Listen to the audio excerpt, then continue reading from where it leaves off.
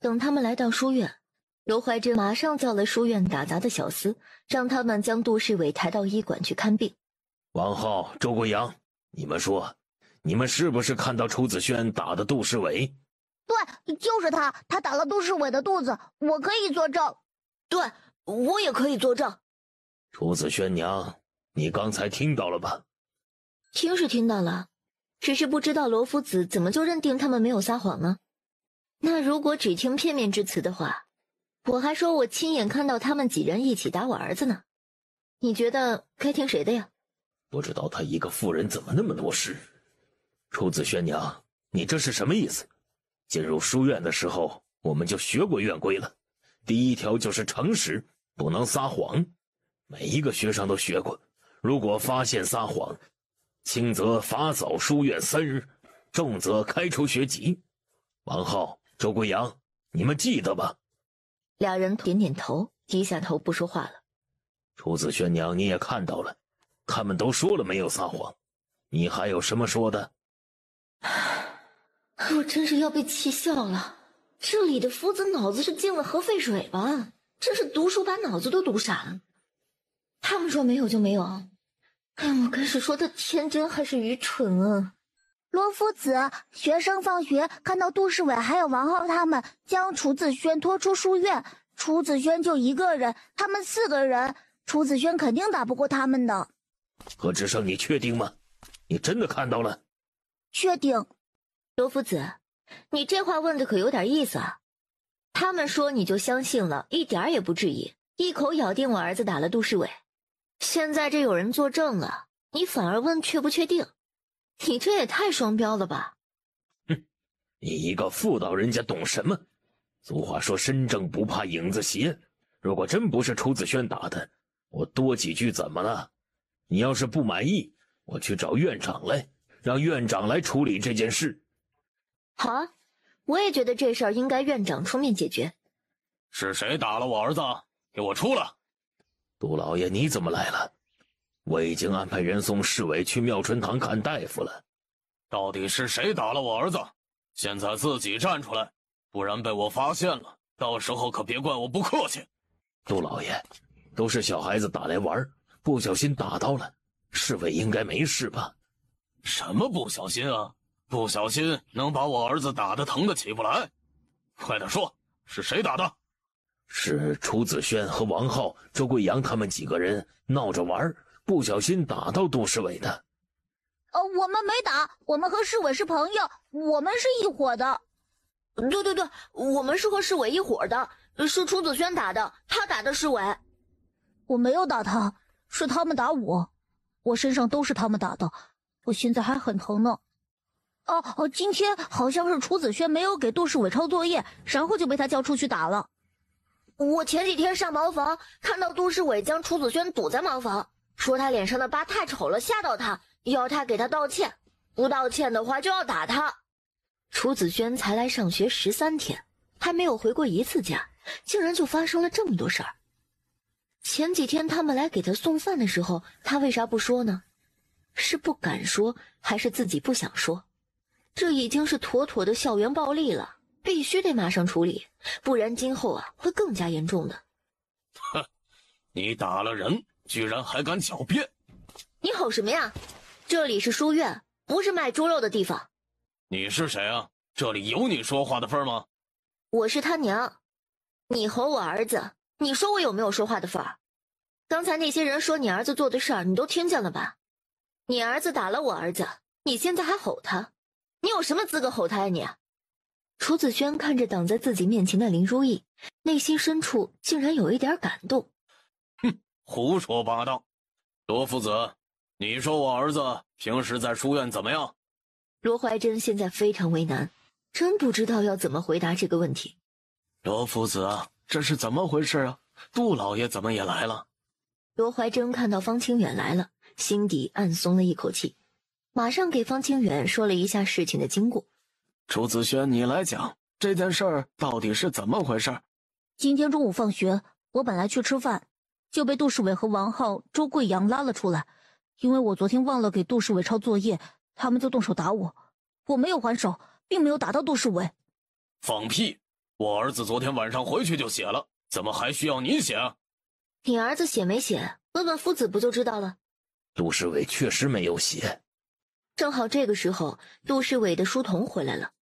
哎，老爷，刚才妙春堂的大夫给少爷看了，说少爷就是吃多了不消化，不是被打的。杜德才一张脸红到了脖子，一甩手就要走。啊，你等一下，你儿子把我儿子打了，这事儿还没解决呢。哼，你不就是想要钱吗？这是10两银子，拿去给你儿子买药吧。林如意二话没说，一脚又给他踢了过去。谁稀罕你的臭钱啊？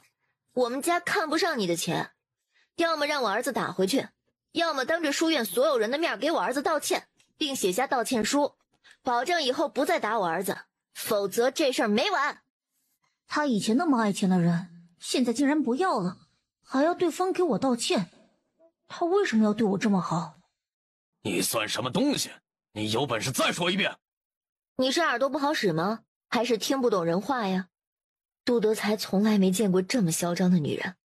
杜老爷，你儿子在书院也不是头一回惹事了，之前就有不少学生找我说过，影响太恶劣了。我们书院绝对不能容忍这种歪风邪气。你儿子明天不用来书院了。房院长，你知不知道自己在说什么？杜老爷，我们书院的宗旨是育人为本。杜侍卫在书院的所作所为实在是太恶劣了，破坏了书院的风气。为了不让他再影响书院其他人，明天开始你们就不要来了。你们的束修我会退给你们，希望贵公子今后能找到更好的书院进行学习，成为国之栋梁。希望你不会后悔。他甩着袖子大步走开了。等杜德才走了之后，方清远才走到林如意他们面前。紫萱娘啊，这事儿是书院疏忽了，实在是很抱歉。方院长，这事儿与你无关，你无需道歉。我相信书院还是公平公正的，不会偏袒权贵而对普通学生有意见。这个是自然，我们书院是教书育人，不是攀附权贵的。有方院长这句话，那我就放心了。家里的孩子在这儿求学，也不会三观出问题。今天我们紫萱受了伤，我先带她去看大夫，下午的课我们就不上了。方清源点了点头，不过心里还在想林如意说的这三观是什么，他还从未听过这个。林如意带着楚子轩离开了书院，你们快去打水洗手，洗好了过来吃饭。楚子轩在院子里东张西望。这个院子租金很贵吧？我不知道，但是娘会赚钱，娘说家里不差钱，会让你和小弟好好读书的。他会赚什么钱？大哥，我知道你和娘把你烫伤了，可是娘现在已经改了，而且娘很厉害，她之前做冰粉卖钱，现在又做了别的。爹都说娘很厉害，你多在家住几天就知道娘的厉害了。爹呢？爹爹出门办事去了。大哥，爹不是教你功夫了吗？你在书院被他们打，为什么不还手啊？你也太不中用了。你不会懂的，不是我不想还手，我若是将他们打伤了，就要给他们赔钱。我不想爹为我的事情担心。林如意刚走到门口，就听到楚子轩这么说。那你隐忍了，他们就能放过你吗？他们认定你是一个软蛋，往后只会变本加厉的欺负你。你爹知道自己的儿子在外面被人欺负成这样还不敢还手，他不会觉得你懂事儿，只会气你窝囊。那我要是把他们打伤了，就要给他们赔钱。我爹打猎那么辛苦，我不想他那么辛苦。你爹他宁可赔钱，也不想看你这么窝囊。你又不是我爹，你怎么知道我爹是这么想的？那如果你爹像你这么想，我会觉得他是一个窝囊废，我一脚就把他踹了。结果他的话音刚落，就听到门口传来了楚谢意的声音。没错，我就是你娘那样想的。我竟然教出你这么窝囊的儿子，真是丢光了楚家的脸。你今天也别吃饭了，去院子里扎1个时辰马步，现在就去。有这么个窝囊儿子就够让他心塞了，关键是这儿子还差点害得自己被娘子给踹了，绝对不能忍。你知道发生了什么事儿吗？不是太清楚，但是他被人打了，就够丢人了。我教他们武功是怕他们被欺负，结果他们还不敢还手，实在太窝囊了，必须让他长记性。是啊，娘去给大哥撑腰，大哥还凶娘呢。楚谢意一听，脸色更难看了，直接转身就往外走。他是不是要去教训楚子轩？那楚子轩估计又要把这个仇记到我头上，然后默默的给我增加仇恨值。不行不行不行！啊，你做什么？教训那小子，在外屁都不敢放一个，只敢凶自家人，这种窝里横的毛病，我必须要给他纠正过来。先吃饭吧，我们都还没吃饭呢，肚子很饿了。而且他被几个人打了，身上都是伤，你就别教训他了，过2天再说。好，那先吃饭吧。你早上去哪儿了？怎么这么久才回来？出去办了一点事情，路上耽误了一点时间。先吃饭吧。楚谢意随便找了个借口敷衍过去，有些事情现在还不能完全告诉他。爹，大哥还没吃饭呢，你让大哥先吃饭吧，他被书院的坏蛋打了，好可怜的。被打那是他活该，我教你们功夫是让你们站着不动挨打的吗？不是，别人欺负我们，我们要还手。既然你都知道，他还不知道，那他就好好的反省一下吧。一家人吃过饭之后，楚安安和楚子君去洗碗，楚谢意也教训完楚子轩进来了。我已经教训过他了，今天的事情让你费心了，辛苦娘子了。没事儿，刚好去给他送饭遇见了。虽然打他的孩子被书院开除了，可是我怕他们家人会暗地里报复。最近几天你还是当心一些，尤其是让他自己。你别担心，我会解决这事儿的。听闻对方是恒丰楼的掌柜，我一会儿去会会他。你打算怎么解决啊？我自有办法，你别担心。啊，对了，我今天遇到了百味酒楼的东家，他提醒我们和韩香楼合作要当心，也没说具体的，只是说让我们小心一点。估计韩香楼的人不太好惹吧。下次送那些香姨子，就我一个人去就行了。后面他们还要的话，我再与他们谈。你就不去了，就在家里。我觉得只给一家供货太少了，我看那个韩香楼一个月要的也不多，我想再找几家供货，你觉得呢？楚谢意皱了皱眉头，如果多给几家供货，那到时候肯定名声大噪，那他的行踪也彻底暴露了。这次我先给韩香楼送去，再和他们东家谈谈。回来后，我打算去一趟利州，去办一点事情，顺便看看利州那边有没有合适的买家。利州远吗？要去多久啊？骑马去的话，大概5天就到了，半个月左右就回来，不会太久的。行，我知道了。突然门外响起了一阵急促的敲门声。开门，快点把门打开。楚谢意快步走到了院子门口，将院子大门打开，就看到外面站着一群的壮汉，二话没说，一个个提着木棍和大刀就冲了上去。楚谢意反应很快，只见他3下5除2，那几个人就全部都被击中要害，倒在地上痛苦的呻吟起来。谁让你们来的？说。你放开我！说还是死？啊！我说，你先放开我！说。大哥，饶命！我现在就是说，是恒丰楼的掌柜让我们来的。嘿，他正打算去找人家呢，结果人家居然先派人来了，真是不怕死的。大哥，我都说了，你放了我吧。我再也不敢了，我求求你放了我吧！楚谢一把就将他推开了，男人后退了好几步，整个人也跌了下去。滚回去告诉他，要是再敢来，我让他在白沙镇待不下去。男人赶紧点点头，然后招呼着自己的兄弟撤。等人走了之后，林如意从屋里出来，他应该不会就这么算了吧？别担心，我一会儿出去一趟，将这件事情彻底解决了。你们在家别出去，不管谁来敲门都别开。他能解决？他要怎么解决这件事儿啊？刚才咱们应该带那些人去官府的，人证都在，而且还有书院的人作证，他买凶杀人已经犯罪了，官府不可能不管吧？官场的事情不是那么简单，那家那么嚣张，肯定官府有关系，到时候也未必能怎么样。今天时间不早了，去见官也来不及，而且中间还有可能有变数。我来处理这件事，你们就在家等着吧。那你自己小心一点啊，晚饭之前回来。今天子轩就不去上学了，等明天再去吧。楚谢意点头答应。林如意回到屋里，突然就看到楚子轩站在门口张望。你有事吗？楚子轩点了点头，慢慢的走进来。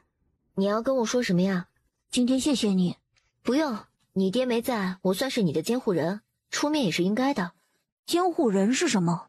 就是在你们3个还没有长大成人、不能独立的时候，我要保护你们的人身安全、财产安全。简单的说，就是保护你们的人。谢谢。虽然你今天帮了我，但是我还是不会叫你娘的。随便你，我不强迫你。反正又不是他亲儿子，叫不叫娘啊，无所谓。那你出去和弟弟妹妹玩吧，你们也很久没一起玩了。今天你就不用上课了。本来说要带你去看病，可是刚才杜家的人找上门来，你爹去解决了。咱们还是暂时不要出去了。你身上的伤严重吗？不严重，我没事，不需要去看大夫，只是有点疼，等2天就好了。那你出去玩去吧。我帮你弄吧。不用了，你去玩吧。如果你实在无聊，就教你弟弟妹妹认字儿。你不是在书院都学了10多天吗？应该也认识几个字吧？才不止几个，我已经认识几10个大字了。哟，那你还挺厉害呀。那可以当小夫子教教你的弟弟妹妹了。那我出去找他们了，你要是有需要就叫我。说完，双手背在身后走了出去。真是一个小迂腐。没过多久，看到楚谢意站在门口，他打量了一番，没有看到他身上哪里有伤痕，也没有闻到血腥味儿。事情解决了？楚谢意点了点头。你是怎么解决的呀？确定杜家人不会来报复了吗？我直接找到了杜德才，将他带到了一处无人的地方，教训了他一番，让他签了这个。他说以后再也不敢了。林如意接过纸看了一下，就是类似保证书一类的。如果再来找他们麻烦，整个恒丰楼就全部充公，用来救济百姓。那你没受伤吧？楚谢意摇摇头，表示自己并未受伤。那就好，明天也不赶集，买不到猪油，还得等后天。模具还差几个，你看找个时间再做5个，反正以后都用得上。好，我一会儿就做。行，那你去做吧，我也该准备晚饭了。明天早上你送子轩去书院吧，最近几天要小心一点为好。好。一家人一起吃了饭，林如意感觉吃的有点多，就在院子里散步消食。楚谢意已经做了2个模具，吃了饭又继续做。明天我去隔壁镇子买一点回来吧，早点做好，以免夜长梦多。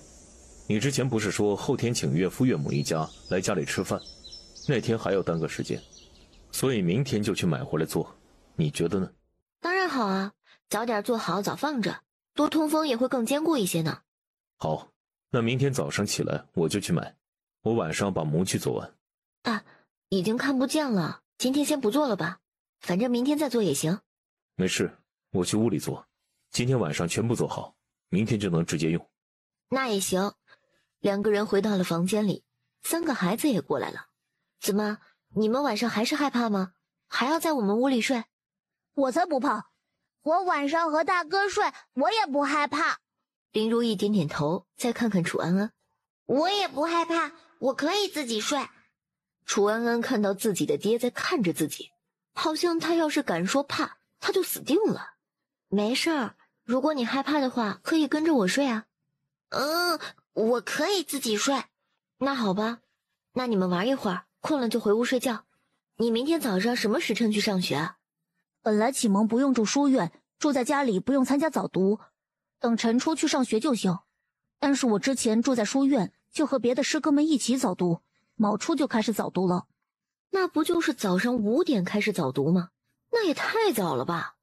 我明天还想早点去和师哥们一起早读，有不认识的字他们还能教我，我也能学到很多东西。那他不是4点就得起来做饭，而且还得快一点。吃了饭去书院还要走10多分钟呢。行，我知道了。子轩很久没有吃到我做的饭了，明天早上我给你做。爹，不用，你平时就很辛苦，不用特地为我做饭。爹，你做的饭太难吃了，我不想吃你做的饭，我就想吃娘做的。这小孩不知道他爹有多傲娇吗？我说给你大哥做，没说给你做。那太好了，我才不吃呢。楚子轩在一旁哭笑不得，他是10000个不想吃啊，可是他有1000万个不敢说。算了，明天早上还是我起来做吧，你们早点过来叫我，我容易睡过头。娘，我叫你，我能起来。以前没有林如意的时候，可都是吃自己做的饭，现在就开始嫌弃自己了，没有一个有良心的。既然要早起，还不滚去睡觉？3个孩子一听，纷纷回到自己的屋子睡觉去了。其实孩子们就是心疼你，想让你多休息一下，不是嫌弃你做的不好吃，你可别放心上啊。多谢娘子体谅，那以后我有空做给娘子吃。林如意一听，恨不得当场给自己一个嘴巴子。哼，全世界就剩你一个好人了，你说没事自己给自己挖啥坑啊？你没事去宽慰他干啥呀？你说？行，拜托，你可千万不要有空，可千万别做给我吃了，真是夭寿了。他可不想成为穿越史上第一个吃夫君黑暗料理死的人。你快睡吧。行吧，那你明天早上你记得早点叫我起床，不然我肯定又睡过头了。好，你快睡吧。第二天早上很早，楚安安就去敲了林如意他们的房门。咋了？应该是叫你起来做饭，要不然你睡会儿，我去做吧。林如意一听楚谢意要去做饭，当即就睁开了眼。没事，我已经醒了，我去吧。林如意将早饭做好之后，楚谢意送楚子轩去了书院，楚安安和楚子君就在家里扎马步练基本功。林如意体述了一番。娘，酒楼那个东家过来找你，说是有事情要跟你说。我爹出门了，现在没有在家。那你让他先去堂屋坐吧，我马上就过来。陈文琪被2个小孩一直盯着，有些不自在，也不知道为啥，他总感觉这俩孩子看他的眼神好像带了一点敌意。陈公子，不好意思啊，让你久等了。林娘子客气了，我也是刚到一会儿。陈公子，请先坐一下。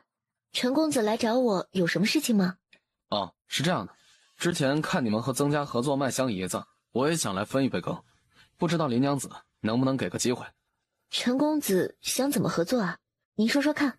我想从你们这里进货，你们这边怎么卖的？陈公子打算拿多少啊？有什么区别吗？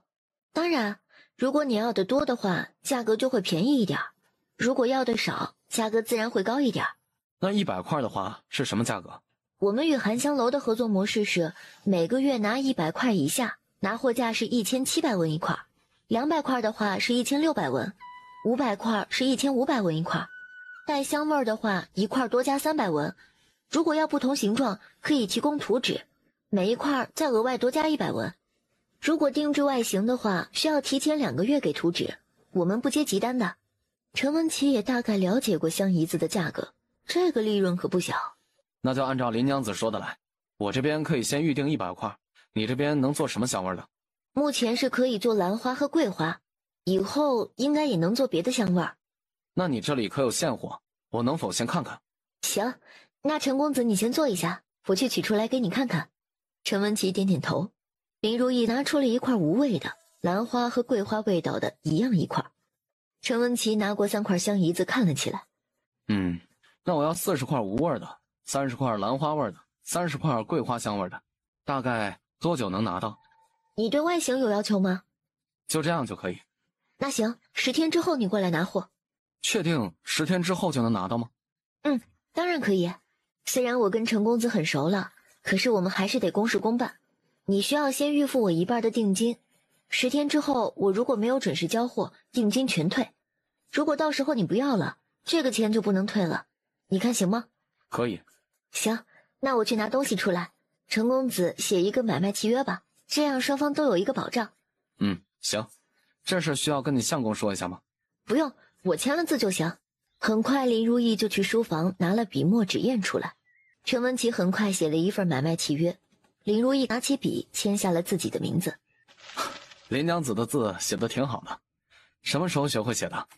我相公教我的，不过暂时只会写自己的名字，让陈公子见笑了。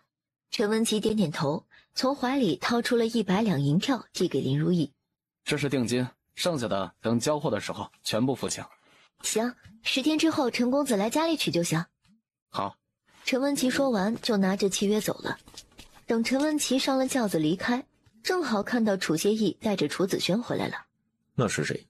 陈文琪，他来找我买香姨子，刚订了100块，我承诺让他10天之后过来取货。他家不是不做这个生意，他买那么多做什么？这个我没问，反正我只是供货的，卖出去的事儿就看他自己呗。晚饭之后，林如意和楚谢意就在院子里散步。做香姨子太费时间了，而且油烟很重，我一个人太慢了。如果今后谈的合作对象多了，拿货太多，肯定忙不过来。而且一直在家做，地方也不够啊。而且咱们还得做饭吃呢。那你有什么打算？我想找我三哥来帮忙，他平时话少，做事认真，让他负责生产，我比较放心。等多谈几个合作商，我想再租一个偏一点的地方，专门做这个。可以。反正这方子是娘子的，他要交给谁都可以。行，那我明天叫我爹娘他们过来吃饭，我和三哥说一下，看看他愿不愿意。如果他愿意的话，我每个月给他付工钱。好，那明天早上我早点赶马车去接岳父岳母他们，你在家准备一下。对了，还有一件事儿，就是你多写几份契约放着，咱们先写一个模板，将数量和银钱空着，到时候看对方需要多少就填进去，这样方便一点。你觉得呢？好，一会儿我们就商量一下，将内容商议好，我再写出来。林如意发现楚谢意一直在盯着他看，你这么看着我干什么呀？没什么。你这么看着我，我会觉得你在向我索吻。楚谢意身子一怔，心跳瞬间就快了起来，直接把他抱起来，然后大步就往屋里走去。娘怎么了？你娘肚子疼，我抱她回屋。你们快点回房间去睡觉，不要来打扰你娘休息。林如意见状，也只能配合，皱着眉头，小声的哎呦了2声。楚谢意将林如意放到床上，自己也俯身下去。林如意感觉身子一重，感受到身上的重量，越来越近的呼吸，让她的身子微微一颤。林如意身子有些软，手不自然地攀上了楚谢意的脖子。娘，你没事吧？两人不得不停了下来。我没什么事儿，你怎么还没有睡觉啊？我担心你，你还疼的话，让爹带你去看大夫吧。我没事儿，你去睡觉吧。这个时候被打断，这也让他清醒了2分。他大姨妈刚过1周，现在可属于危险期，怀孕的几率很高的。好，我知道了，快去睡觉吧，将蚊帐关好，不要把蚊子放进去了。娘，晚安，我们睡觉了。晚安。楚谢意看林如意已经坐起来了，他也不知道怎么继续了。我出去一下，你快睡吧。看样子还得搞点小雨伞才行。可是他的仓库里好像没有那个，他一个女人也没有囤那玩意儿啊，所以要去哪里搞呢？第二天早上醒过来，林如意发现天都亮了，猛然想起来他还没做饭。楚子轩去上学了吗？快吃，别浪费粮食。爷，我吃不下，我肚肚还不饿，我可以不吃吗？不能浪费粮食，快点吃。楚子君瘪嘴，然后哇的一声就吐掉了。娘，我不要吃，好难吃，我吃了肚肚痛。君君吃不下就不吃了，你强迫他做什么？你要是怕浪费，自己吃了吧。楚谢意听到林如意的话，眉头轻蹙一下，拿起那2个黑不溜秋的烤馍，转身就往外走。到了后院，他一把将手中的东西丢出了院子外面。此刻院墙下正好有乞丐路过，捡到了从天而降的馍，欣喜若狂，马上放在嘴里咬了一口，差点将牙齿割掉，一口就吐了出来。什么玩意儿，狗都不吃。乞丐嫌弃地看了一眼这家人，以后绝对不来这家讨饭吃了。林如意问孩子们吃饭了没有，楚安安和楚子君都在摇头。那你们跟我去街上买东西吧，我给你们买包子吃。好啊。林如意收拾好，就带着2个孩子去市集买东西。林如意找到她经常买肉的那一家。大妹子，又来买肉啊？今天要买什么？都是新鲜的，我还给你留了猪下水，一会儿免费送你。行，我今天多要一点，家里有客人。啊，对了，大哥，我想多买一点猪油，你能帮我搞到吗？你要多少？有多少要多少。行，我的今天还没卖呢，我还认识2个人，他们应该也有。你要的话，我给你拿来。好嘞，那就谢谢大哥了。你们是只有赶集才杀猪，才有猪油吗？对啊，一般只有赶集人才多一点，才会杀猪来卖，杀猪才有猪油，不然哪来的猪油啊？不过我们也不止在白沙镇，隔壁2个镇子赶集，我们偶尔也会去卖肉。哦，这样啊。行，那大哥以后你的猪油都留给我吧，你认识的人我也都要了。你们只要杀猪，猪油全部给我，价格好商量。哎呀，你要那么多干嘛呀？这个随时都有，你弄那么多放着，这放久了也不好啊。我有别的用处，大哥只需要帮我收就行了，我到时候额外给你一笔钱，你看如何？行啊，那我收到了怎么给你啊？你就给我送到顺街丁贵巷第3家，红色大门，门口放着2个大花盆。张屠夫点点头。林如意这次买了3斤五花肉，2斤后腿肉，还有全部的猪油。林如意放在背篓里，背在背上还有点重。到家里已经热的是满头大汗，正在休息，就听到院子外面有人说话：“爷娘，你们来啦，快进屋坐。”好，你们这地方真不错，院子好大，屋子里看着也很大。还可以吧，大家快进屋坐呀，坐着休息会儿。林家人跟着一起进屋，都在感叹他们这个屋子好。哎，你把这个院子租下来花了不少钱吧？还好，不算贵，反正自己住舒服就行。这么好的房子住着肯定舒服呀，肯定花不少钱。哎，对了，你们香姨子做的怎么样了？卖出去了吗？当然卖出去了，你就放心吧。大哥的身子怎么样？二哥最近怎么样？你大哥已经好的差不多了，老二嘛也慢慢的看开了，就是话变得有些少，再过一段时间应该就好了。林如意点点头，突然看到他娘脖子上有2道抓痕。娘，你这脖子怎么回事啊？还不是那个宋媒婆，我真想撕烂她的嘴。我前2天去找她算账，她也知道对不住我们家，还说要免费给你二哥说一个女人。结果那个四婆娘居然给你二哥说了一个克夫的女人，那女人克死了3个男人了，我都没忍住和她打起来，被她抓了，哎呀，疼死老娘了。哎呀，你要去怎么不多带几个人去啊？你一个人不是很吃亏吗？还疼吗？没事儿，已经不疼了。哎，你那个香姨子好卖吗？能赚钱吗？还可以，已经有人订了一批货了。今天把你们叫过来，一是让你们认认门，以后来镇上就来吃饭；二是想跟你们商量一下，我想找我3哥来帮忙，我有点忙不过来了。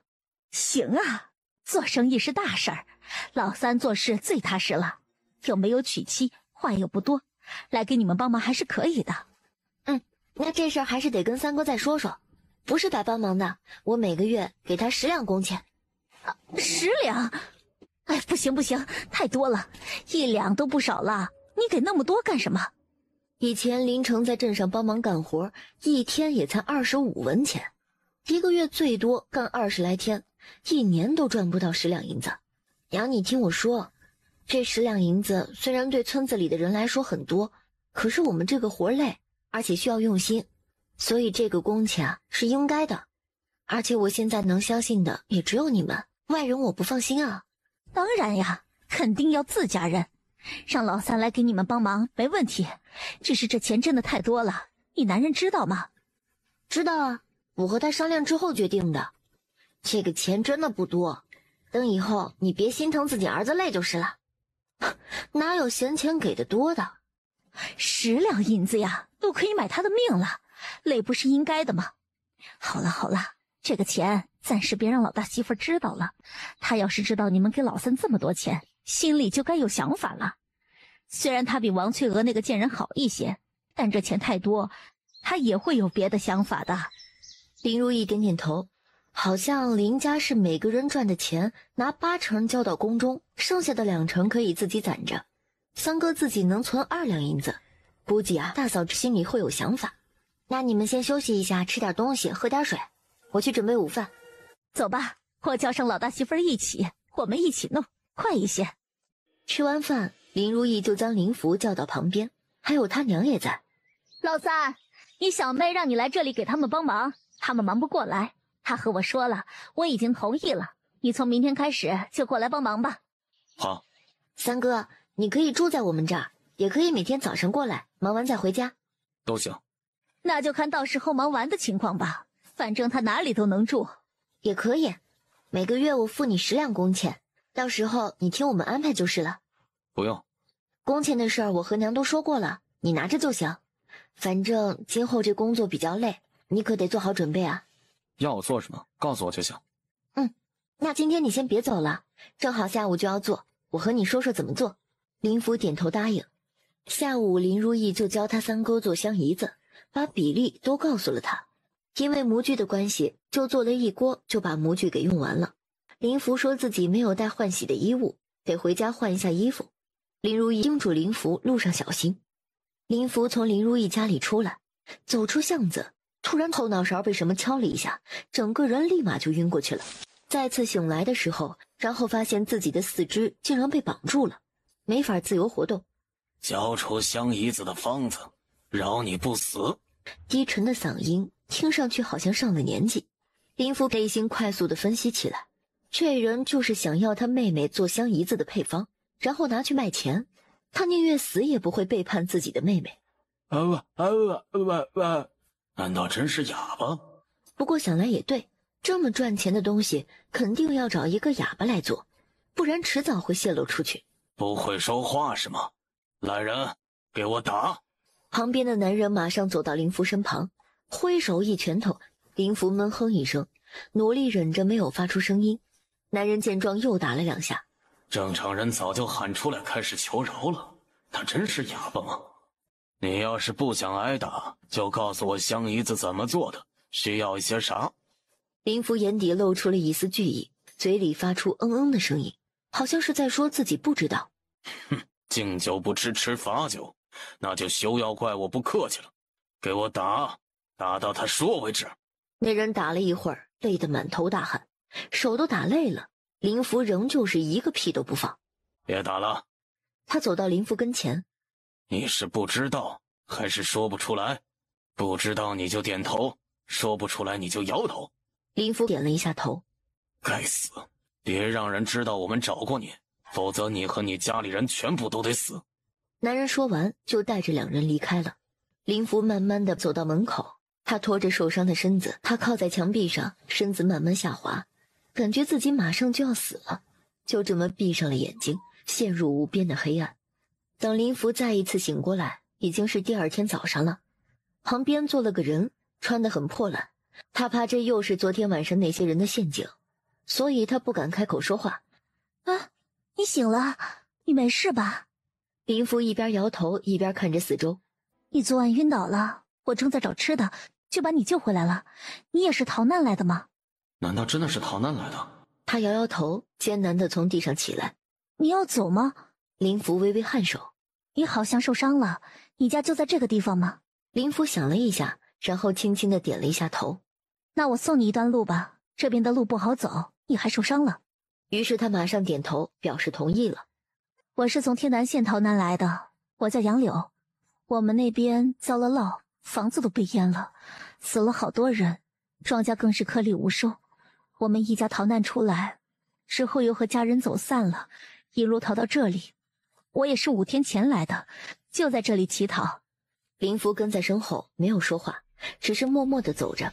杨柳心想，他将他送回去，又救了他，等会儿这人应该会给自己一口吃的吧。反正他也不要太多，就给2馒头就行。三舅，你来啦，娘一直在等你呢。林福没有说话，只是轻轻摇头，然后就往屋里走。看这家人不像穷人，要2个馒头应该没问题吧。他就在门口转悠起来，突然看这四周好像有些熟悉，这不是他昨天路过的地方，正好有人扔出来2个黑漆漆的馍吗？好像就是这家人。算了，他还是去别处要吧。这家人做的馍呀，根本就不是给人吃的。小妹，三哥，你这怎么了？发生什么事了？我昨晚上刚从你们这里出去，就被人打晕了，然后他们将我带到了别的地方，让我交出香姨子的方子。我装自己是哑巴，一个字也没有说，他们就将我打了。他们戴着面具，我也不知道他们长得什么样子。他们看我实在不知道，也说不出来，就走了。林福平时很少说话，这是他最近10年来说的最多的一次了。走，先进屋坐下说。2个人走到屋内，林如意给林福倒了一杯水。那，喝点水，慢慢说，到底怎么回事啊？林福一口气将水都喝了，然后将后面发生的事情又简单的说了一遍，意思是有个逃难的女人救了你，还把你送到这里来的。林福点点头。那他现在还在外面吗？我去看看他，如果他和那些人不是一伙的，那他就是你的救命恩人，咱们得好好感谢人家才是。林如意赶紧起身往门口走去。啊，刚才和你三舅一起来的人呢？他走了，他就在咱们家门口站了一会儿，然后就走了。如果他真是和那些人一伙的，这可是接近他们的好机会。可是他怎么走了呢？林如意回到屋里，三哥，他已经走了，我先去给你请大夫吧，你在家休息一下，等你好了，咱们再去找他道谢，你看如何？好。林如意去妙春堂请大夫，很快2人就回到了家里。大夫上前给林福把脉，倒是没有说什么，都是一些外伤，没有伤到要害，拿一点药膏涂抹，然后好好休养几日就好了。眼下也只能这样了。就看到楚谢意从外面回来，哎，你跟大夫去医馆抓药，这是药方，抓完药马上回来，我有事跟你说。楚谢意愣了一下，完全没有反应过来谁生病了。他拿着药方跟着大夫回了医馆，拿完药就快速回了家里。谁受伤了？怎么回事？是我三哥，他昨天下午帮完忙不就回家了吗？结果走出去就被绑走了。那些人让他说出做香姨子的方子，他就装自己是哑巴，不告诉那些人。那些人不相信，就把他给打了，现在全身都是伤。那些人实在问不出来，就先走了。他昨晚就想来给我们报信儿的，可是因为受伤了，头也被打了，直接晕倒在路边了。不过后来被一个逃难的乞丐救了，照顾了他一晚上，早上刚把他送来家里，不过那个人又走了。那些人是谁？他们没有拿到方子，肯定还会想别的法子，到时候可能就是林如意或者孩子们有危险了，必须要马上将那些人找出来，不然后患无穷。我把药膏拿进去给三哥擦药，顺便再问问他，看看有没有什么线索。你给三哥做点吃的吧，他应该昨晚上到现在都没有吃东西。药在桌子上，你把药煎上，3碗水熬成1碗水。林如意点点头。楚谢意拿到药膏之后，他就去屋里给林福擦药。三哥，我来给你擦药。林福点点头。他昨天晚上后背也被打了几下，现在还疼得不得了。三哥，昨晚上绑你的人有什么特征吗？他们都戴了面具，不过那个说话的人身上有一股药味，说话有点低沉，应该上了年纪了。还有别的吗？那人左手大拇指上戴了一个玉扳指。这些都是重要信息。林福心思果然缜密，面对那样的情况，他还能观察得这么仔细。若有机会，肯定能成大器。好，我把药给你擦好了，等会儿药煎好，你将药吃了。最近这2天，你就在家里休息，有什么需要的，你告诉我就行。我受伤的事情，暂时不要让爹娘知道，他们会担心的。好。楚谢意出来之后，就去找了林如意。怎么样了？给三哥上过药了，他和我说了一下昨晚绑走他那几个人的特征，想要找出来，可能还需要点时间。那咱们要报官吗？报官需要去富阳县，这里距离富阳县有点远，官府的人最多安排2个衙役来调查，有可能只是走个过场，并不会花太多时间去调查。到时候我们还要供着他们吃住，请神容易送神难，还不如我们自己去调查，应该还能找出来。行吧，那你小心一点，最近咱们都小心一点，尤其是子轩上下学。我会去接送他的。不如我们来一招引蛇出洞，你觉得如何？楚谢一身子一愣，这个法子好像不错呀。爹娘，百味酒楼东家的小厮过来了，说是有事儿要找你们。你看着锅里的药，我去看看怎么回事。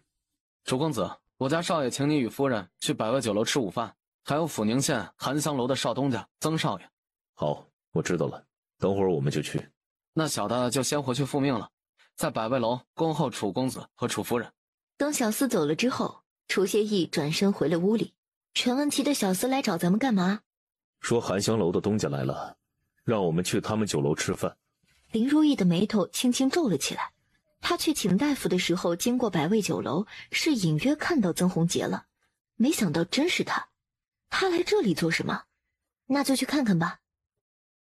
曾宏杰突然出现在这里，会不会和他三哥被绑架一事有关系啊？知道他们会做香姨子的，除了陈文琪之外，也就是他了。你说三哥被绑架一事会不会跟……我知道。他怕隔墙有耳，所以没让林如意全部说出来。楚兄、楚夫人，你们来了，快请过来坐。林如意和楚谢意走过去，然后坐在了空的椅子上。楚谢意目光扫了一眼他的左手，并未看到上面有玉扳指。饭菜已经好了，我们一边吃一边聊吧。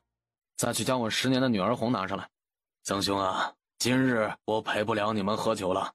我前些日子生了一点病，大夫让我忌酒1月，今日实在是不行啊。楚谢意一听生病了，那肯定是喝了药。林福说那人身上有一股药味，所以曾宏杰有很大的嫌疑。那既然曾公子不喝，我们也不喝了。下午我们也有事儿呢。那我的女儿红可以再放一段时间了。既然这样的话，那我们就都喝茶。正好这茶也是刚倒的，味道很不错，大家尝尝。陈公子，你们请我们夫妻来有什么事儿吗？是这样的，曾兄说你上次给的香姨子卖的还不错，正好最近他要去别的地方，经过我们镇子，就想找你拿一些货，打算带去别的地方试试，看看能不能卖出去。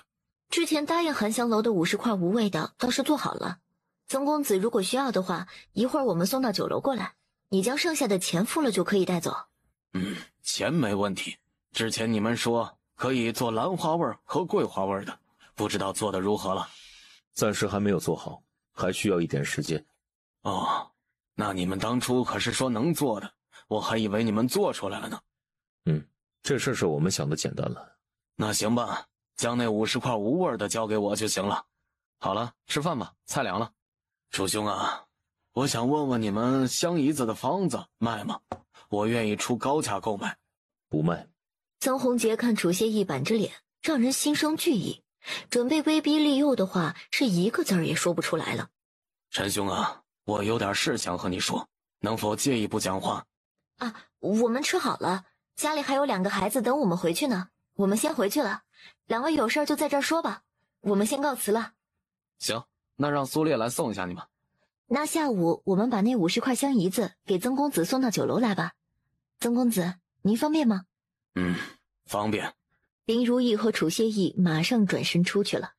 陈兄，你这是何意啊？不是说好了帮我说情，让他们将房子卖给我的吗？曾兄莫急，刚才他男人的态度你也看到了，根本就没有商量的余地。我如果那个时候帮你说话，他们只怕连我也不买。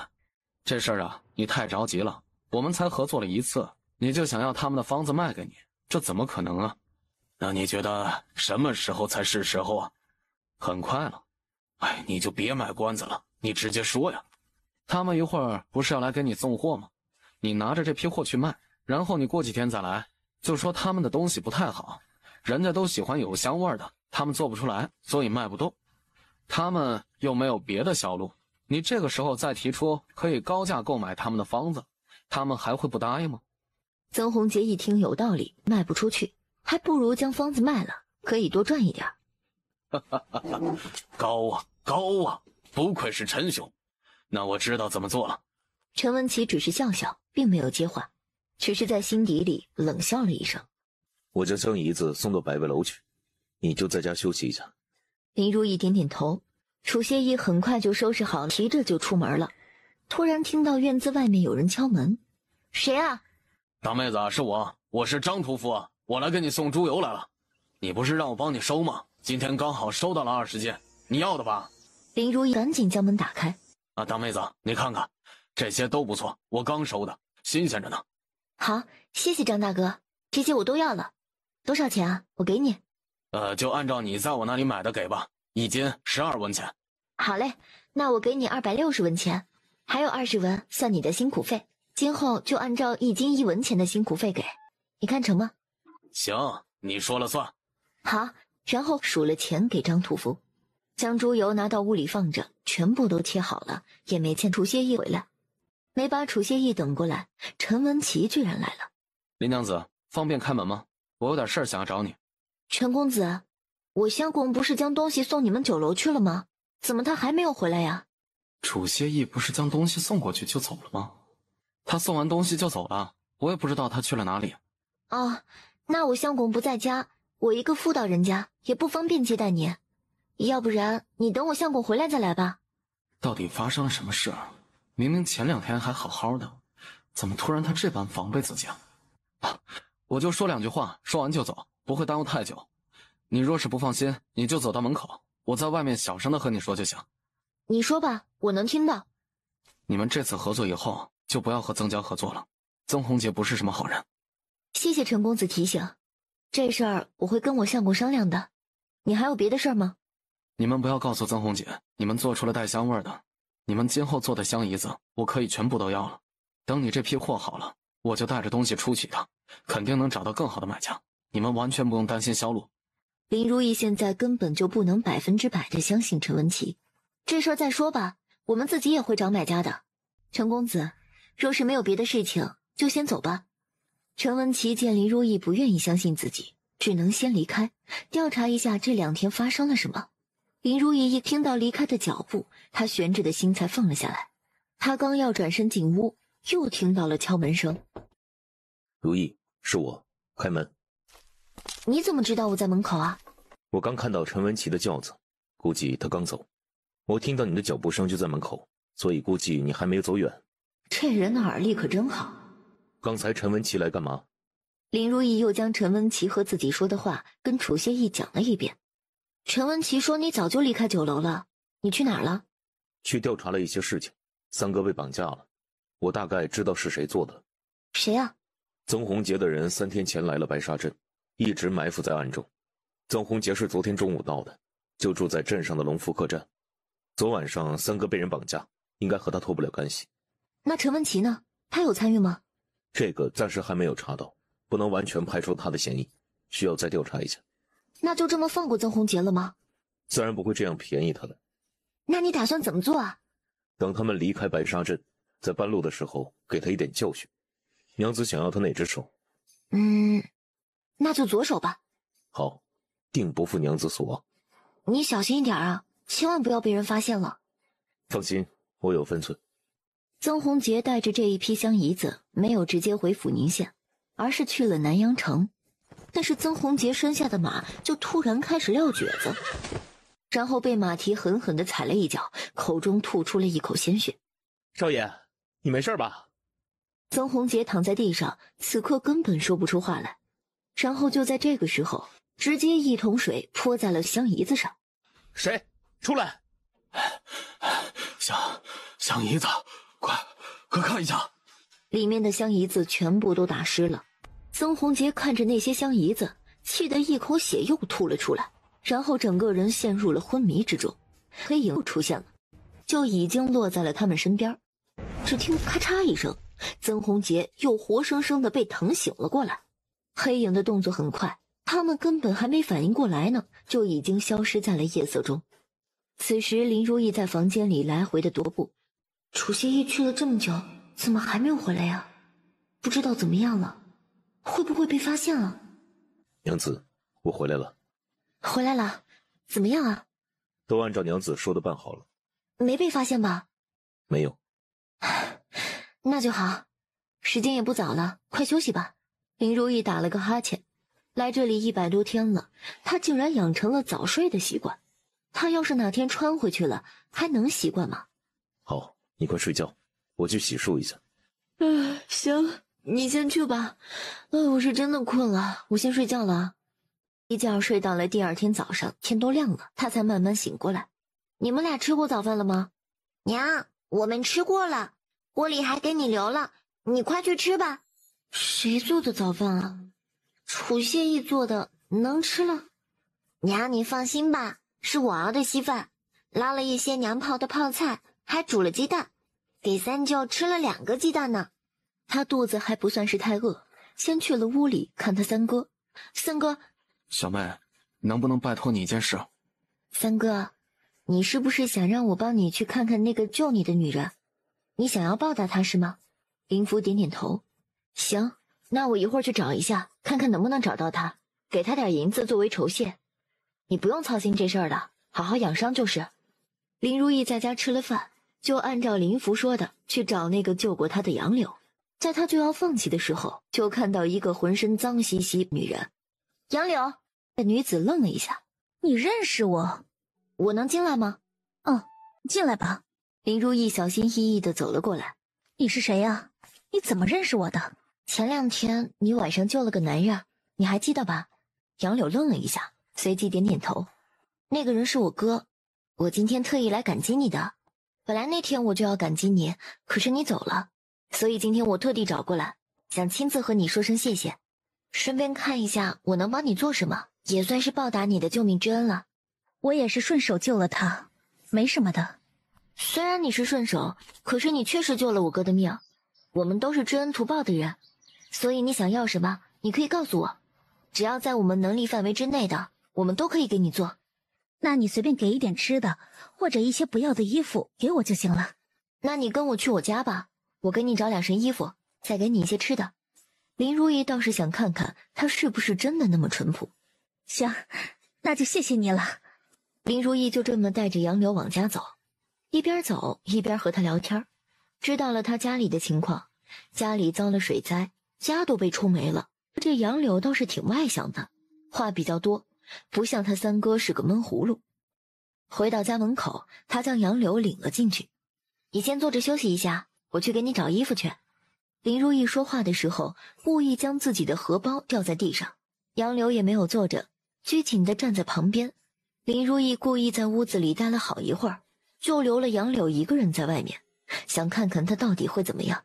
娘，那个人好脏啊，还好臭啊。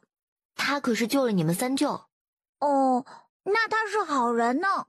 娘，我看到他走到院子去了。林如意马上拿着收拾的衣服走出去，看到他的荷包就放在桌子上。你怎么出来了？为什么不在屋里坐呀？我身上太脏了，味道大，在屋里太久了会传味儿。没事儿，我看咱俩身形差不多，这是我的衣服，你先将就穿一下吧。你有那种旧一点的吗？我这天天乞讨，穿这么好的衣服浪费了，而且这么好的衣服，人家也不相信我是要饭的呀。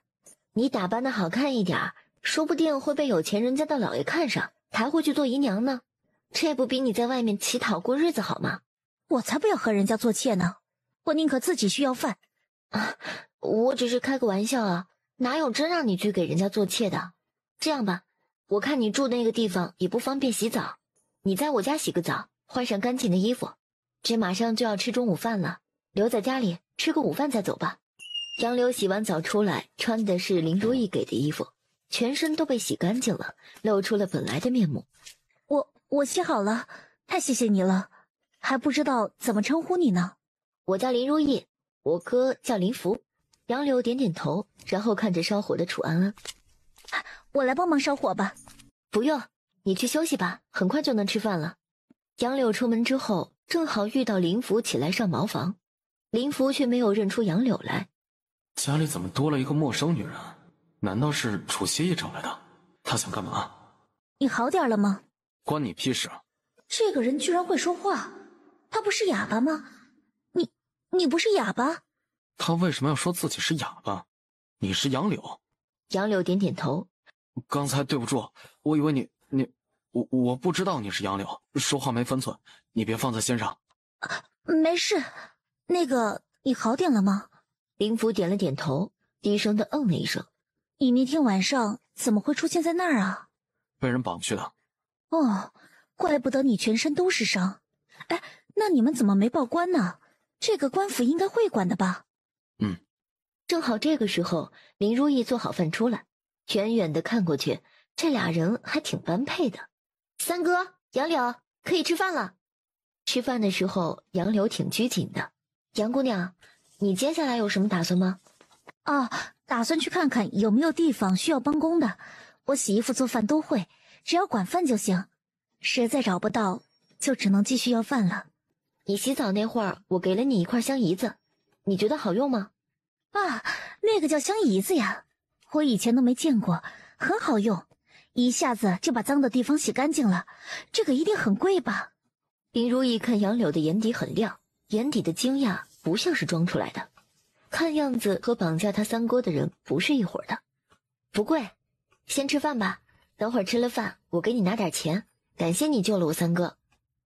不用了，你给了我衣服，又让我吃饱了饭，已经够了。我本来也没有做什么，不用给钱了。杨柳是三哥的救命恩人，也不知道三哥有啥想法没有。不知杨姑娘许了人家吗？我去，这是什么情况？我这个闷葫芦三哥直接憋大招了。还没有。林福点了一下头，然后看了林如意一眼，用眼神示意他去旁边说话。三哥，你问他许人家没有，什么意思啊？满贵现在没娘，年纪还小，我看杨姑娘是个心地善良的，二哥也是老实本分的人。杨姑娘逃难来这里，没亲没故的，连住的地方都没有。若是和二哥成了，也是件好事，你说呢？话是不错，只是这事儿也得经过二哥和杨姑娘愿意才行吧。我今天已经好多了，但是干活还需要2天，我就回家去休息。不如让二哥来给你帮忙，正好让他和杨姑娘见见。三哥啊，你听过一句话叫救命之恩以身相许吗？那你这是何意啊？杨姑娘是你的救命恩人，你不娶她，你让二哥娶她。不是啊，我不会说话，平时很闷，怕委屈了杨姑娘。而且二嫂走了，二哥现在是一个人，他还没有娶妻，我和老四也不能娶。那我不是都嫁人了吗？而且二哥那个属于特殊情况。再者说了，人家杨姑娘同不同意还不知道呢，人家好歹是你的救命恩人，你让人家当田房，是不是有点不厚道啊？那这事儿还是问问杨姑娘吧，可以将二哥先叫来，让他看看，看他愿不愿意再说。那万一人家就看上你了，你娶不娶啊？如果他不嫌弃的话，我自然是会的。行，先吃饭吧，我先让他在家里住2天，考验一下人品，再问问他的打算和想法吧。林福点点头。吃过饭之后，如意，谢谢你的招待，我就不打扰你们了。你等一下，你先别走，你救了我三哥，再在家里住上几日吧。你正好可以出去看看能不能找到做工的地方，等你找到再走吧。杨柳愣了一下，眼底闪过了一丝激动。我在这里会不会打扰到你啊？不会，正好家里的屋子还有一间，只是一间小房间，你不会嫌弃吧？当然不会，我感激还来不及呢，我就怕我在这里会打扰到你们。不会的，你就暂时住下吧。谢谢你，有什么活儿吩咐我做就是了，洗衣服、劈柴、打扫卫生、做饭我都可以的。不过我做的饭可没你做的好吃，估计你们也吃不下，但是别的我都可以的。下午楚谢意回来了，看到杨柳的时候还愣了一下，林如意赶紧跟他解释了一下杨柳的身份和来历。第2天，林如意打算去镇上逛一圈。娘，你怎么来了？我给老三送点衣服呀，他连换洗的衣服都没有，这几天都臭了吧。就在这个时候，杨柳也走了出来。如意，我先去看看，中午我就不回来了。你中午是有什么事儿吗？我想去多问问，说不定能找到做工的地方。早饭吃饱了，午饭就不用吃了。林如意颔首，也没有强迫杨柳，只是让他自己注意安全。他是谁呀？怎么还住在你家里的？林如意慢慢的和他说起了这几天的事儿。那个龟孙子太卑鄙了，老娘诅咒他断子绝孙，不得好死。好了，您先别生气，我们已经教训过那人了，三哥也只是受了一些伤，休养几日就好了。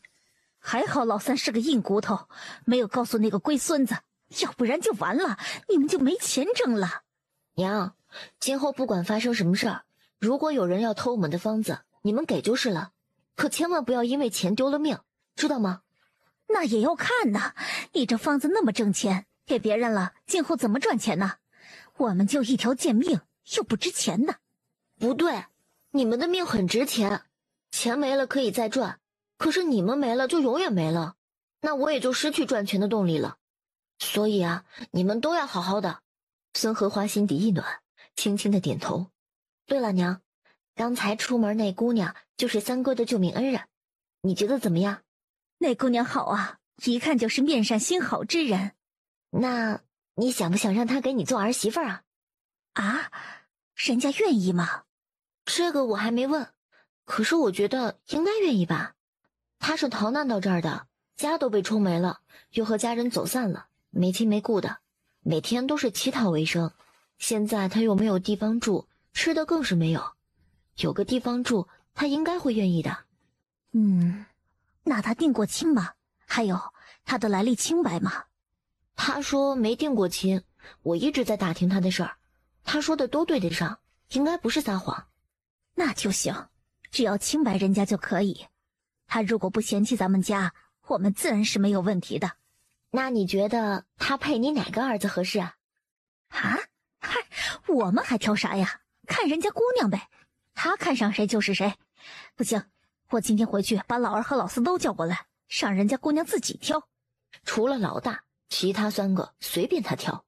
行吧，那回头我再考察她2天，等下一次赶集的时候，我问问她意见，然后你把2哥和4哥都叫过来，在家里吃饭，我看她能不能看上。行啊，你先问问人家姑娘的意见，要是人家不愿意，咱们呢就给人家一笔钱作为答谢，可不能不管人家。行，我知道了。那你去看看3哥，顺便问问3哥的意思。我感觉这杨姑娘和3哥还挺般配的，一个性子闷，一个性子开朗。行，那我去看看老三。林如意在市集里转了一圈，买了肉和菜，顺便在张屠夫那里买了猪油。从市集出来，遇到杨柳了。杨姑娘，你怎么在这儿啊？如意，我在找做工的，人家都不要。唉，看样子我也只能继续讨饭了。没事儿的，今天才第1天嘛，说不定过2天就能找到呢。走，跟我回家，我正好有事儿想要你帮忙呢。杨柳一听林如意找自己帮忙，马上点点头，跟着她一起回去。哎，如意回来了，伯母好。你好，你好。林如意她正打算去做饭，听到门外一阵急促的敲门声。谁呀？这么大动静？我去看看。谁啊？楚夫人，开一下门啊！我是曾少爷的小厮，找你有点事。他来做什么？你有什么事儿吗？你能先将门打开吗？我有急事同你说。你就这么说吧，我能听见。我们少爷让我们来找你，再买一些香姨子，问你有现货吗？最好现在就能带走。林如意一听是买东西，那应该不知道是楚协义做的。没有了，最近家里有事儿，没空做。你让你家少爷去别处买吧。林如意今后不会再卖给曾红杰1块香姨子，不管他给多少钱。1块都没有吗？对，没有了。那好吧，我们少爷说找你定做100块，你给我写一个订货的契约，我将定金交给你。最近我们家有事儿，都没有空做了。为了不耽误你们做生意，你还是让你们少爷先去别处买吧。门外的人好像没有想到他会拒绝，最后只能讪讪的离开。谁呀？一个没有信用的人，我不会再和他做生意了。没信用的人自然不要再卖给他。娘，你陪杨柳聊一会儿，我去准备午饭。我去给你帮忙吧，等吃完饭我再陪伯母聊天。没事儿，我娘一会儿吃了饭就要走了，你陪她说说话。孙荷花拉着杨柳坐下，开始询问起他家里的情况。杨柳倒也不隐瞒，一五一十的回答。吃过饭之后，杨柳马上抢着去洗碗。这姑娘行，我感觉她挺踏实的，性子也好，不是那种脾气大的人。我觉得确实和老三挺配的。哎，你一会儿问问她，看她愿不愿意。我下次赶集把老二和老四都叫过来，让她看看，看能不能相中上。行，我知道了。等孙荷花走了之后，林如意来到厨房。杨柳，你今天也没有找到做工的地方，接下来有啥打算啊？再找1天，要是找不到，我就只能继续去要饭了。我在这里也没有亲人，也没有什么地方住，也没有地种，除了讨饭，也没有什么别的路子了。那你想过找个男人把自己嫁了吗？啊，这没有啊，我父母都没在，而且身无分文，也没有嫁妆，估计没有人会看上我吧。不会啊，只要你身家清白，品行端正，找个好婆家还是不成问题的。虽然我一路逃难来的，但是我的身子还是清白的。若是我真被人玷污了，我早就跳河自尽了。那如果有人愿意娶你，你嫁吗？杨柳愣了一下，随即脸一红。如果对方人好，又不嫌弃我一个人，没有嫁妆的话，我自然愿意的。那你对对方有什么要求吗？我没有，只要对方人好，不打我就行。自己这几个哥哥都不是这种人，应该也都符合杨柳的择偶标准。楚安安拿了一封信过来，说是给他的。这个谁给你的？就是一个哥哥送来的，说是让我交给你。林如意点点头，他打开信纸，竟然是陈文琪写的，约他在茶楼2楼的包厢见面。他还是决定去看看。林娘子，你来了，快请坐。陈公子，有什么事儿你就直说吧，我家里还有别的事情要忙。好，那我就直说了。林娘子突然与我生疏，是因为你哥的事情吗？如果我说那事儿和我没有关系，你会相信我吗？陈公子既然说不是，我自然是信的。前天从你们家里回来之后，我派人去调查了这件事情，我才知道你哥被人绑架了，而绑走你三哥的人正是曾宏杰。你应该还记得我之前提醒过你，让你们小心一点他那个人不是什么好人。包括这一次来，他一直想让我说服你们将方子卖给他，不想受限于你们，想要自己做，以后赚更多的钱。我可以对天发誓，你三哥的事情我绝对没有参与，也并不知道曾宏杰会那样做。如果我说的是假话，天打雷劈，不得好死。陈公子这话严重了，我刚才都说信你了，你不必如此。我三哥的事情我非常生气，不管是谁做的，既然敢动我家人，那就是与我为敌，我必会倾尽所有讨回公道。这事儿我都是后面才知道，如果我早知道，肯定不会让他那样做的。我与林娘子认识也这么久了，不管是冰粉还是后来给的几个菜谱，我都很感激林娘子，也是真心拿你当朋友看待的。我陈某人定不会做出伤害朋友家人的事，也不会坐视不管。我相信陈公子的为人。那陈公子还有别的事情吗？当时曾宏杰约你们去我酒楼吃饭，你相公说你们没有做出带香味的椅子，应该就是怀疑他绑架了你三哥吧，也不打算和他合作了吧。我之前不是找你订了一批货，我当时知道你们做出来了，我之所以没有告诉曾宏杰，也是有自己的私心。这个生意我们来做，我来寻找买家，你们只负责做就行，每一块我还能多出200万。我保证以后曾宏杰不会再来找你们的麻烦，我去解决他那边的事，你看怎么样？那为什么要主动加价？他的目的到底是什么呢？陈公子应该还有别的要求吧？你们只能将货供给我。那我想请问陈公子一下，你每个月能拿多少货？你每个月能做多少？1000块以上，以后可能会更多。陈公子确定我做的你都能买走吗？你真能做那么多吗？林如意自信的点头。陈文琪皱了皱眉，这一下倒是将他难住了。陈公子，我有个法子，你想不想听一听？林娘子请讲。眼下陈公子也不知道自己每个月到底能卖出多少，而我这里能做不少。为了保证咱们双赢，前3个月你每个月至少从我这里拿走500块，而且我不卖给其他人。3个月之后，如果陈公子1个月拿不到2000块，我就有权出售给他人，但是保证售价不会低于给你的货。你觉得如何？林娘子，3个月时间有点紧，能否宽限1月？4个月怎么样？可以，4个月为期。如果你没有达到的话，我只能再找别人了。好，咱们一言为定，这事儿就这么定了。这个月已经是月中了，你那100块还没做完吧？咱们从下个月开始算，你觉得呢？可以，不过我有一个条件。林娘子请说。曾宏杰那边麻烦陈公子帮我处理一下，我不希望他再来了。好，这事儿对于他来说也不算多大的事儿。那合作愉快。回到家里，他就看到三哥和杨柳正在说话，好像聊得还挺不错的。看到他回去之后，杨柳马上转过身来：“如意，你回来了，渴了吧？我给你倒杯水喝。”小妹，我正好有事和你说。你说。我想回去休养，这几天也没帮你干活，留在你家不合适。我想一会儿就回去，你看行吗？你回去也不能干活，回去干什么呀？就留在这儿呗。我和相公偶尔会外出，你在家还能帮我们看看孩子呢。还有那些东西也要人盯着一点儿。好，那我再休息2天就能干活了。不着急，这个月没那么多活，我能忙得过来。你呀，就多休息几天，彻底好了再说。我刚才看你和杨柳聊得还不错，聊啥了？没什么，就是随便聊了几句。你别误会啊。三哥，你说让杨柳做我三嫂怎么样？你别乱说，不要坏了杨姑娘的名声。好，好，好，那你休息。一会儿正好楚谢意也回来了。你最近这2天忙啥去了？你不是说想找个地方专门做香姨子？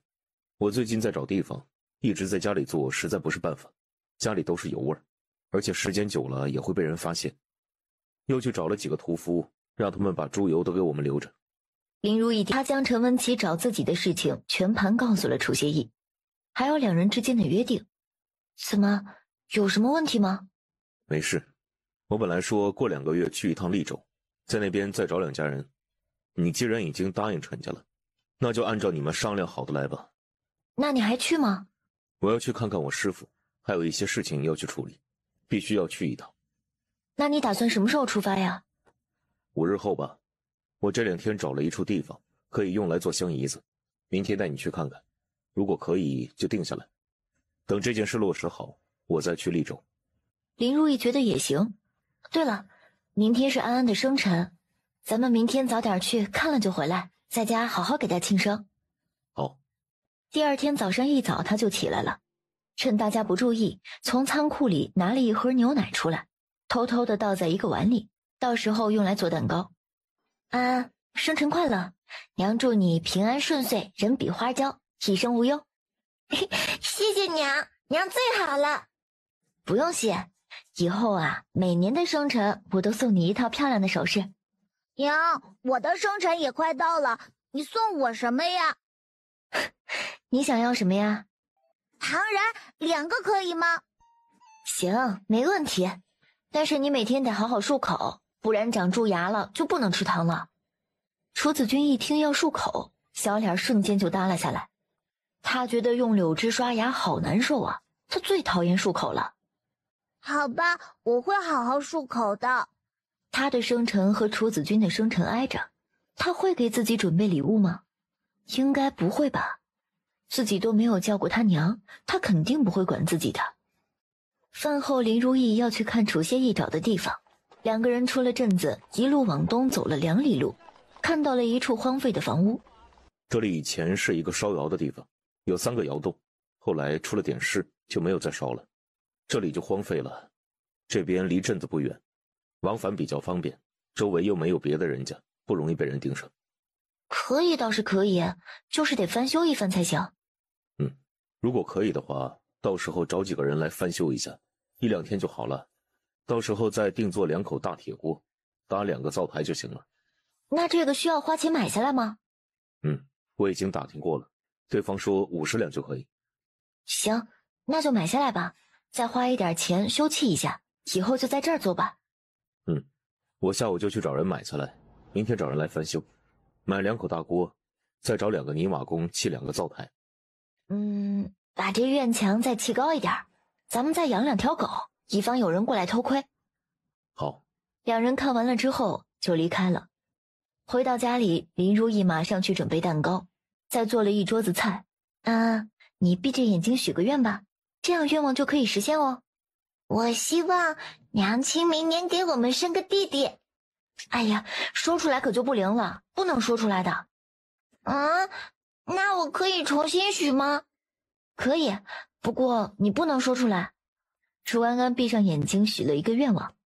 吃过蛋糕之后，林如意就回房间休息了。刚一躺下，楚谢意也进来了。安安刚才偷偷和我说了一下生辰愿望，你想知道吗？什么呀？安安希望明年生辰的时候，她可以有个妹妹。这跟那会儿许的不是一样吗？她说出来就不灵验了，只能换一个，那就希望有个妹妹，她可以帮妹妹梳小辫。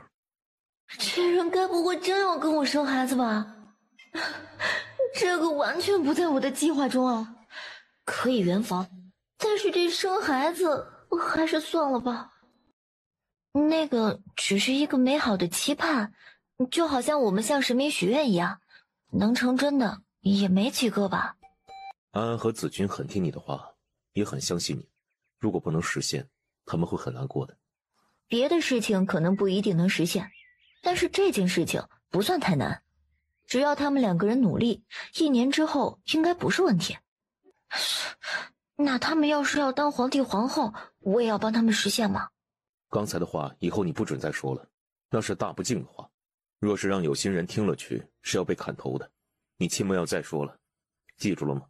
我刚才就是打个比方，随口一说，并没有真的那么想。随口也不能说，那是大不敬的话，你以后不能再说了。我知道了，我以后不说了。我觉得安安这次许的愿望不难，你觉得呢？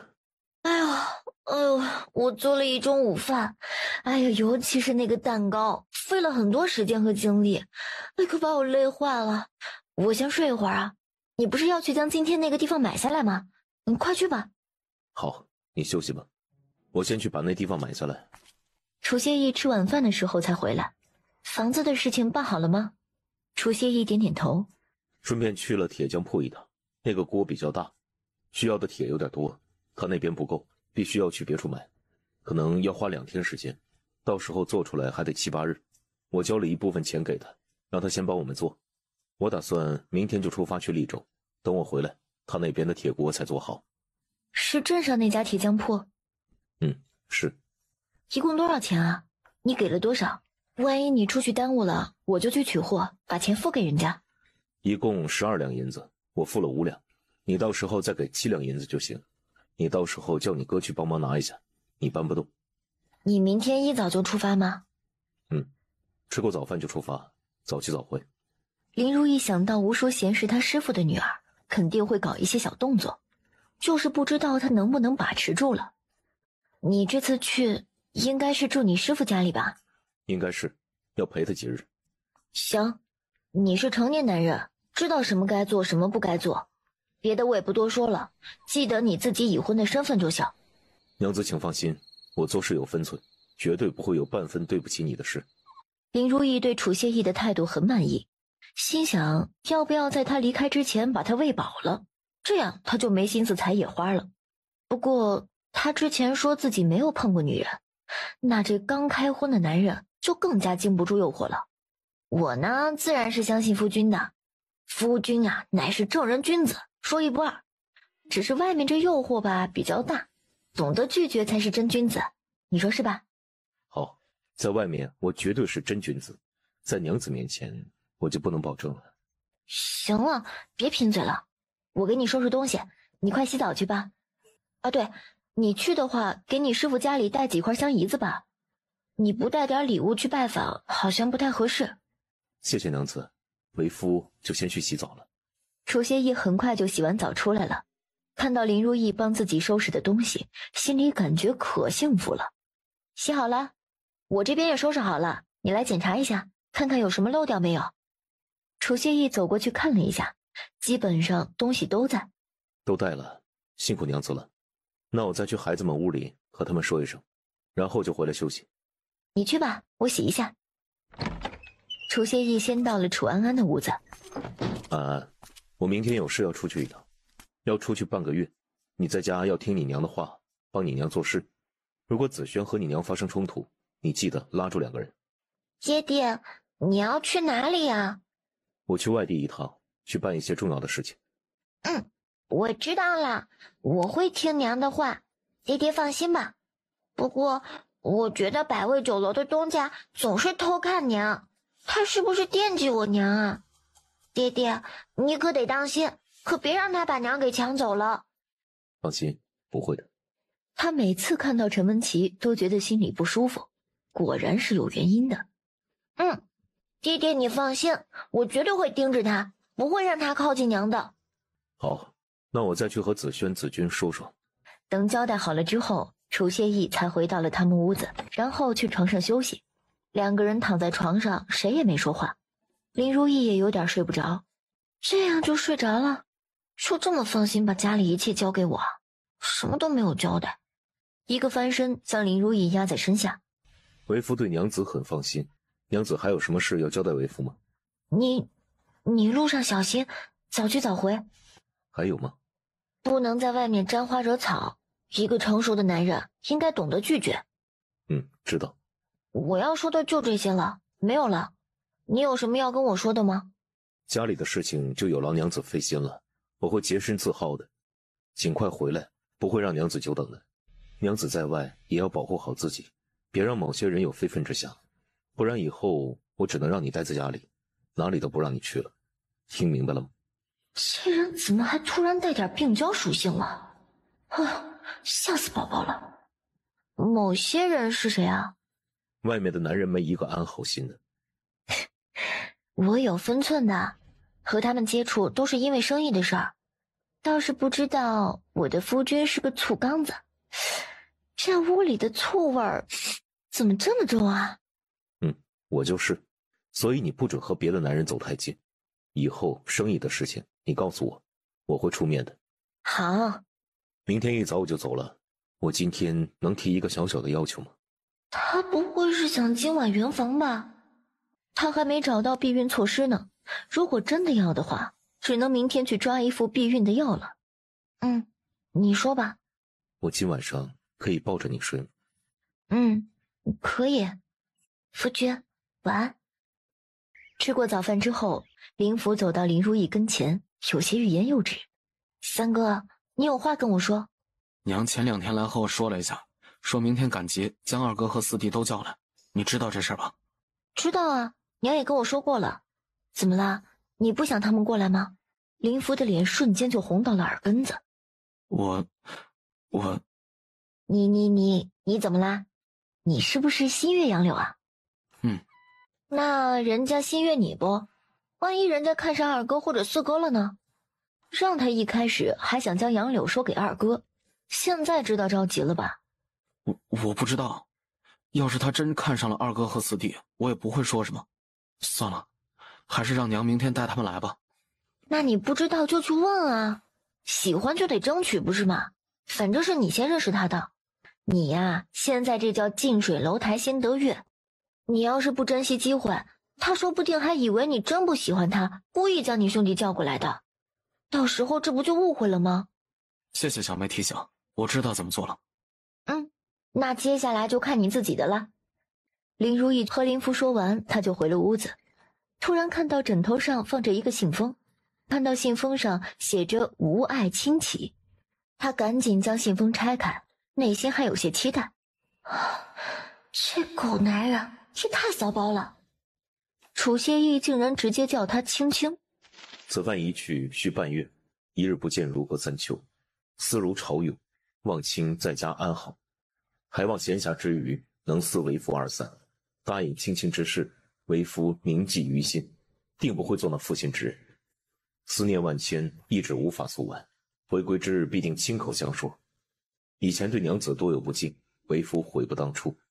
好在娘子宽宏大量，不与为夫计较，为夫心甚喜，得妻如此，必定以命相护，定不负卿。你我年岁皆不少，若能早日开枝散叶，那便是天大的喜事。此番回来，吾想早日与卿结为真正的夫妻，可否？这货怎么这么肉麻呀？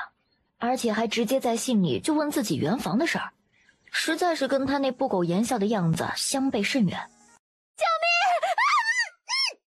是杨柳的声音，林甫显然也听到了，马上向门口跑去。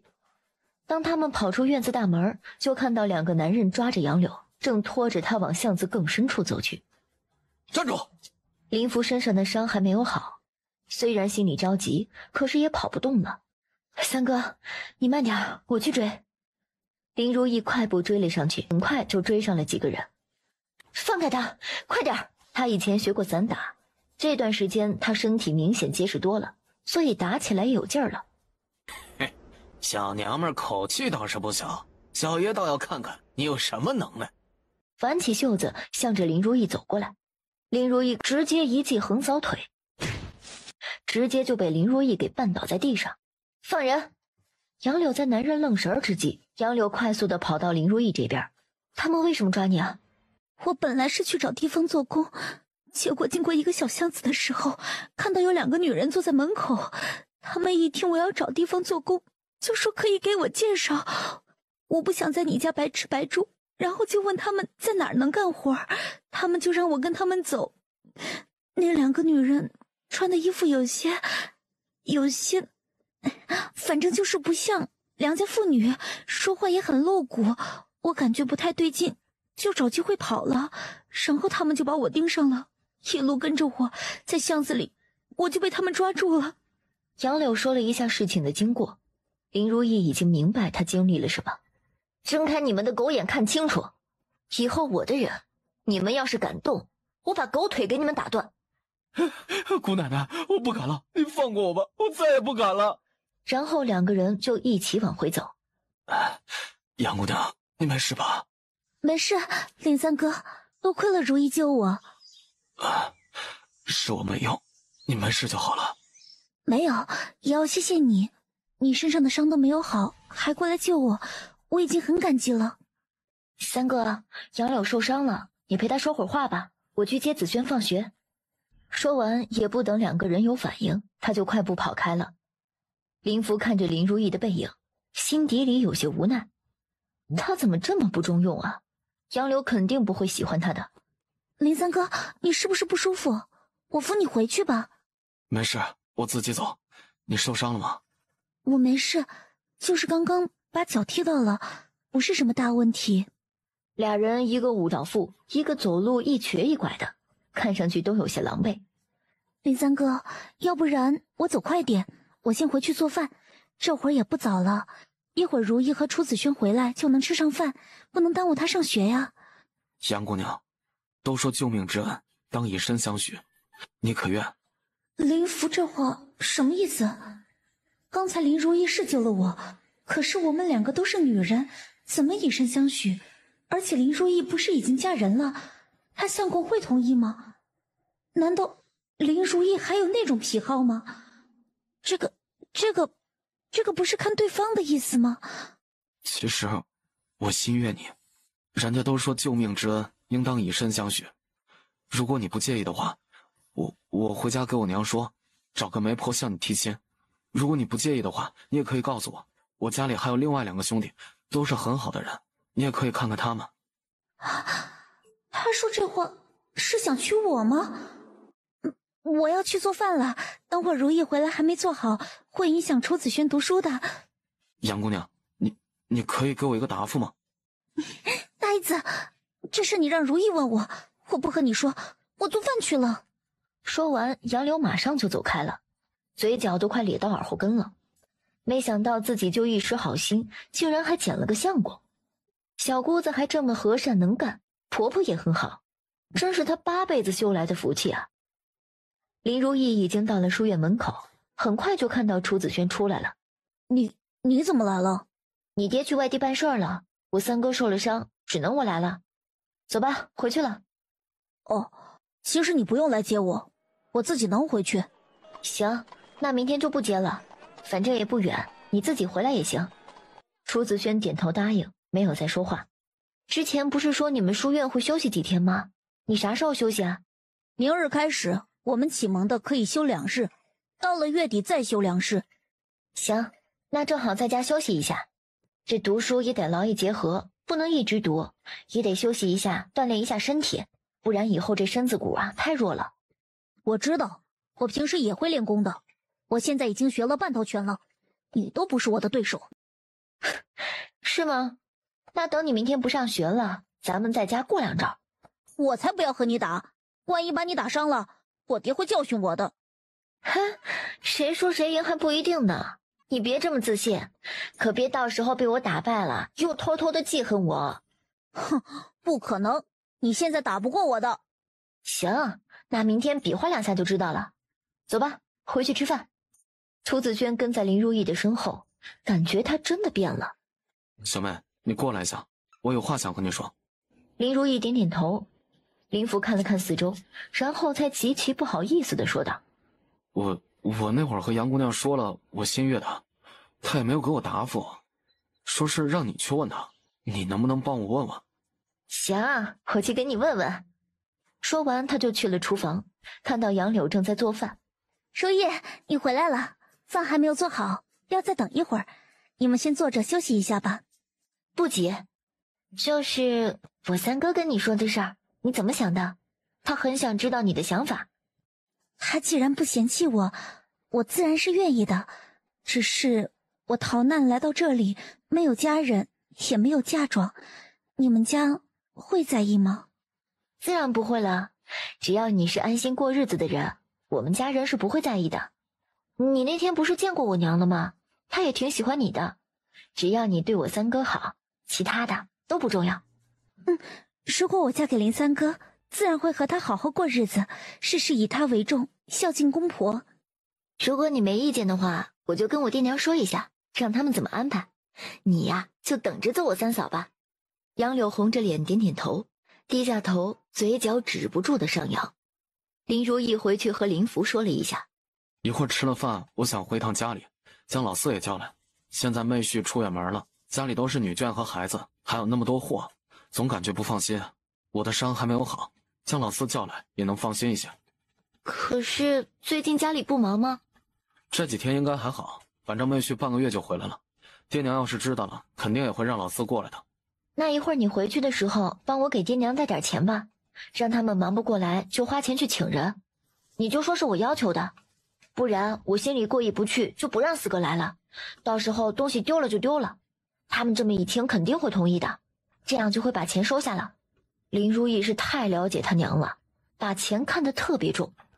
吃了午饭，等林福走了之后，林如意就将收来的玫瑰花整理了一下，将花瓣摘下来，一部分做纯露，另一部分晒干用来做香姨子，做香包也可以。听到院子外面吵吵嚷嚷的，还有骂人的声音。林如意走出去，就看到有3个女人站在他们家门口，正生气地吼着杨柳：“我是这家主人，请问3位来我家有什么事儿吗？”你还有脸问？你们家天天在做什么呀？巷子里都是油味儿，夜里好不容易散了，白天又开始了。现在巷子里到处都是蟑螂，满地到处跑，都钻到我们家里了。你们到底是干什么的呀？就是我家也去了，蟑螂老鼠都去了，都怪他们。谁叫不是呢？我们就在他旁边，蟑螂多死了，以前都没有的，就是他们搬过来之后，每天不知道在家里干些什么，全是些油腻味儿。啊，3位应该都是住在附近的邻居吧？真不好意思啊，这几天家里确实有点事儿，给大家造成影响，我真的很抱歉。你以为道个歉就行了？我们家现在被你弄的都是老鼠蟑螂，这事儿你必须要负责。另外2个人也马上点头附和。那3位想我怎么负责呀？你总要告诉我们你是在做什么吧？你以后是不是还要做？应该下个月就不会了。至于做什么是我的家事儿，不方便和诸位交代。你们想让我怎么负责，你们可以直接提出来。3个人看林如意不打算说，只能走到旁边小声的议论。如意，我看他们几个就是专门来找茬的，你在自己家做什么关他们什么事啊？我觉得不应该管他们，直接把门关上就是了。先看看他们怎么说吧，只要不过分，满足他们就是了。我们家就是因为你们钻进了不少的蟑螂老鼠，你必须赔我们每人500文钱。哎，如意，别！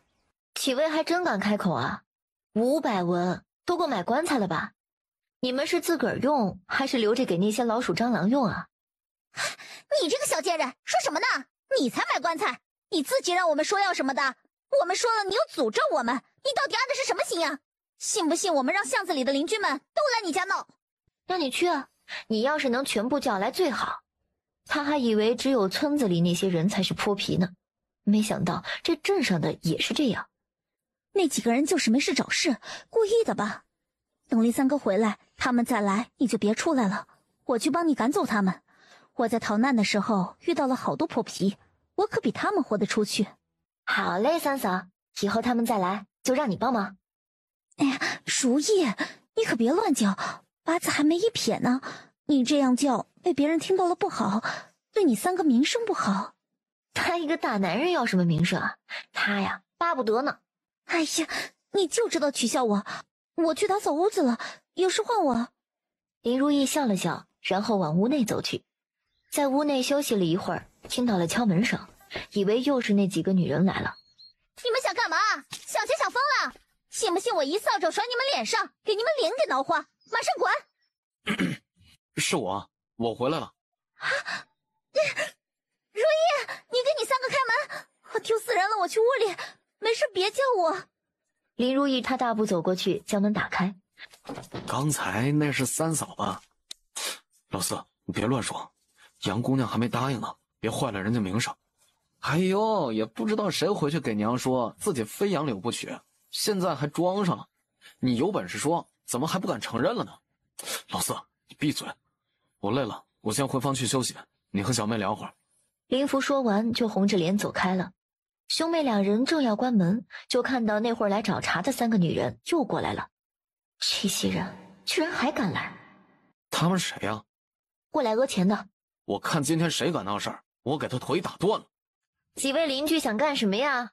我们自然是找你负责的，因为你们家搞得整个巷子都是油烟味儿，还引来了很多的老鼠蟑螂。你们现在必须给我们一个说法。你这婆娘说什么？蟑螂老鼠写我妹妹家名字了？你说是我们引去的就是吗？你想讹钱就明说，别什么屎盆子都往我妹妹头上扣。女人脸颊微微一红，一时间有些语塞，尴尬的愣在原地。当然是你们呢，以前我们这里都没有，就是他们每天不知道搞什么，弄得整条巷子都乌烟瘴气，全都是油烟味儿，才引来了那么多蟑螂和老鼠，所以你们家必须要负责。怎么，你们家以前没有蟑螂和老鼠啊？你们家不做饭呢？还是你们家穷的都吃不起肉，还见不得别人吃肉啊？是不是你们家吃肉了，有油烟味了？我们家有蟑螂和老鼠，就要让你们负责啊？你们还有什么要说的吗？就这点战斗力也好意思出来混？你就说是不是你们家把巷子弄得都是油烟味儿啊？你们家平时不做饭吗？做呀，谁家不做饭呢？那不就是了。我家就是有钱，天天吃肉。你要是有本事，你就把巷子买下来，这样就没人打扰你了。你要是没这个本事，就别在这儿吵了，真是丢人丢到姥姥家了。那你就是不想负责任了？我需要负什么责任？你倒是说说看呢。就是因为你们家那巷子里都是蟑螂和老鼠，你不应该负责吗？要不然这样吧，你去抓一只蟑螂和老鼠过来，你就问问他们是不是从我家跑出去的。他们要是回答是，我就负责，怎么样？哼，你少胡说八道！老鼠蟑螂怎么会说话？你这不是瞎说吗？我们是可能听不懂啊，但你们不是和他们是同类吗？要不然你们怎么知道他们是从我家跑去的？你这娘们嘴巴太毒了！你今天若是不给钱给我们买老鼠药，看我们怎么收拾你！你试试！你们敢打我娘，我跟你们拼了！哼，你一个还没有断奶的臭小子，你还拼？老子一脚把你踢飞！你可以试试啊，看看是谁把谁踢飞了。哼，问你们最后一遍，给不给钱？不给。好啊，你别后悔。说完，几个人就走了。那几个瘪三想干嘛？先不管了，我去接子轩放学，你们在家休息一会儿吧。林如意她来到了鹏城书院门口，她正在门口等着，突然看到方清远从里面出来。见过方院长。楚夫人，你来接子轩吗？林如意点点头。正好，我有2件事情和你说说。院长请说。楚子轩在书院读书还是比较用功的，不过他们启蒙的都是一群孩子，心智很多都不成熟，所以偶尔会拿他脸上的疤说事。夫子也提醒过了，但是这小孩子嘛，也未必能够听得进去，所以你平时也多和他说说，让他不用太在意。谢谢院长提醒，我们会开导他的。院长说还有一件事儿，是什么事儿啊？那个之前我听你说的3什么观，不知道那是什么呀？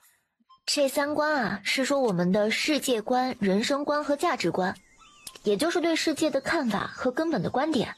每个人的社会地位不一样，观察问题的角度也不一样，所以就会有不同的世界观。至于这人生观，就是对人生的看法，对于人类生存的目的、价值和意义的看法。至于这价值观嘛，就是人们在认识各种具体事物的价值的基础上，形成的对事物价值总的看法和根本的观点。谢谢楚夫人解惑，马上就要放学了，启蒙的明天和后天可以休息，就不用来书院了。好嘞，那方院长先忙，我在这里等他们放学。方院长点点头就离开了。林如意等了好一阵儿，才看到楚子轩出来。走吧，回家了。那个，我和人打了一架，回去你打我吧。我为什么要打你啊？我和别人打架了，你不打我吗？你都没说原因，我为什么要打你啊？他们说我是丑八怪，说我脸上的疤丑，还拿小石子砸我，我就和他们打了。那你打得对啊，人家都欺负到你头上来了，你不还手我才会揍你呢。我把他们打哭了，他们说要回去告诉他们爹娘。告就告呗，他们要是上门来，我自然会解决的。虽然我不是你亲娘，可是你爹现在不在，我是你的监护人，我绝对不会让人欺负你的。走吧，回家。楚子轩微微一愣，此刻他的内心已经对他完全恨不起来了，就觉得他真的像一个亲娘一样，在保护着他，不让别人欺负他。还有事吗？没了。行，那回家吧。两个人很快就到了家里。林东正在院子里劈柴。四哥，刚才我去接子轩的时候，听到那几个人商量，说是要抓一笼子老鼠放咱家来，咱们多注意一些。哼，那几个蠢货真是一肚子坏水，他们抓吧，到时候我全到他们裤裆里。林如意被林东逗笑了，他这个四哥呀是个开心果，还特别有办法。晚上天一黑，月亮才升起来一点，果然就听到外面有响动。这家院墙连个狗洞都没有，怎么把这些放进去啊？要不然直接扔进去吧。那么高的墙，这么多怎么扔进去啊？你去家里拿个梯子，我们爬上去丢进去。不会被人发现吗？万一被发现了怎么办啊？我在这里看着，如果有人你就先躲起来，等没人了咱再爬上去呗。行，那我回去拿梯子，你在这里看着，东西你拿好，抓那些畜生可没少花时间，我还被咬了2口呢。放心吧，我知道，你快去快来吧。林东轻手轻脚地离开了院墙底下，快步走到了林如意他们这边，将刚才听到的话告诉了他们。现在外面不是就他一个人吗？四哥，你和我从后院出去，咱们绕到那边，手里拿着棒，先将人打一顿再说。就说以为是小偷，反正他鬼鬼祟祟的，大晚上看不清楚，打了他也没处说理去。对，可以。要不然我和林四哥去吧，如意就在家里。不用，你脚不是受伤了吗？还是我和四哥去吧。我是这家的主人，到时候闹起来他也不敢怎么样。大家一听也对，林东小心翼翼地走过去，他提着手里的木棒冲过去，对着那人的后背就来了一棒。男人痛得嗷嗷大叫，响声响彻了整个巷子。救命啊！救命啊！抓小偷啊！快来抓小偷啊！左邻右舍都被吵醒了。哪里有小毛贼啊？在哪里啊？就在那边，在我家门口，被我哥哥抓住了。乡亲们，你们快跟我去看看，也不知道是第一次还是惯犯了。哎，这不是周二树吗？他怎么成小毛贼了？嘿，还真是的，可居然是贼。我们家前2天还莫名其妙少了一只鸡，该不会就是他偷的吧？这周二树平时就吊儿郎当，不学无术，现在竟然当起毛贼了，真不要脸。林如意在众人的指责中向着四周看了一眼，那边还有他同伙，快，大家把人抓住，不然他们以后肯定还要偷东西。很快几个人就把那人也抓住了，直接拖到了林如意家门口。这不是杨顺三吗？就住我家旁边啊。对呀，大家一起住了这么多年，竟然不知道他们2个是小毛贼，怪不得我家隔3差5丢东西，是不是就是他偷的呀？我们才不是小毛贼呢，你们休要胡说八道。那你们不是小毛贼，为什么大晚上不在家睡觉，在这家人门口做什么？不是为了翻墙，你拿梯子做什么？我们家二丫毽子踢到了树上，我去给她取。大晚上去取，谁信呢？你真会鬼扯。就是鬼才信你，你们不信就算了，反正我不是小偷。你女儿的毽子是踢到那棵树上了吗？要不然我们现在一起帮你女儿取毽子。如果那树上没有毽子，你怎么说？大家见杨顺三不说话，一看就是心虚了。不敢了吧？还说自己不是毛贼？大家伙将人抓起来，送到庭长那边去吧，看庭长怎么说。我觉得可以，但是现在已经这么晚了，庭长肯定睡了，打扰庭长不好吧？那就先将这2个人绑起来，等明天天亮了再送去。可以啊，必须要让他们受到处罚。我们才不是小偷，我们就是想给他们放一袋子耗子。你们看吧，那个麻袋里都是老鼠。你们为什么要放耗子去人家家里啊？他们家不知道每天在搞什么，搞得巷子每天都是油烟味，也多了不少蟑螂和耗子。我们家跟他们挨着，这几天家里多了好多耗子。我家那婆娘找他来说理，他们也不管，还说我们有本事就把整个巷子买下来。难道你们都没有闻到吗？最近巷子一股子怪味，不就是因为他们家搞的吗？没啥怪味啊。对呀，白天都干活去了，啥也没有闻到啊。对呀，人家在自己家里做饭，关你们屁事啊！老孙，你这话就不对了。如果不是他们的话，巷子里哪来那么多蟑螂和老鼠啊？难道你们家就没有吗？而且我们认识了多久，他才搬来多久啊？你们可别被他给骗了。这天热，谁家没蟑螂和老鼠啊？他们没搬来之前，你们家没有吗？反正我们家是每年都有啊。孙大叔，一看你们就是明事理的人，这2个人就是想讹我们钱，还让我给他们一家500文。这要是传出去，咱们这条巷子都成什么了？我是个租户，实在不行我就换个地方租。可是你们都是住在这儿的，让人家说咱们丁贵巷子的人讹钱偷东西，这名声可不好呀。那可不是啊，到时候一提起这个巷子，就说这个巷子里的人都不是啥好人，骗钱，故意给别人家里放耗子，到时候看谁敢和你们来往。那是他们，我们可不是这样想的。你们想做什么就做什么，反正我们不会说什么的。我也不说什么。谁没事管别人家做什么呀？谢谢各位叔叔伯伯大哥的帮忙，大家都是街坊邻居，我也不想把事情做得太绝了。既然这样的话，就把袋子老鼠放到他们家吧，大家没有意见吧？哎，没有。最后大家合力将那一袋老鼠提到了杨顺三家的门口，直接奔向了杨顺三家里去。第二天就听到外面有人敲门。姨娘，就是他打我。是你啊，你儿子打我儿子，你们想怎么交代这事儿啊？林如意也没想到这楚子轩打的是周厅长的儿子。柳姨娘和周少爷，里面请，有什么事咱们坐下说。既然都是熟人，这事儿兴许会有些误会，我们可以慢慢说开。林如意带着柳姨娘到了家里的堂屋。你想怎么解决这事儿？不如柳姨娘说说你想怎么解决吧。虽然是你儿子主动惹事儿，可是怎么说也是我儿子把你儿子打了，我们也不是不讲道理的人。你说怎么解决，我们就怎么解决。行啊，我们廷哥是老爷最小的儿子，老爷最疼他。昨晚上回家听说是被打了，我们家老爷可生气了，要不是今日公务繁忙，就亲自过来问罪了。你要是诚心赔罪，医药费你要给吧？一个数字可犯不上让周正豪亲自出面，甚至都没让当家主母来讨回公道。这所谓的疼，可是要大打折扣吧？不知道贵公子哪里受伤了，可有请大夫来看过？我儿子的手臂受伤了，自然是请大夫看过。大夫说伤得不轻，需要好好休养半个月呢。啊，需要休养这么久啊？看样子确实是伤得不轻啊。不知道贵公子哪只手臂受伤了，可否让我看看伤势？姨娘，我的手好疼啊！哎呀，廷哥怎么又疼起来了？大夫果然没有说错，你这个伤啊是要疼上一阵子的，还得好好在家里休养才行。装的还挺像，这柳姨娘的儿子倒是有点脑子，知道装病替他解围。哎呀，周小公子，你这么疼，手臂不会是脱臼了吧？就是啊，大夫就是那么说的。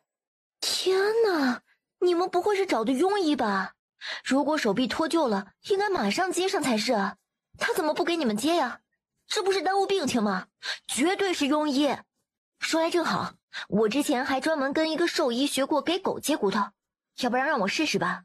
以前我们村子有人手臂脱臼了，我还接过2回呢。如意居然还跟兽医学过接骨，他可真厉害。你叫林什么来着？你怎么能拿我儿子和狗比呀？要是你把他手臂弄断了，你赔得起吗？柳姨娘，你别生气，我叫林如意，我不是那个意思。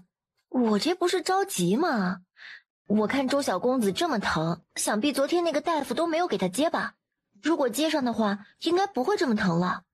我是怕拖久了对周小公子不好，毕竟是大事儿。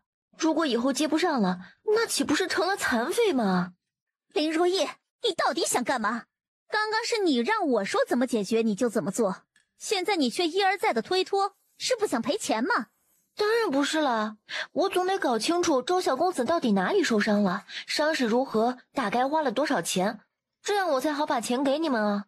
看病花了10两，还要在家休养半个月呢，你再给20两买一些滋补的，不过分吧？林如意一听对方张口就是30两，总感觉自己被当成傻子了。哦，那周小公子确实娇贵啊，小小年纪就要吃这么多补品。厅长家的生活水平果然跟我们这些平头老百姓家差太多了。知道就行，你快点赔钱，我们一会儿还要回去休息呢。今年好些地方都遭难了吧？杨柳，你也是逃难来的，不知道来白沙镇我们厅长有没有施粥啊？杨柳闻言马上摇头，顿时就领悟了林如意话里的意思。没有，我认识不少难民，都快要饿死了。我一会儿告诉他们一声，让他们都去厅长家讨饭，厅长大人肯定不会见死不救的。柳姨娘，您怕是记错了，我们老爷向来勤俭节约，不让大家铺张浪费。小公子虽然受了伤，但是老爷吩咐了，多炖几盅鸡汤喝就是了。柳盼儿当然不服气了，正要反驳，就看到陈文琪带着人来了。林如意看着陈文琪来了，可是她不想让柳盼儿知道他们会做香姨子。陈公子，你来了，你先去那边坐一下吧，我这边还有点事儿，马上就处理好了。我不急，你先忙吧。柳姨娘，你真的要让我赔30两银子吗？你难道想抵赖不成？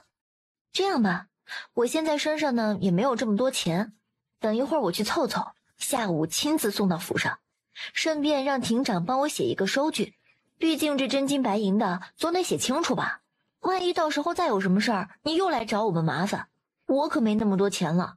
那不行，我们家老爷公务繁忙，哪有空见你？你直接把钱给我，这事儿一笔勾销。我们都赔钱了，要一张收据怎么了？白纸黑字写清楚，我想庭长也不会不写吧。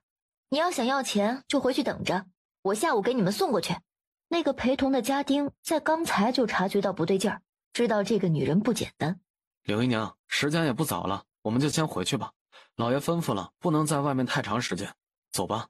刘盼儿内心有些不服，可是眼下她也不敢闹大，只能讪讪的离开。陈公子，你是来取货的吧？东西都准备好了，跟我去验货吧。陈文琪看着满满2桌子的香姨子，他第一次见到这么多，还有点小小的惊讶。40块5味的，30块桂花味的，30块兰花香味的，你数一下。陈文琪走过去，开始认真的点数。数量刚好，那我安排人进来取。上次给了1半的定金，今天将剩下的钱付给你，这次就钱货两清了。那下个月开始1个月就是500块，这是我们之前说好的，没问题吧？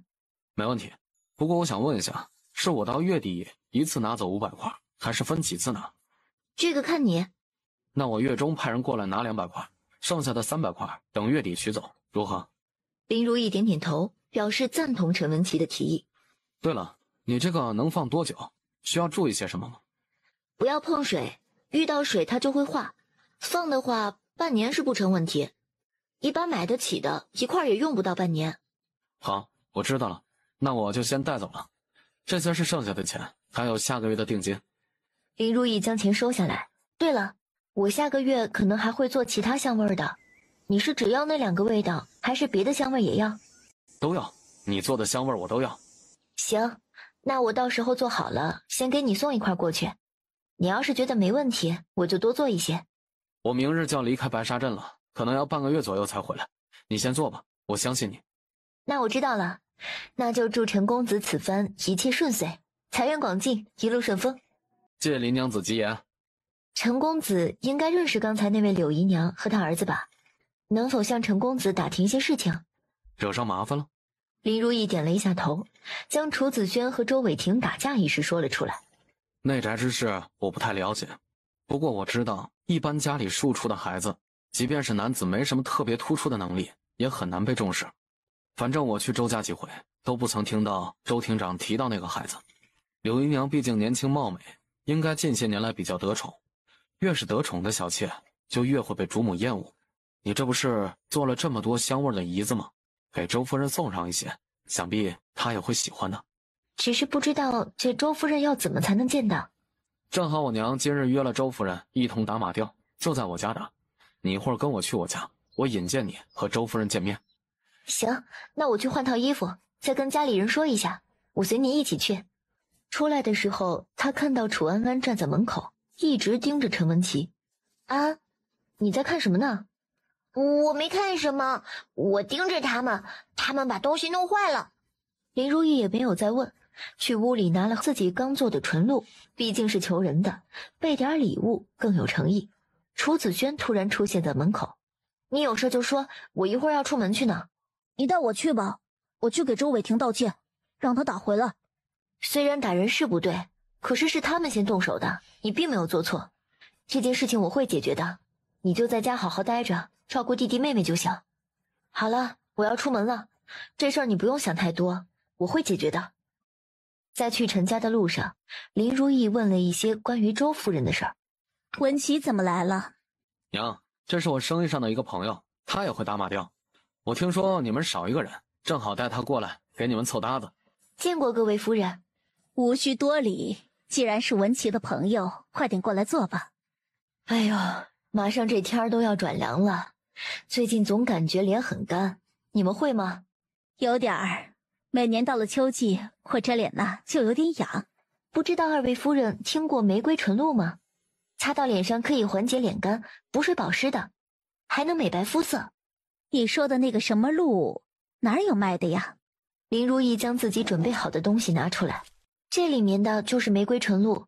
几位夫人，请将手伸出来，我给你们倒一些在手里，你们可以看看，闻一下味道。陈母放在鼻子跟前嗅了一下，这个好香啊，有一股花香味儿。这是什么花啊？这个是玫瑰花，玫瑰花具有美白养颜的作用。用玫瑰花提取的纯露可以用来擦脸擦身子，保持皮肤光泽水嫩，让肌肤更加白皙滑嫩哦。每次洗完脸就将这个拍到脸上，等一会儿就吸收了。这种很天然的，不会有害处，长期使用皮肤会变好。嘿，你这东西哪里来的？这个是我自己做的，不过目前还没有对外售卖，打算过阵子再卖呢。你自己做的？林如意点点头。哟，那你这个打算卖多少钱呢？这个还需要再想一下，因为这东西不好做，而且玫瑰花本就稀缺，所以量也不多，这价格嘛，自然会高一些。那总得有个价格吧？这瓶应该最低是1888文，本来几人还以为他要上百两呢，结果还不到2两银子，顿时都松了口气。那你那还有吗？给我来2瓶，我也要5瓶。你若是还有的话，我也先买1瓶试试。不好意思啊，各位夫人，暂时还没有这么多，我只做了3瓶。那你那3瓶正好我们1人1瓶，你也别卖给别人了。行，今天能认识3位夫人也是我的荣幸，那这3瓶我就留给3位了。周夫人说家里下午还有事儿，林如意见状也找了个借口走了，跟随周夫人一起离开了陈家。你之前是不是跟着陈公子去过我家呀？夫人好记性，之前确实有事要麻烦庭长，跟着陈公子去过一趟贵府。说吧，有什么事情找我呀？周夫人果然是心思敏捷，我这点小心思在夫人面前实在是有些丢人了。确实是有些事，不知道夫人方便说话吗？你说吧。夫人，这事儿来找您确实是冒昧了。我儿子在彭城书院上学，他一个同窗叫周伟霆，是贵府的公子。2个人在书院里发生了一点摩擦，动了一下手。犬子是乡下人，下手难免重了一点，冲撞了周小公子。我已经教训过他了，他也知道错了，还请夫人看在犬子少不更事的份上，请您高抬贵手，放过他这一次。今后我必定不再让他冲撞周小公子了。这小孩子之间动动手太正常了，不是什么大事儿。谢谢夫人。其实我今天来之前特地准备了一点薄礼，也不是什么贵重东西，都是女人能用得上的。2瓶纯露，2块香姨子，赠与夫人。祝夫人今后打马吊，战无不胜，手气好，无人能敌，10赌10赢。后天我邀请了镇上的夫人小姐去悠然山庄赏荷花，你没事的话也一起去吧。谢夫人给我这个机会，到时候我必早去恭迎夫人。周夫人点了点头，上了轿子，走到家门口，就看到3个孩子在门口坐着。娘，是娘，娘回来了。娘，你回来了。你们怎么在这儿坐着呀？吃午饭了吗？我们在这里等娘啊，杨姨在做饭，还没有做好呢。走吧，先回家去。第2天一早，孙荷花竟然过来了，还背了大半篓的花。娘，你怎么带这么多花啊？嗨，老四不是说你花钱找别人买吗？还说这玩意儿可以做值钱的东西，我就给你找了一些来。谢谢娘，你平时在家那么累，不用再去找了，我找着买就是了。嗨，你这死丫头，现在有钱了就不把钱当回事儿了，明明可以不花钱，自己辛苦一点就行了，非要花钱去买，你可真是太败家了。是，我败家，我这不是怕娘太辛苦了吗？我辛苦一点算什么？哎，对了，我今天来还有一事儿，你把杨柳叫来，我问他点事儿。林如意估计他娘找杨柳，应该是问他和林福的事儿。孙姨，您找我有什么事啊？哎呦，姑娘，婶子我看你第一眼就很喜欢你，你与我家呀也是有缘，你救了老三，也是他的救命恩人了。你看我家老三今年也18了，一直都本本分分的，虽然家里穷了一些，但家底清白。你说你16了，家里也没给你婚配，你看可愿意委屈一点，嫁给我家那小子？杨柳轻轻点了一下头，甚至连一个音儿都不好意思发出来。本来这事儿啊，我应该请个媒婆与你说的，但是你父母也没在这儿，你又住在我女儿家，和老三一个屋檐底下，我怕媒婆到时候乱说，坏了你的名节，所以我就厚着脸皮亲自来问了，你可别多想。今日来问你，也是想问问你的生辰八字，到时候我找人合一下，若是你们俩人八字相合，我就找个媒婆去找你提亲，你看如何呀？杨柳自然是没意见的，他将自己的生辰八字如实的告诉了孙荷花。要到杨柳的生辰八字之后，孙荷花也没有多逗留，直接就走了。第2天早上，林如意看杨柳也没事儿干，就让他和自己一起去悠然山庄。2位请出示一下请柬。不好意思啊，我没有请柬，是亭长周夫人让我过来的。没有请柬就去旁边吧，什么阿猫阿狗都说自己认识周夫人，也不照照镜子看看自己什么样子，也敢随便攀高枝。林如意听到对方的话，她也不气恼，这种狗眼看人低的人啊，太多了。2个人刚要走到旁边去等着，就看到一个丫鬟走过来。林娘子，我家夫人说忘记给你请柬了，请你随我们一同进去。这位小姐，我能进去了吗？夫人您说笑了，奴婢只是府里的丫鬟，不是什么小姐，您是周夫人的朋友，自然是可以进去的。哎呦，你气质这么好，我还以为是小姐呢，真是可惜了。你是不是投错胎了？不是小姐命，就别摆小姐架势，要不然啊，以后怎么死的都不知道。林如意也懒得管那丫头的反应，带着杨柳就跟着周夫人的大丫鬟进去了。林娘子，我家夫人请你进去说2句，你朋友请在这儿等一下，你在这儿等我一下。林如意进入房间之后，就看到周夫人坐在里面。坐吧。林如意点点头，过去坐下。你那个纯露我回去用过了，确实是不错，用完脸上没有那么干了。不过这一天呢，得用好几次，用起来也挺快的。夫人，天气马上转凉了，比较干燥，您可以涂了纯露之后，再薄薄的涂一层脂膏，这样就不会太干了。周夫人轻轻的点头。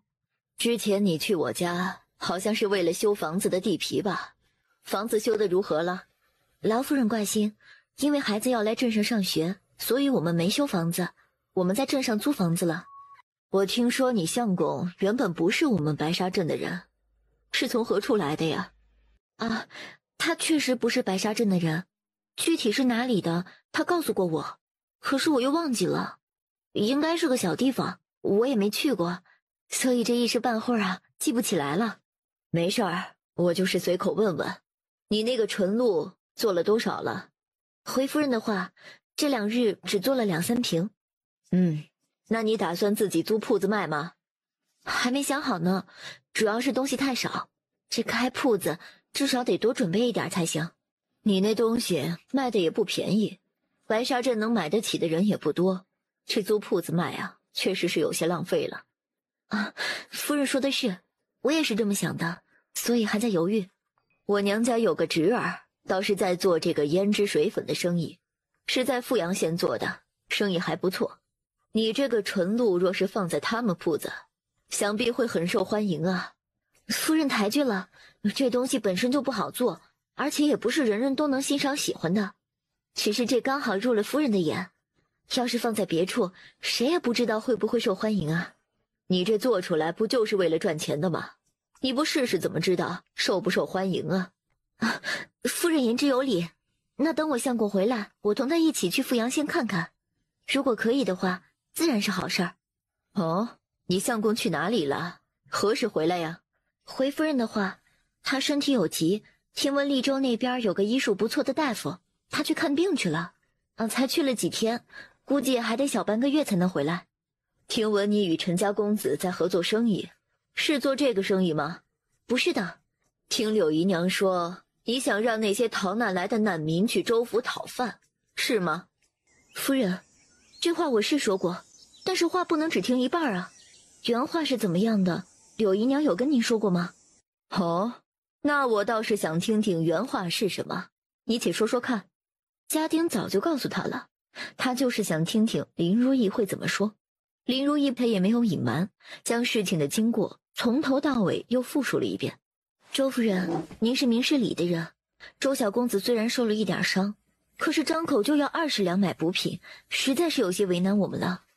我们只是普通老百姓，所以我不得已才说出那话的，还请夫人大人有大量，不要跟我一般见识。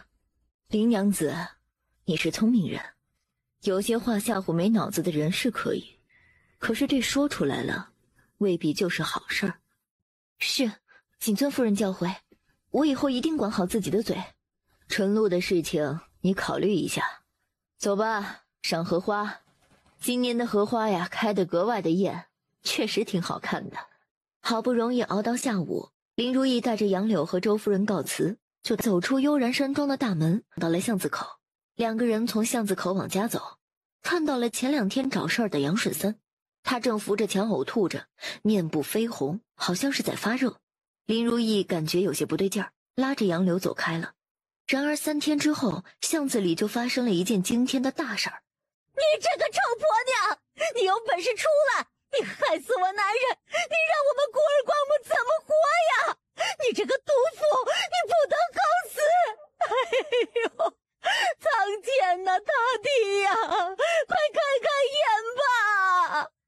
你有本事开门，别躲在里面当缩头乌龟！你还我男人命来！你这个毒妇！守夜，你就在里面别出来，千万不要出来。发生什么事了？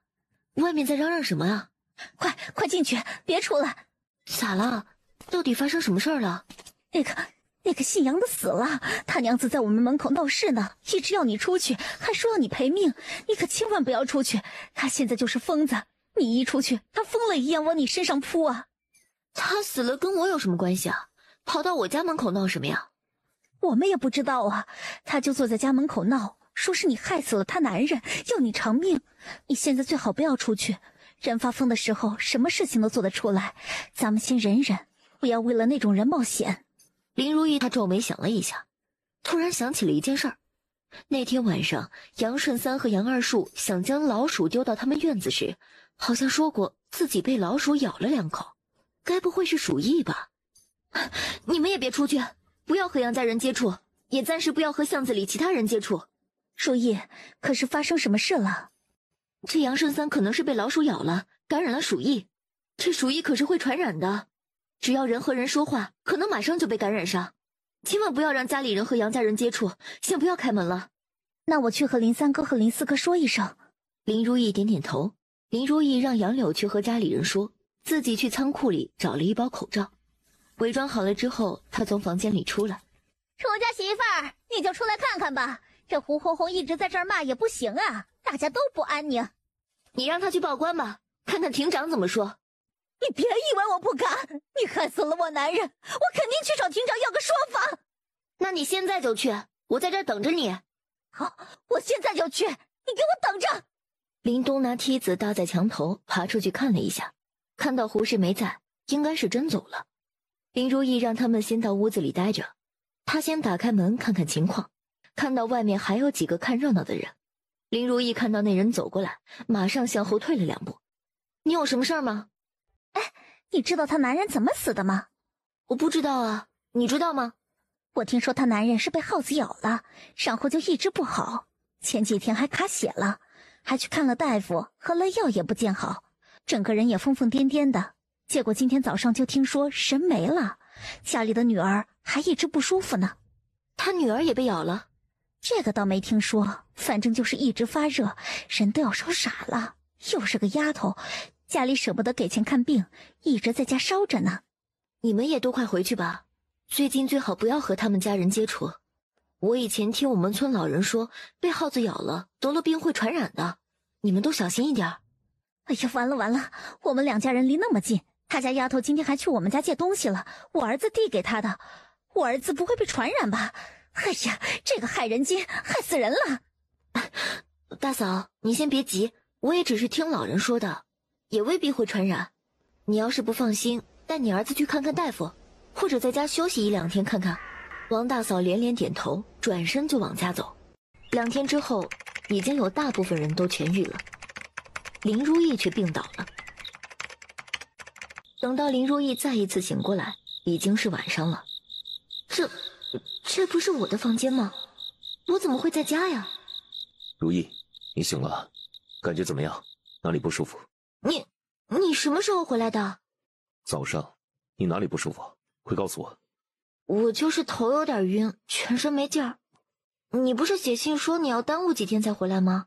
怎么突然回来了？我听闻白沙镇出了事，我担心你们，就连夜赶回来了。那你别动，我去叫大夫给你看看。啊，别去了，我应该就是睡眠不足，加上营养不良，身体超负荷了，所以才晕倒的。不过我眼下也不确定自己有没有被传染。你跟我这么近的距离，也要小心一点。这个病可是会传染的。我们暂时就在屋子里隔离吧，等2天再说。那你想吃什么吗？让杨柳帮我弄一些粥和蔬菜吧。这些天在那边连蔬菜都没得吃，再不吃一点蔬菜，我真的缺乏维生素，要便秘了。楚谢意听不懂他说的维生素是什么。你信上说你师父病重，怎么样了？找大夫看了，好一些了。那就好。你的小师妹呢？她怎么舍得放你走的？我与她话都没有说2句，我都在我师父那边，走的时候也没有和她说。那你就这么走了，她该多伤心啊！与我无关。我看你眼睛里都是红血丝，是没有休息好吗？我2天没有睡觉，一直在赶路。别担心我，我等会儿睡一觉就好了。就在这时，门口响起了敲门声。谁？爹，是我来看看她。你娘不舒服，在休息，你也赶紧去休息吧。我就看看她，我也得过那个病，我不怕。明天再来吧，现在太晚了，你娘也要睡觉了。好吧，那我明天再来看娘。楚子轩说完就跑开了，最后那一声娘说的特别小声。子轩刚才叫你娘了。是吗？我没听到啊。很小声，她应该还不好意思，等过一段时间就好了。那就等她下次再叫，我再答应她吧。好，这段时间辛苦你了，现在我回来了，你就好好休息，剩下的事情交给我就是。林如意点点头，她这段时间确实是有些累，是要好好休息一段时间了。那你休息一下，我去吃点东西。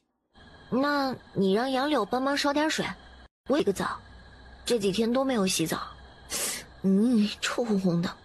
好。第二天早上，林如意醒得比较早。树叶，你没事了吧？我现在倒是没什么问题，睡了这么久也睡饱了，精神也好了不少，你们不用担心我。哎，那就好，那就好。昨日你相公把你带回来的时候，可是把我们吓着了。你没事就好。那你想吃些什么？我去给你做。还是吃点流食吧，粥就可以，多炒几个菜就行了。行，那我现在就去准备，你先回屋休息一下吧。杨柳，这些日子真是辛苦你了，家里人的伙食都是你做的，真不好意思啊。哎呀，如意，你这是什么话？你们让我住，给我饭吃，我感激你还差不多。不过就是做一顿饭，有什么辛苦的？我可一点也不辛苦。等过几天镇上情况稳定了，我回去看看我娘。他要回去看看他娘，将这件事情定下来。好，那我先去做饭，你先回屋歇着吧。林如意回了房间。感觉怎么样？有哪里不舒服吗？没有，睡够了，精神好多了。你在看什么呢？这次去看我师父，他给了几本书，我随便看看。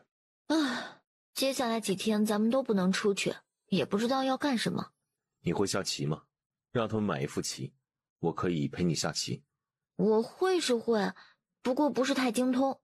没事，就当解闷。哎，在解闷之前，你还没告诉我你有多想我呢。就挺想的。挺想是多想啊，可有茶不思饭不想那样呢？楚谢意不好意思的点了一下头，极轻的了一声，算是承认了。那你是想我多一点，还是想孩子们多一点？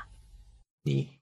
林如意心情大好，顺手拿起了楚谢意刚才放下的书，突然从书里掉下来一个书签儿，只愿君心似我心，定不负相思意。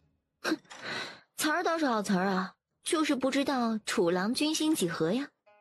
我对娘子的心意天地可见，如有二心，天打五雷轰，不得好死。那这个字迹你可认识？是吴淑贤的字迹。果然是他。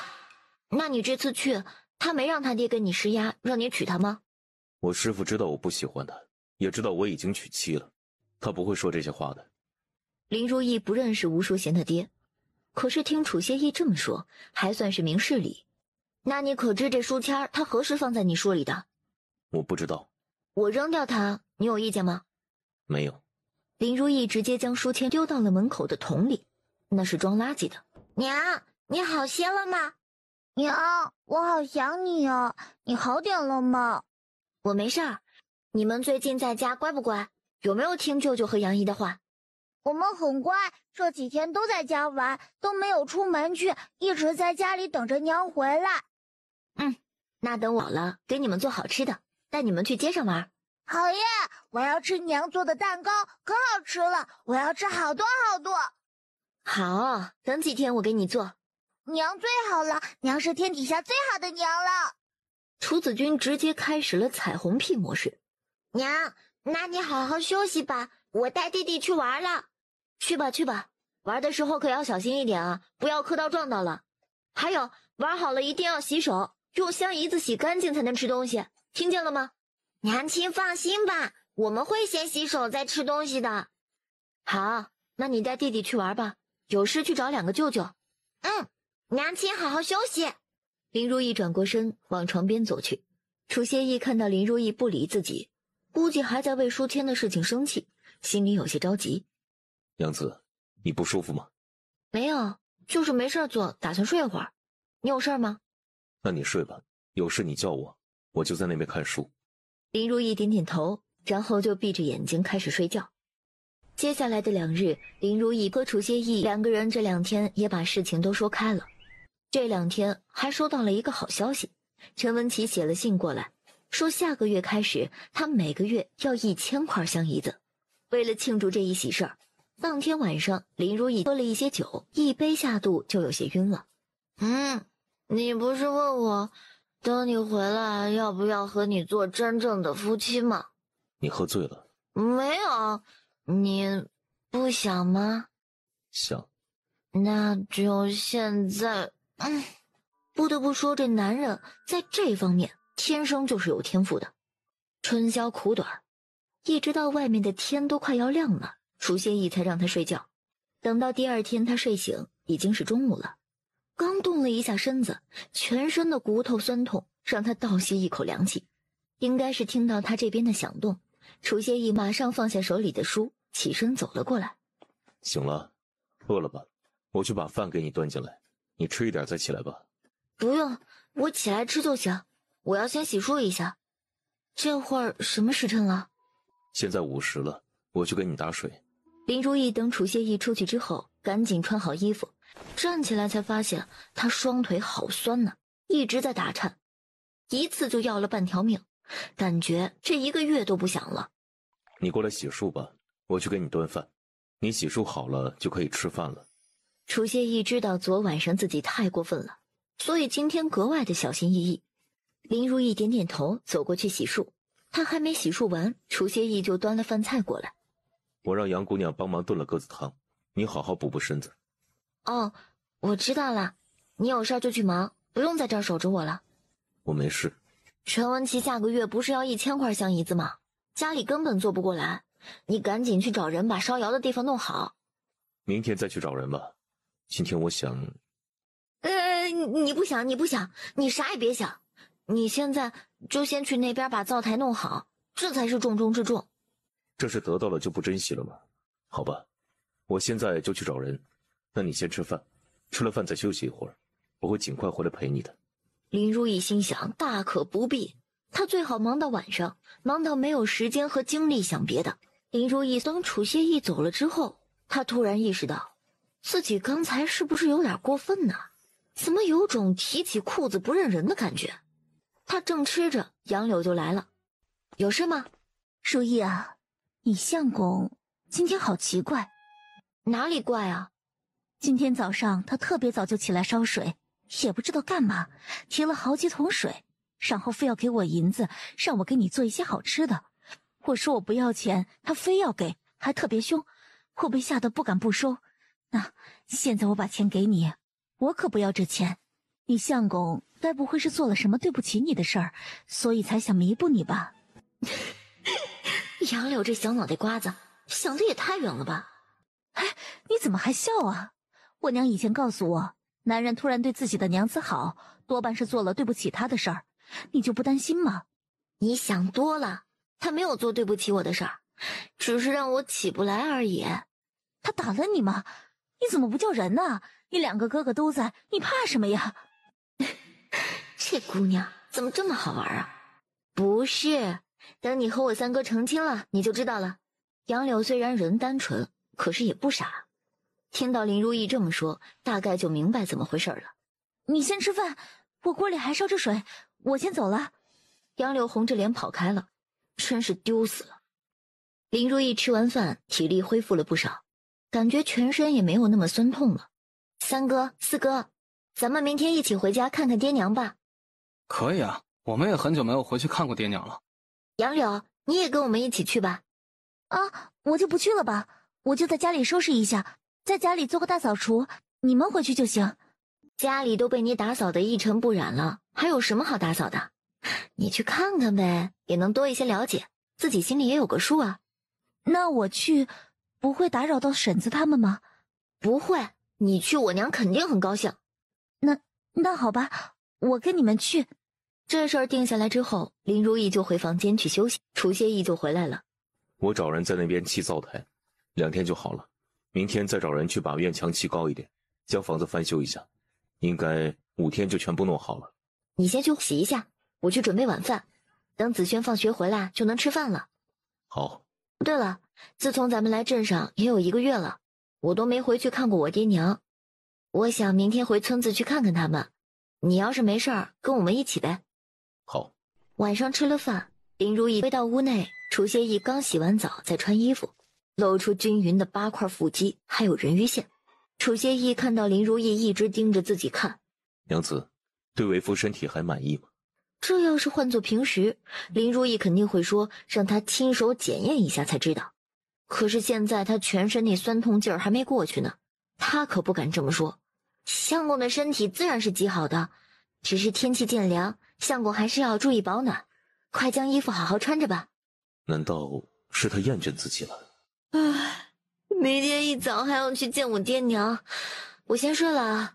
说完，他就爬到床里面躺下，闭着眼睛就开始睡觉。第二天，楚谢义赶着马车，带着林如意他们到了羊角村。林家人并不知道他们今天要回来，这会儿都去地里干活了，只有2个孩子在家。满雪、满阳，小姑，你奶奶他们呢？阿奶去割草了，阿爷他们去地里干活了。啊，那你去叫你阿奶回来，我们把东西放进去。好，我去叫阿奶。林如意招呼杨柳快进屋坐，杨柳点点头，开始打量林家。等了一会儿，孙荷花就急匆匆地跑回来。杨姑娘来了，路上辛苦了，最近咋样啊？谢谢婶子关心，我还挺好的。如意把我照顾得很好，吃穿都不愁，我都胖了。胖点好，你之前太瘦了，习惯就好。本来之前说去看你的，但是老四回来说了，我们也不敢去镇上，就一直耽搁了，也没去看你。你不会怪婶子吧？当然不会，之前确实情况不太好。婶子你们在家没事吧？我们没事儿，就老大出了点事儿，但后来都好了。杨柳点点头，连忙说那就好。女婿来了，坐着休息一下。你岳父他们马上也回来了，他们过来陪你。小婿见过岳母。哎呀，不用多礼，坐着休息吧。老三和老四没回来吗？马车坐不下了，3哥和4哥走路回来，估计还得有一会儿。哦，我就问问，那你们坐会儿，我去烧水。我去帮你。我也去。孙荷花自然不肯让杨柳去帮忙了，可是杨柳坚持要去，他也只好随他去了。上次啊，我找人合了你和老三的8字儿，你们俩8字挺配的。我想着过2日找个媒婆去和你说上这事儿，你有啥想法吗？我没有什么，一切全凭婶子做主。你看呐，我们家的情况你也看着了，你要是不嫌弃的话，我这就去找个媒婆给你下聘。聘礼方面，你有什么要求吗？没有，我没有要求。那你看，婶子呢，给你2两银子，可以吗？虽然是少了一点儿，可是村子条件差一些，也就这个价，而且他是一点嫁妆都没有。全凭婶子做主，我没有意见。那既然你没什么意见，这事儿啊就这么定下来了。我明日就去找媒婆给你下聘，然后挑个好日子，你和老三呐就把这事儿给办了吧。嗯，好。他也想尽快把自己嫁了，不然那样没名没分的在林如意家里住着，他自己都不好意思。把水烧好了，林家人差不多都从地里回来了。林如意去茅房上了趟厕所。小妹，你回来了。大嫂近来可好呀？我挺好的，就是你大哥，自从他身子骨就不如从前了，做点重活就头疼。做不了重活就做点轻松的，身子要紧。那也不行啊，家里这些活儿公公还在干呢，总不能让他休息吧。以前还能去镇上做点活儿，这次养病这么久，人家也不叫他了，估计那会儿也是干不上了。干不上就不干了，大哥身子还没有好全，需要多休息一阵子。家里这么多人，肯定不会少了他们吃穿的。希望相公能够早些好起来吧。沉香点点头，背着背篓去了后面。孙荷花看到沉香之后，你大嫂找你了？没有啊，就刚才我去茅房的时候出来看见他了，说了几句话。怎么了？还不是因为老大之前脑子被打了，在家休息那么久，镇上的活又丢了，又没法下地干重活，老三老四又在给你帮忙。我说了你给他们工钱，但也没说具体多少，他就想让老大也去。你那哪里需要这么多人，老三老四就够了。他若是找你说这事儿啊，你随便应付他2句就是，不用放在心上。眼下暂时不用那么多人，等以后我看看吧。要是有适合大哥做的事情，我自然会让大哥去做的。你不用管他，你用不上那么多人，还要惯着他呀。老大在家养身子，有没有亏待他们？好，我知道了。大嫂其实也没有坏心眼儿，他就是担心大哥干不了重活，赚不了钱，会拖累家里。我当然知道他的想法，老大干不了重活，难道就要去你那儿享福啊？你自己做点生意也不容易，家里还有3个孩子要养活，肯定不能养闲人的。娘，我知道怎么做了。好了，先去准备午饭吧。吃了饭我们还要回去呢。吃过饭之后，林如意他们就回去了。小妹，你有空吗？我有点事儿想和你说。四哥，你进来说呗。林东大步走了进去。小妹是这样的，大哥不是之前受了伤，现在干不了重活。我想你做香姨子这活也不算太累，大哥也聪明，学一下就会了，不如让他来这里帮你。我回家去帮忙，家里活也多，都是些体力活，爹娘年纪大了，就一个二哥也忙不过来，不如让大哥来这里干，我回家去干活，这样两边都能顾上，你看行吗？四哥，这是你自己想的，还是有人和你说什么了？没有人和我说什么，就是我自己想到的，反正有三哥在，肯定不会出岔子的。林东并没有说实话，大嫂找到了他，和他说了一些话，他明白是怎么回事，也觉得有道理。四哥，我不是不相信大哥，他肯定能做好，可是现在你既然都在做了，就继续做吧。大哥的话，我今后会给他安排别的事情。马上咱们要搬到别的地方做香姨子，需要你和三哥在那边守着。大哥的身体还没有养好，等他再休养一些时日，而且大哥有家室，肯定不能一直待在这边，所以这事儿还是得辛苦你和三哥，这个事情得让你们负责。林东看林如意都这么说了，也不好再说什么。林东出去之后，林福又来了，这个不会也是来换大哥的吧？三哥，你该不会也是来说大哥的事儿吧？老四和你说了？刚说完。你也觉得应该让四哥回去把大哥换回来？不是，我就是想和你说，就让老四在这里，大哥不适合来。为何？第一，大哥现在身子还没有好，做这个看着不是特别累，但是从开始做到结束，一直要忙几个时辰，而且要非常小心，不然被烫伤或者是比例弄错了，就可能白费了。大哥来这里做，反倒会更累。第二，老四做熟了，而且他还会做木工活，闲暇的时候做一些新模具也行。我和三哥你想的差不多，这事儿就先这样吧。等大哥的身体养好一点，我再看看有没有合适他做的事情，安排给他就好了。小妹，就是我能不能找你借点钱啊？三哥是遇见什么事儿了吗？你要多少？也没什么，就是我与杨姑娘的事也差不多了，我想给他们买点东西。看来他三哥是开窍了。行，你要多少？我拿给你。1两。够吗？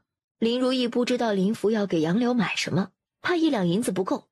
够了，我去问过了，买下来差不多。林如意给了他1两银子，如果不够你就跟我说，我拿给你就行了。够了，我和杨柳都是普通人，有多大能耐就买多少钱的东西，这次的钱就从工钱里面扣。还有，小妹，你能不能帮我保密，暂时不要告诉娘，我怕她知道了会对杨姑娘有看法。你去吧，我不会告诉娘的。今晚的月亮很亮，林如意在院子里散步，就看到楚子轩向她走过来。咋啦？有事儿？夫子今天教了一些新的字，我学会了你的名字，我写下来，你看看。林如意接过纸打开一看，上面确实写着林如意3个大字儿。写得不错呀。谢谢。以后继续加油，缺什么就告诉你爹，也可以直接告诉我。买书买笔墨这些你告诉我们就行。那个再过2日就是我的生辰，我可以要生日蛋糕吗？当然可以了，后天是吧？就是后天。好，我记住了。除了蛋糕你还想要什么？不要了，我就要蛋糕。行，我知道了。谢谢娘。转身就跑开了。林如意还拿着楚子轩刚给的纸回了房间。也不知道谁给他写的，真丑。他竟然还在笑，好像还很喜欢。谁写的这么丑啊？简直是在浪费笔墨。我觉得写的挺好的呀，哪丑了？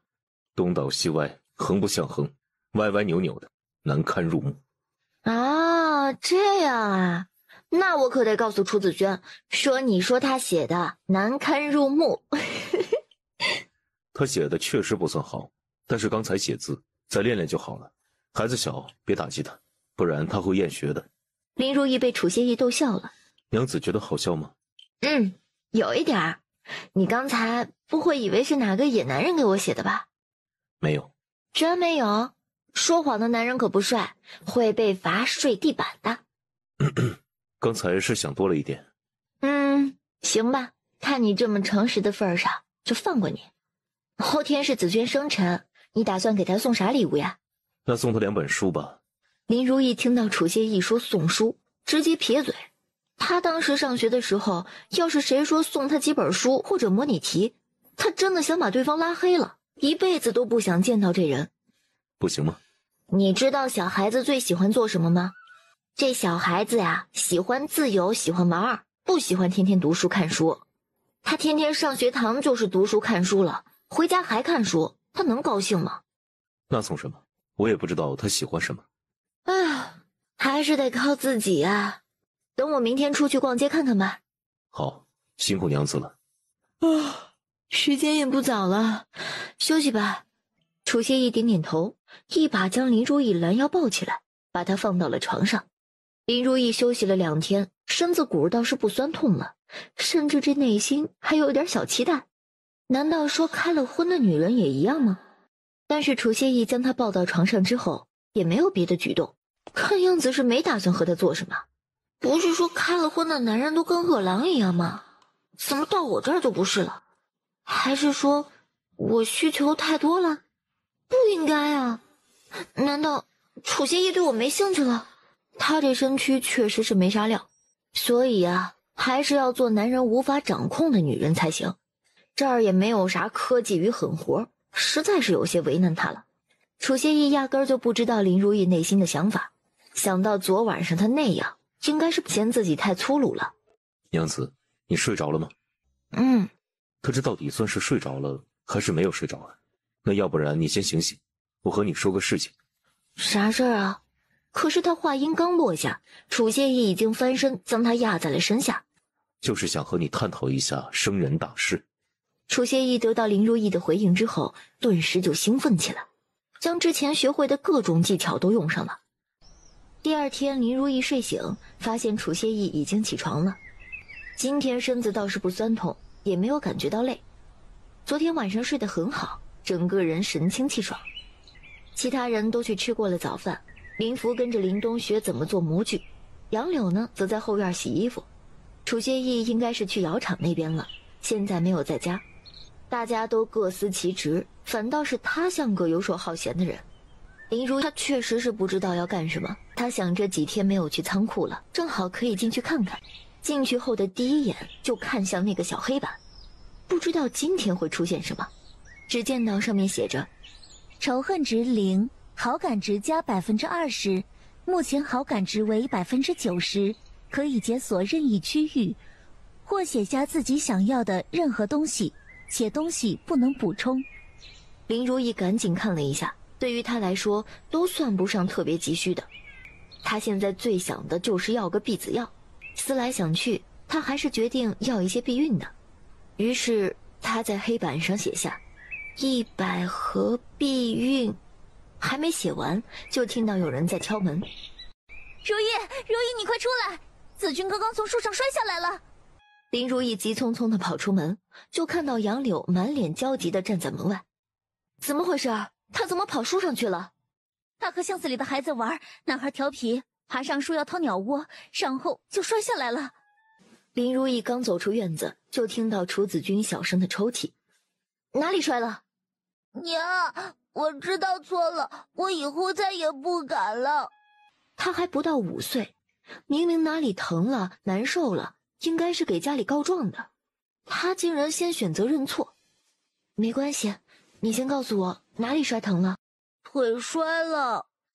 林如意低头看了一下，现在看不出来什么，只是有些红。你能站起来吗？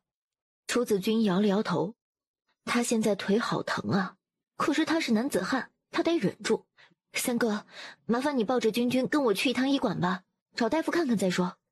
林福点点头，将楚子君抱起来，跟着林如意一起出了门。他们直接去了妙春堂。今天不赶集，医馆的人不算多。沈妙清看了一下楚子君的脚踝，用手摸了几下，又按了2下。崴了，没断，敷点药，再喝点药，在家躺几天吧。好的，麻烦您给他开药吧。每天都要换药吗？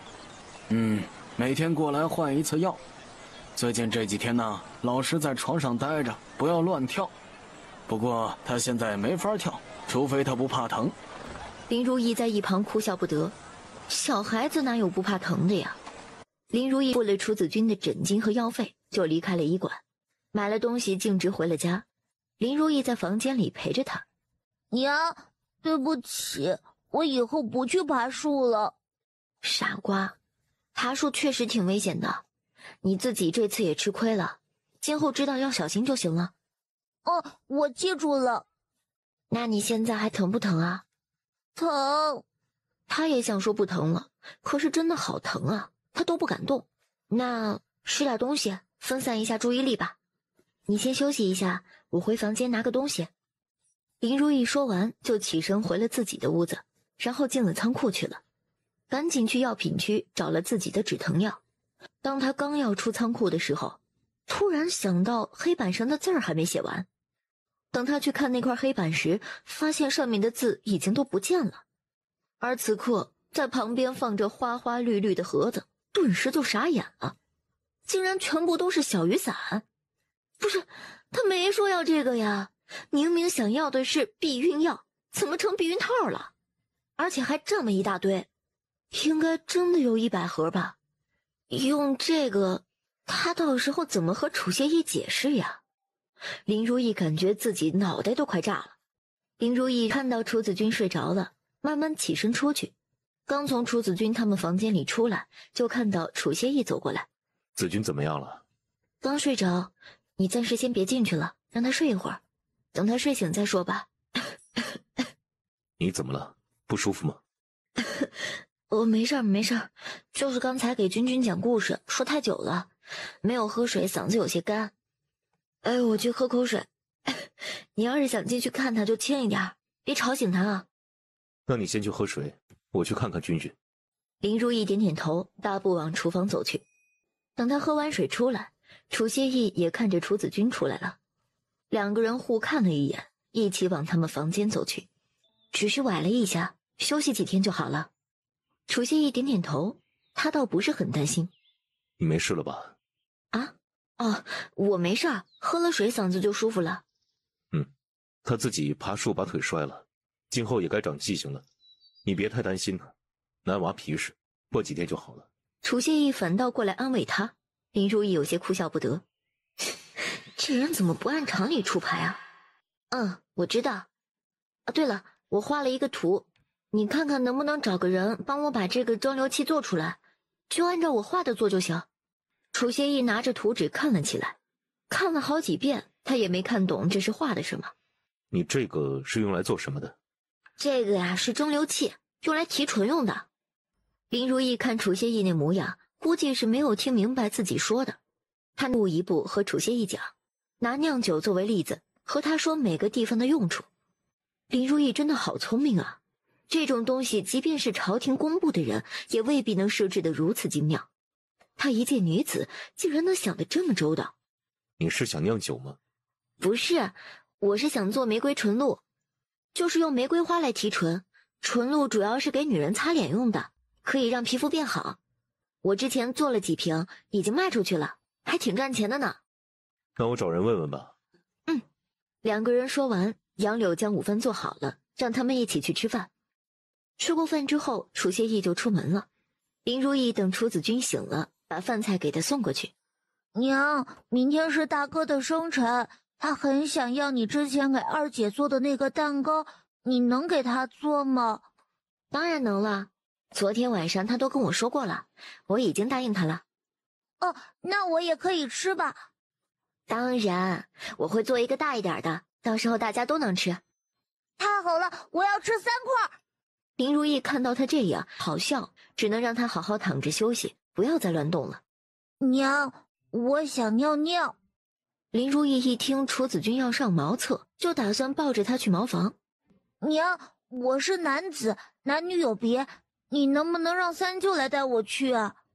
你还不到5岁，还是个小屁孩呢，什么男女有别呀？我是你娘，我帮你去就行了。这古代人真是早熟。不行，爷说了，男女有别，不能找娘帮忙，还是让三舅带我去吧，我要憋不住了。林如意看楚子君不肯让自己抱，只能将林福叫过来，让他带着楚子君去尿尿。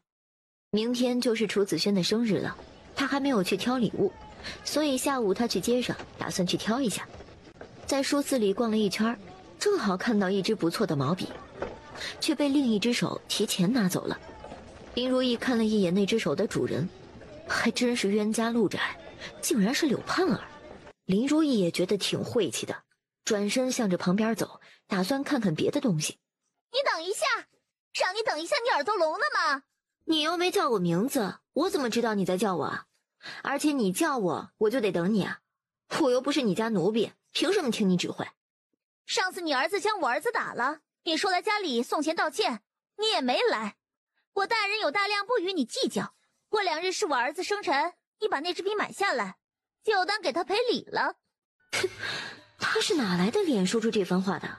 脸皮是真厚啊！我要是不买呢？你要是不买，我就回去给老爷说，到时候这不是一支毛笔能解决的，你自己想好要不要买。啊？你刚才说什么？我没听见，你大点声说呗。我说，你要是不买，我就回去告诉我们老爷，到时候你吃不了兜着走。哦，那你回去告诉你家老爷吧，我在家等他。你还有别的事儿吗？柳盼儿看林如意还是那副态度，气得牙痒痒，伸手就要推她。柳姨娘，你要是不想被休，就少搞这些幺蛾子。周厅长不会为了你一个妾来找我麻烦的。你如果没脑子继续和我对着干，到时候吃亏的是你自己。柳盼儿看着林如意的背影，气得牙痒痒，一张脸阴沉的快要出水了。林如意压根没管柳盼儿，走出书肆之后直接回了家。林如意回了自己的房间，直接进了仓库。现在解锁了几个区域，吃的不太合适，药品区也不合适，最后挑了一支牙刷和牙膏。天快要黑了，楚谢义才从外面回来。那边已经弄完了，明天去收拾一下，将2口锅带过去，就可以在那边做香姨子了。那明天大家都过去收拾吧。没事，就和我3个4个去吧，你们就在家里休息。对了，明天不是子轩生辰吗？我今天去选礼物，也没有挑到合适的。我自己有一个东西，你看看这个能行吗？楚谢义看着林如意递过来的东西，看了半天也没看出来那是什么。这个是刷牙的，就是用来清洁牙齿的。他现在不是正在换牙吗？牙齿要好好清洁，不要长蛀牙了。楚谢义轻轻点头，这个看着倒是挺不错的，非常的精致。这个很贵吧？在我们那儿不贵，就是日常用品，每个人都有。这个可以，他肯定会喜欢的。行，那我就送这个给他。明天早上再做一个蛋糕。他说他想吃蛋糕了，子君也说想吃，咱们就做大一点。辛苦娘子了。这有什么麻烦的呀？就跟做饭一样。估计饭也好了，走吧，先吃饭。吃过晚饭，林如意在院子里散步消食。杨柳向着他走了过来。如意，我有点事想和你说，就是今日林三哥突然给了我一个东西，说是送给我的，我一看竟是一对耳坠，还是银的，这太贵重了，我可不敢收，但是他非要给我，我看他有些生气，就收下了，但是我心里一点也不踏实，要不你把这个还给他，就说太贵重了，我不能收。既然他送给你的，你就收下呗，你们马上就要结为夫妻了，他送你一点东西，这不是心意吗？为什么要退给他呀？哎呀，太贵重了，他的心意我知道，其实我真的不需要这些，只要他真心待我就行，今后好好过日子，别的我也不在意。这么贵重的东西，我觉得太浪费钱了，而且要是被你娘知道了，肯定也会不开心的吧？不会的，我娘不是那种人，这个钱是三哥自己赚的，他不会多管的，你就放心收下吧。难得我三哥有这份心思，你可千万别辜负他的心意。这男人送礼物不能说不喜欢，不要，这不是打击他们积极性吗？不然以后你想要的，他们还不买了呢。啊，你娘真的不会生气吗？放心，不会的。其实我想让她拿去退掉的，我平日里也不带，实在有些浪费。不如将这个钱留着，我们成亲以后会有自己的孩子，用钱的地方多着呢，能节约一点是一点。你就放心吧，以后啊苦不了你的，更苦不到我未来的侄子和侄女。哎呀，我不说了，我先回屋了。楚歇意已经洗完澡，正坐在屋里看书。林如意洗漱了一番，就去床上躺下了。楚歇意看他躺下，也放下书过来睡觉。林如意想着，昨天晚上俩人才那个过，今天应该不会了，还想着好好休息一下。明天子轩生辰要辛苦娘子了，娘子还专门准备了那么好的礼物，我这个做父亲的无以为报，唯有以身相许，还望娘子别嫌弃。哈，明明这是我们两个的事儿，他怎么还扯上楚子轩了？真有他的！我给他准备礼物是因为我是他娘，所以无需夫君报答，我都是心甘情愿的。娘子心地善良，有责任心，对孩子们也特别好，相信娘子不会厚此薄彼，只在乎子轩的事情，而忘记安安的生日愿望了吧？那个，我有个事儿想和你商量一下，你听了别生气可以吗？你说。我还没有做好要孩子的准备，我想再等等，反正家里已经有3个孩子了，我们晚点再要，应该可以吧？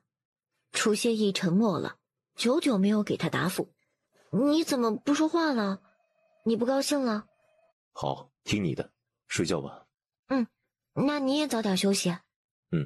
你别有心理压力，该怎么样就怎么样。明天我去找大夫拿一些婢子的汤药服用，就不会那么早有孩子了。楚歇意的意思是，他吃药，是你喝婢子药？有男子服用的婢子药吧？我有一种避孕的工具，可以不用吃药。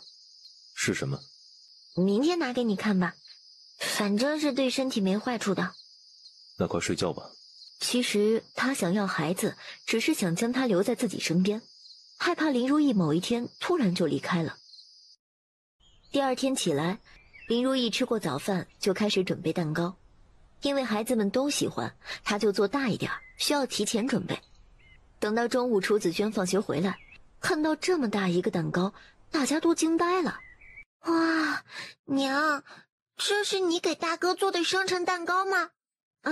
上次你生辰有些工具没有，所以做的比较潦草。等明年的时候，我再做一个更漂亮的给你。楚子轩看着那个大蛋糕，他心里特别的高兴。楚子轩双手合十，闭着眼睛许了一个愿望，希望他一直这么好，不要再变坏了。谢谢娘。今天听到他叫娘了，大家一开始都惊了。不用谢，生辰快乐。小寿星，你帮大家切蛋糕吧。大哥，你快点吃啊，我想吃。楚子轩闻言，小心翼翼地下手，慢慢地将蛋糕切开，然后给每个人都分了一块。娘，我想带2块蛋糕去和我的同窗吃，他们平时都很照顾我，也不会笑话我，可以吗？当然可以啊，你找个大碗装着，带去给你同窗吃吧。谢谢娘。下午豆饭的时候，杨柳突然叫住他：“寿意，你做的那个蛋糕，我看好像也没有很难啊。要是有人买的话，你也可以做来试试呀。”你想学吗？没有，我就是说说，想着可以卖钱，反正我还没见过哪里有卖的，我老家那边也没有。你那个又好吃又好看，肯定会有很多人喜欢的。我知道，这件事情再说吧，先把香姨子的事情处理好再说。林如意知道杨柳的为人，但是这个事情得先等等。本来他大嫂就感觉他偏向三哥，要是再教杨柳做蛋糕，给他开一个店的话，估计大嫂会更不高兴了。也是，那才是正事。晚饭随便做了一些，林如意消完神儿就去洗澡了，得等头发干了才能睡觉。你有事情要和我说吗？你昨天晚上说今天给我看一个东西，是什么？就是这个，那个的时候套上就可以了。林如意说话的时候，脸颊一下就红了，感觉很难为情。楚谢意接过来看了一眼，里面好像有一个圈一样的东西，可是不知道到底是什么。你以前用过？没有，我们那个地方大家都知道这个，有一门学科叫生物，有关这方面的东西夫子会教的，所以基本上人人都知道。楚谢意一听，还有专门教这个的。他那里到底是什么样的国家？为什么能将这种事拿出来公然说？也太不知羞了。人人都要学吗？人人都要学的，这也是自我保护。自我保护？这种怎么保护自己？这个东西可以避孕，防止女子在不愿意生孩子的情况下要孩子。打胎不是很伤身子吗？所以也算是自我保护吧。那这里面到底是什么？你拆开看看就知道了。楚谢意拆开袋子，看到里面的东西，看了一会儿才明白是什么，脸颊瞬间有些发烫。那个，时间也不早了，我头发也快干了。今天辛苦你了，早点睡觉吧。我明天还要去那边将2口锅弄一下，免得粘锅了。林如意红着脸说完，大步往床上走去。娘子，我们试试。第二天林如意起来才看到上面写着，那东西居然还加了别的功效，怪不得一次这么久呢。揉着自己快要断的腰，她是真的恨得牙痒痒。明明她累得快死了，楚谢意却突然精神奕奕，这让她很不爽。娘，外婆来了，她还带了一个阿婆过来，好像是为了三舅的事情来的。林如意穿好衣服，整理好头发，就出门去见她娘了。这丫头一看就是个有福之人，今后嫁到林家，你们这日子肯定是越来越好。娘，如意，这是你张婶儿，她是我们隔壁村的媒婆，说了好多亲事，说的亲事啊，那都是和谐美满。我可是专门等了好几天，才等到她今天来给老三说媒的。张婶好，我三哥的事情辛苦你了。哎呦，不辛苦不辛苦，我们做这一行的呀，能说成以门天作之合的亲事，那是最高兴的啦。这姑娘和你家三哥确实般配，八字上也合得上，实属是天作之合了。林如意点点头，也没有插话，就听着就行了。张媒婆和杨柳说了不少好听的，愣是把他三哥夸得4里8乡第一好男人。杨柳就乖乖的听着，时不时的点点头，主要还是害羞。这事儿谈好之后，他们商量了一下成亲的日子。下个月的12日子不错，你看成吗？好。对了，有个事儿，就是算命先生说，你到时候最好从南边出嫁，今后对你们小2口也好，还能旺财旺家。这如意他们家在西边，你肯定不能从这儿出嫁呀，这该如何是好啊？婶子想让我怎么做？我远房有个亲戚家住在南边，你到时候提前2日过去，我去和他们说一下，老三到时候去那边接你，你看行吗？杨柳轻轻点头，反正他无亲无故的，从哪里都行。孙荷花和张媒婆待了一会儿就走了，林如意将他们送出门。如意，你娘他们走了吗？走了。你娘说的那个亲戚你认识吗？我到时候去他们家出嫁，他们会不会觉得麻烦呢？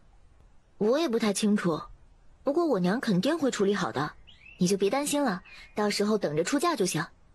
林如意除了林家人之外也不认识别的人，只能安抚一下杨柳。看时间不早了，楚子轩从书院回来，整个人特别神气，脸上带着得意的笑。大哥，你捡到好东西了吗？为什么这么高兴啊？我今日不是带了娘做的蛋糕去书院吗？分给了和我关系比较好的同窗吃，没有给欺负过我的人吃，可把他们馋坏了。最后好几个人都偷偷跑过来找我，给我道歉，说自己以前不对，让我给他们吃一点。只要我给他们吃了，他们就叫我大哥，谁敢欺负我，他们就帮我打他。果然是一群小孩子，一点吃的就倒戈了。那肯定的呀，娘做的蛋糕那么好吃，谁不馋呢？对，娘做的蛋糕天下第一好吃，没有什么比得上。我又没说娘做的不好吃，就是因为好吃，他们才跑去求我，还说要给钱买呢。娘不是说做起来很麻烦，不卖吗？那你咋说的呀？我说了呀，我说这个做起来很麻烦，而且很贵重，他们都买不起。他们不相信，还说自己家里很有钱，让我说个价，他们肯定买得起。那你说多少钱啊？我当然也不知道，就随便说了5两银子。娘，5两够吗？那肯定够啊，那个只是吃的，又不是抢劫。娘，啥叫抢劫呀？抢劫，就是坏蛋用暴力或者胁迫的方式抢走了你的东西。我就是用了一个比喻，没别的意思。哦，我知道比喻，夫子说过，就是打个比方，假设对吧，娘？对，娘。那如果人家花5两银子买你做的蛋糕，你会卖吗？卖啊，为什么不卖？有钱不赚那是傻帽，成本也就50文不到吧，一下子赚100倍，谁会嫌钱多呀？娘，你真要卖？我有个同窗说，他要拿出压岁钱来买你的蛋糕，就是5两银子呢。林如意没想到还真有人买啊，她作为大人也不能胡来呀，这不是摆明了坑人家吗？欺负人家小不懂事儿，可赚不得。不行，他还太小了，对钱没有概念，咱也不能骗人家呀。那娘你是傻帽。哼，这小家伙倒是现学现卖，我刚说完，现在就学上了。喂，小孩子家的，可不行胡说八道啊。那娘刚才说的有钱不赚是傻帽，大哥的同窗要买，你为啥不卖了？是因为蛋糕不值5两银子，做人要实诚，不能因为对方年纪小不懂，就用这种方式骗人家呀，懂了吗？咱们做事儿要对得起自己的良心。3个孩子点点头。对，娘，我们院长说明日让你去书院一趟，他有事要和你说。怎么有种被叫家长的感觉呀？你们院长有没有说叫我干嘛去啊？没说，就是放学的时候院长找我说让你明天去一趟的。你没在书院调皮吧？没有。你们院长是让你叫我去，还是说叫父母去啊？院长就说让你去一趟，没说让我爹也去。林如意一听，这也算是指名道姓的让他去了，应该是专门找他的。第2天，林如意来到书院之后，大家正在上课。您找谁啊？啊，我是启蒙班级楚子轩的娘，我来找方院长，请问现在方便吗？你先等一下，我去问一下。林如意点点头，就在门口等着。那小厮倒是挺快的，没一会儿就回来了，说让他跟着一起进去。紫轩娘，你来了，这边坐。方院长，不知道您找我有什么事儿啊？我问了紫轩，他也没说清楚。可是我们紫轩在书院有事儿了？没有，紫轩在书院还是比较听话的，平时学习呢也比较努力，挺好学的，也很刻苦。林如意一听不是惹事儿，心情瞬间就放松了。还是夫子们教的好。其实这次叫你来呀，是有2件事。第一就是昨天和前天，楚子轩都带了蛋糕来书院，也挺懂事的，给夫子都分了一份，我们都品尝过了，味道确实不错。子轩还和我们讲过，那个蛋糕是生辰吃的，还能许生日愿望，对吗？林如意没想到楚子轩想得这么周到，还知道给自己的夫子们都吃了。啊，对，那个就是一个美好的寄托，并不是说就一定能实现。要是其他人误会了，认为吃了他的蛋糕就能心想事成，那不就完蛋了？这个我自然是知道。正好啊，过2日是我夫人的生辰，我想请你帮我做一个，行吗？自然是可以的，不知道方院长具体何时要啊？因为这个蛋糕它不能放太久，会影响口感的，最好是做好2个时辰之内就吃完。后天中午你看行吗？可以，我后天早上起来做，做好的话差不多。东西是给您送到这里吗？你送到这里来就行。那价格呢？不用钱，子轩平时在书院里多亏院长费心了，这个不用钱，我做好了给您送过来就成。他可不会那么傻，还去收书院院长的钱。不用，该多少就多少，不然我就不要了。方院长，您不嫌弃我做的东西，我已经很荣幸了。所以平时子轩还多劳您照顾呢，这钱是万万不能收的。您也别推辞了，就一点吃食，本来也没几个钱，您就别说了。那便有劳紫轩娘了。不麻烦。方院长，还有一件事情是什么呀？哦，也和这事儿有关，就是啊，以后让紫轩不要再带到书院来了，会影响到其他学生。有关系好的可以散学后去家里吃，不要带来书院吃。哦，我明白，今天回去就和他说一下，今后不会了。说完之后就没有别的事情了。林如意和方清远告辞之后就离开了书院。回到他家门口，就看到之前卖花的小姑娘在他家门口张望。小姑娘，你找我吗？夫人，您行行好，帮帮我吧。小姑，你有什么事儿啊？夫人，我娘没了，我没钱葬她，我想卖身给您，我想换点钱安葬我娘。我知道您心好，我求求您，我什么都会做的，洗衣服、做饭、劈柴、放牛我都会，什么脏活累活我都行的，求求您了。林如意身子一怔，这小姑娘看上去也就10岁左右，现在她娘也没了，着实是有些可怜。夫人，我实在想不到别的法子了，要不然我只能卖身给红花巷了。我不想入门为娼，夫人您就可怜可怜我，把我买了吧。我什么都能做，我吃的也不多，天气冷了，我可以帮你们洗衣服的，我不怕冷。你多大了？回夫人，我今年13。林如意看着这小姑娘小小的身板，还以为她才10岁呢，结果都13岁了。你葬你娘要多少钱啊？小姑娘摇摇头，她从来没有办过，也不懂这些，只能到时候去找人问问。你打算多少钱卖你自己啊3两可以吗？你叫什么名字啊？回夫人的话，我叫翠儿。翠儿，我可以先给你3两银子，你今后每天给我送一些花就行了。夫人，送花是没问题，可是天气一天天凉了，好多花都不开了。您要的那种花现在已经没有了，根本就还不了您的钱。没事儿，反正日子还长呢，等明年有了再说。那翠儿别谢谢夫人，夫人的大恩大德，翠儿这辈子当牛做马报答。林如意拿出3两银子交给翠儿，希望这个小姑娘安顿好自己的娘之后，今后能好好的生活吧。等翠儿走了之后，林如意才进屋。娘，你回来了，大哥书院的院长找你干嘛呀？他让我帮他做个蛋糕，还有就是让以后不让紫娟带吃的去学院了，会影响其他人的。娘做的蛋糕那么好吃，为什么不让带去书院吃？因为书院是上学的地方，不是吃饭的地方，会影响到其他人的。要吃回家再吃。好吧，那其他人没有口福，不能吃娘做的蛋糕了，我就可以多吃一些了，太好了。林如意看到楚子君欢喜的模样，那真的是发自内心的喜欢吃，这简直是对他最大的肯定。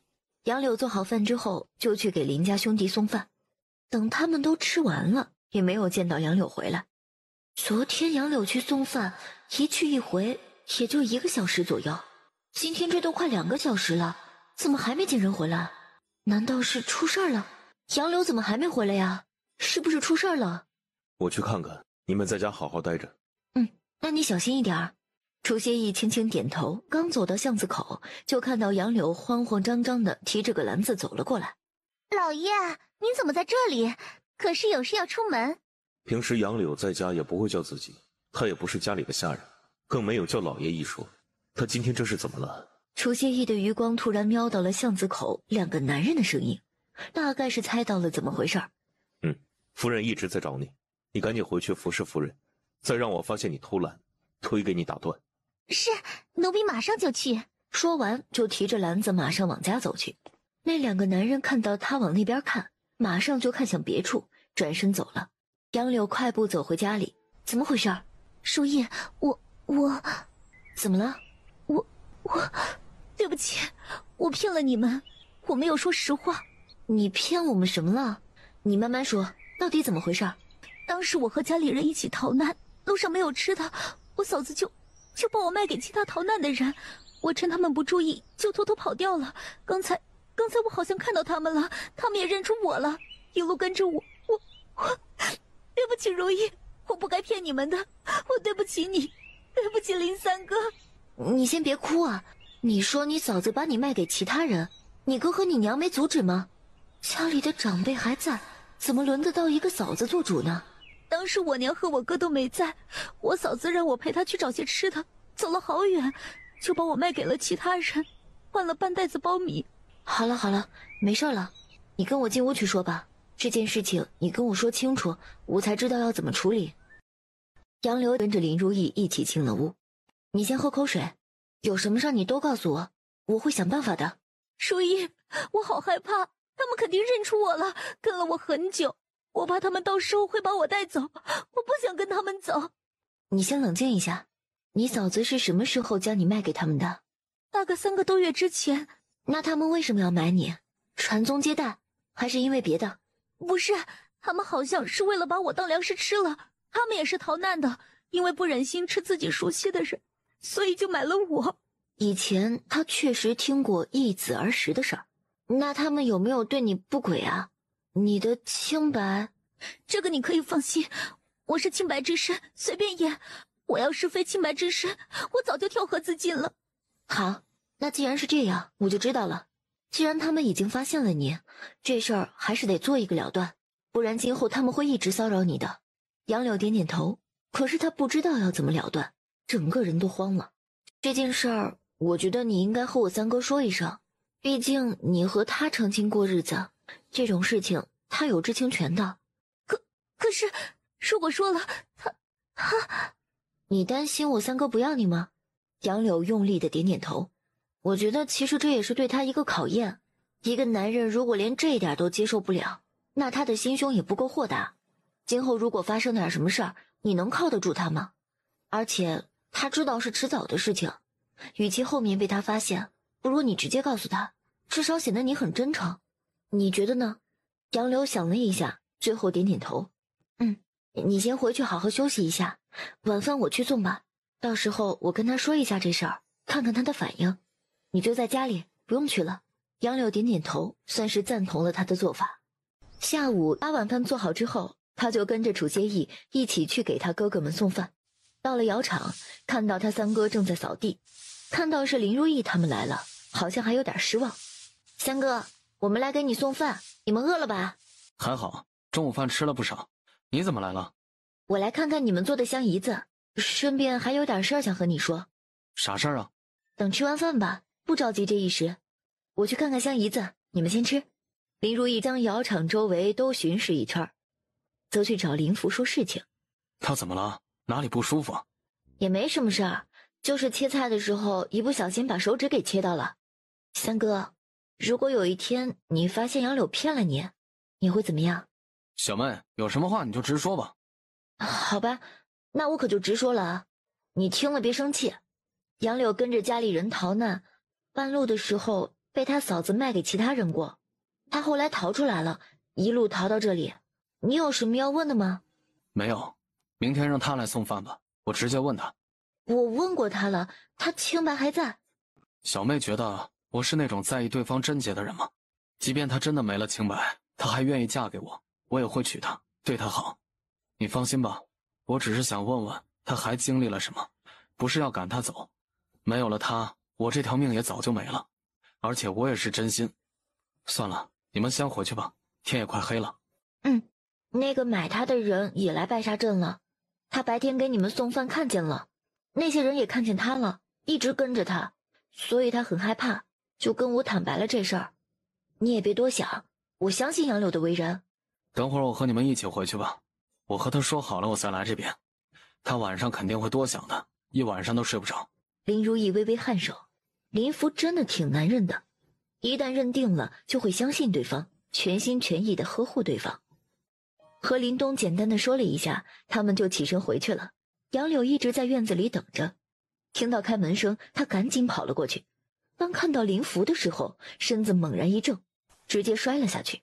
林福一把将杨柳拉住，林如意和楚谢意见状，马上就急匆匆的回屋了。你放开我！林福赶紧放开杨柳，杨柳的脚扭伤了，现在站不稳。林福一放开他，他差点又要摔倒。冒犯了。说完就将杨柳拦腰抱了起来，大步的往他的屋子走去。林福把杨柳抱回了屋里，这还是他第2次来杨柳的屋子，上一次是杨柳帮他缝衣服，让他自己进屋拿的。2个人都没有说话，房间陷入了安静。小妹，2个人同时开口，又同时闭上了嘴巴。你先说。我先说吧。小妹和我说了，你逃难的路上被你嫂子卖过一次，是吧？可是我是清白之身，我趁他们没有注意就偷偷跑掉了。我要是说了半句谎话，天打雷劈。别说了，我相信你。他来这里不是来质问他的，就是怕他乱想，来和他说清楚的。杨柳的眼眶一下就红了。你别哭啊，你别哭啊，是不是委屈了？你和我说说。没有，我哭不是因为委屈，是你都没有问什么，就说相信我，我很感动。我这个人话少，也不会说话。你要是有什么委屈的，你和我说，我说了娶你就会对你好，一辈子都对你好的。我来也是为了告诉你，不管你以前发生过什么事情，都过去了，你别去想，今后有什么事你都可以告诉我，我会保护你的。杨柳眼眶更红了，眼泪止不住的流。从小到大都没人对他这么好过。我知道了，就是我今天给你们送了饭回来，看到买我的那2个人了，他们也看到我了，一路跟着我。他们应该不是太确定是我，毕竟那个时候我又瘦又黑，浑身脏兮兮的，就是你刚见我的时候那样。他们要是发现是我，肯定不会放过我的。我有点害怕，怕你家人知道，不会让我们成亲的。放心吧，不告诉我娘就行。可是，没什么可是的，和你成亲的人是我，又不是我娘。既然那2个人跟了你一路，那应该也知道你的住处，可能会在附近蹲你。明天我和你一起看看他们想怎么样，如果他们要求不过分，就把这件事情解决了。那他们要是提出过分的要求呢？那要看他们提什么了，现在担心这么多也是多余的。万一他们要钱呢？要多少？5两、10两。5两、10两，对于林福来说都不少，但是如果能解决问题的话，他也会想法子的。放心，如果要钱的话，我能想到办法。你别想那么多，今天时间也不早了，我还要回去那边，你就乖乖的睡一觉。明天我那边忙好了，我就过来找你。那你路上小心一点。林福点点头。你的脚没事吧？没事，我一会儿揉揉就好。你快走吧。如果没有好，我明天来带你去看大夫。你自己小心一点，我走了啊。杨柳的内心满满都是喜悦，轻轻的颔首。林福出门，他去了一趟林如意他们屋子，打算和他说一声，然后就回窑厂了。三哥，今天都这么晚了，要不然你今天就在这儿睡吧，反正现在那边东西还不多，而且也才搬过去，应该没人盯上，有四哥在那边就足够了。好，小妹，我能求你一件事吗？你说吧，三哥。我想找你借20两银子，这个钱从我工钱里面扣，每个月扣2两，你看行吗？林如意一听林福要钱，马上就想到了是不是杨柳要的。三哥，你能先告诉我你拿这钱是干嘛用吗？我刚问了杨柳，他和我说了被卖的事情，我想把这件事情解决了。他们当时买杨柳花了20两？没有，但我怕他们会多要，所以想多准备一点。如果他们要20两，你真给他们这么多吗？如果他们能保证以后再不找杨柳麻烦，我就给他们。唉，三哥还是太天真了。如果人家看他一下拿出20两银子，只怕不但不会放过他，反而会隔三差五就去打秋风。三哥，你把事情想得太简单了。你越是轻易答应，他们就越不会轻易放开杨柳的，只会把他当成摇钱树。还有，你现在是在我这里干活，我每个月给你那么多工钱，万一我这边如果干不下去了，或者不做了，你要是没有收入，你打算怎么办？他不能让林家人养成习惯，觉得他赚钱容易，就忘记了自己原本该干什么。小妹，这事儿是我没考虑周到，时间也不早了，你去休息吧，我再好好想一下怎么解决这件事。三哥，我知道你想解决杨柳的事儿，然后按时成亲，可是这事儿需要从长计议，要解决就要一次性解决完，不能留有后患。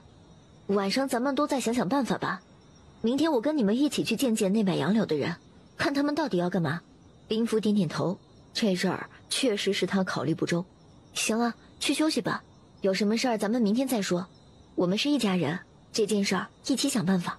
林福嗯了一声，转身回了之前他和林东住的屋子。第二天早上，林如意起得比较早。如意，你这么早就起来了，怎么不多睡会儿？啊，我睡醒了。你昨天晚上睡得好吗？杨柳轻轻摇了摇头，他一晚上都没有睡。我跟三哥说过了，今天陪你去找那2个人。在去找他们之前，我想问问你，你还有事情瞒着我们吗？如果到时候见到他们，他们说了什么我们不知道的，我想帮你都难。如意，你放心吧，我该说的都说了，没有别的了。最后大家决定林如意和杨柳出门，楚谢意在暗中保护2个人。林福先别出面，不要牵扯太多的人。林如意稍微打扮得贵气了一点，装作是家里的夫人，杨柳则装作是他的丫鬟。站着，你个小贱人，没想到你还活着，还以为你早死了。没死就好，今儿哥俩正好找你算账。你是王二？哼，你记得老子就行。你个贱蹄子，当时骗我们说要尿尿，然后就偷偷跑了。现在可算是让老子找到你了，跟我们走，快点！王二呲着一口大黄牙，上前就要拉杨柳，一靠近林如意就闻到了好重的口气，差点把他熏哕了。你们干嘛？她是我花钱买的丫鬟，你们要将她带哪儿去啊？这位夫人，你别被他骗了，他就是个贱人，是他嫂子把他卖给我们的。他是趁着我们不注意偷跑了，还偷了我们的钱，要不然他一个女人怎么可能跑到这里来？他手脚不干净，就是因为偷东西才被他嫂子卖给我们的。我说我没有偷你们的钱。哼，你这个贱人，当然不会承认啊！你要是手脚干净，你嫂子怎么会将你卖人呢？你家里人也从来没有找过你，分明就是你偷家里东西才会被卖掉的。好了，我还有事情，你们到底想干什么？哎，夫人，你将他交给我们就行。他本来就是我们花钱买的，我现在还有他的文牒呢。文牒？那不就相当于是身份证吗？如果那东西拿不到，杨柳不就是黑户了吗？把那文牒拿出来我看看，万一你随便拿一个人的忽悠我怎么办？他可是我花钱买的奴隶，我随便给你们了，那我找谁说理去啊？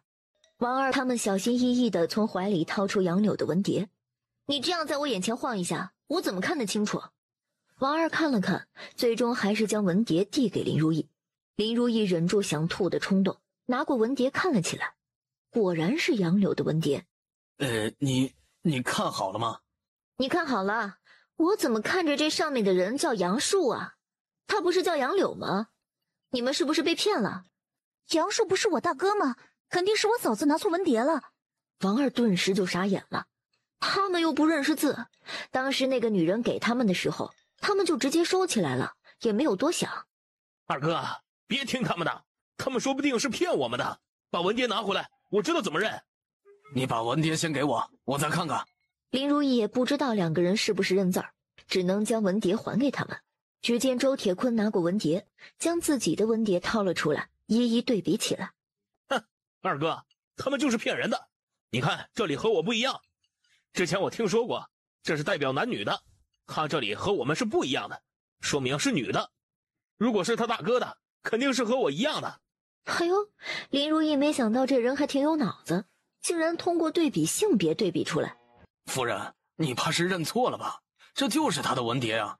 啊，可能是我没有看仔细，上面的字迹都已经磨花了，我没看清楚。这样吧，你们要带走他也可以。当时我买他花了3两银子，当时要死不活的，瘦得跟麻杆似的。现在我把这人养活了，还长胖了，你们给我4两银子，不过分吧？2个人一听要4两银子，这可把他们难倒了。他们现在都要靠要饭为生，身上1文钱都没有。大哥，你管他那么多，咱们有文牒，人就是咱们的，他连卖身契都没有，到时候就算告到官府去，他也占不到理儿，咱们直接将人抢走就行了。他是他嫂子卖给我们的，那不行啊，人就是属于我们的，我们不会给你钱的。他知道我好心秘密，我不能将人给你们，你们将他卖给我，我花钱买他，这总可以吧？2个人一听，互看了一眼，然后商量去了。杨柳站在林如意旁边，一颗心7上8下，不知道那2个人会不会同意。最后是周铁坤过来说的：你要买它可以，但是你必须给我们这个数。5两。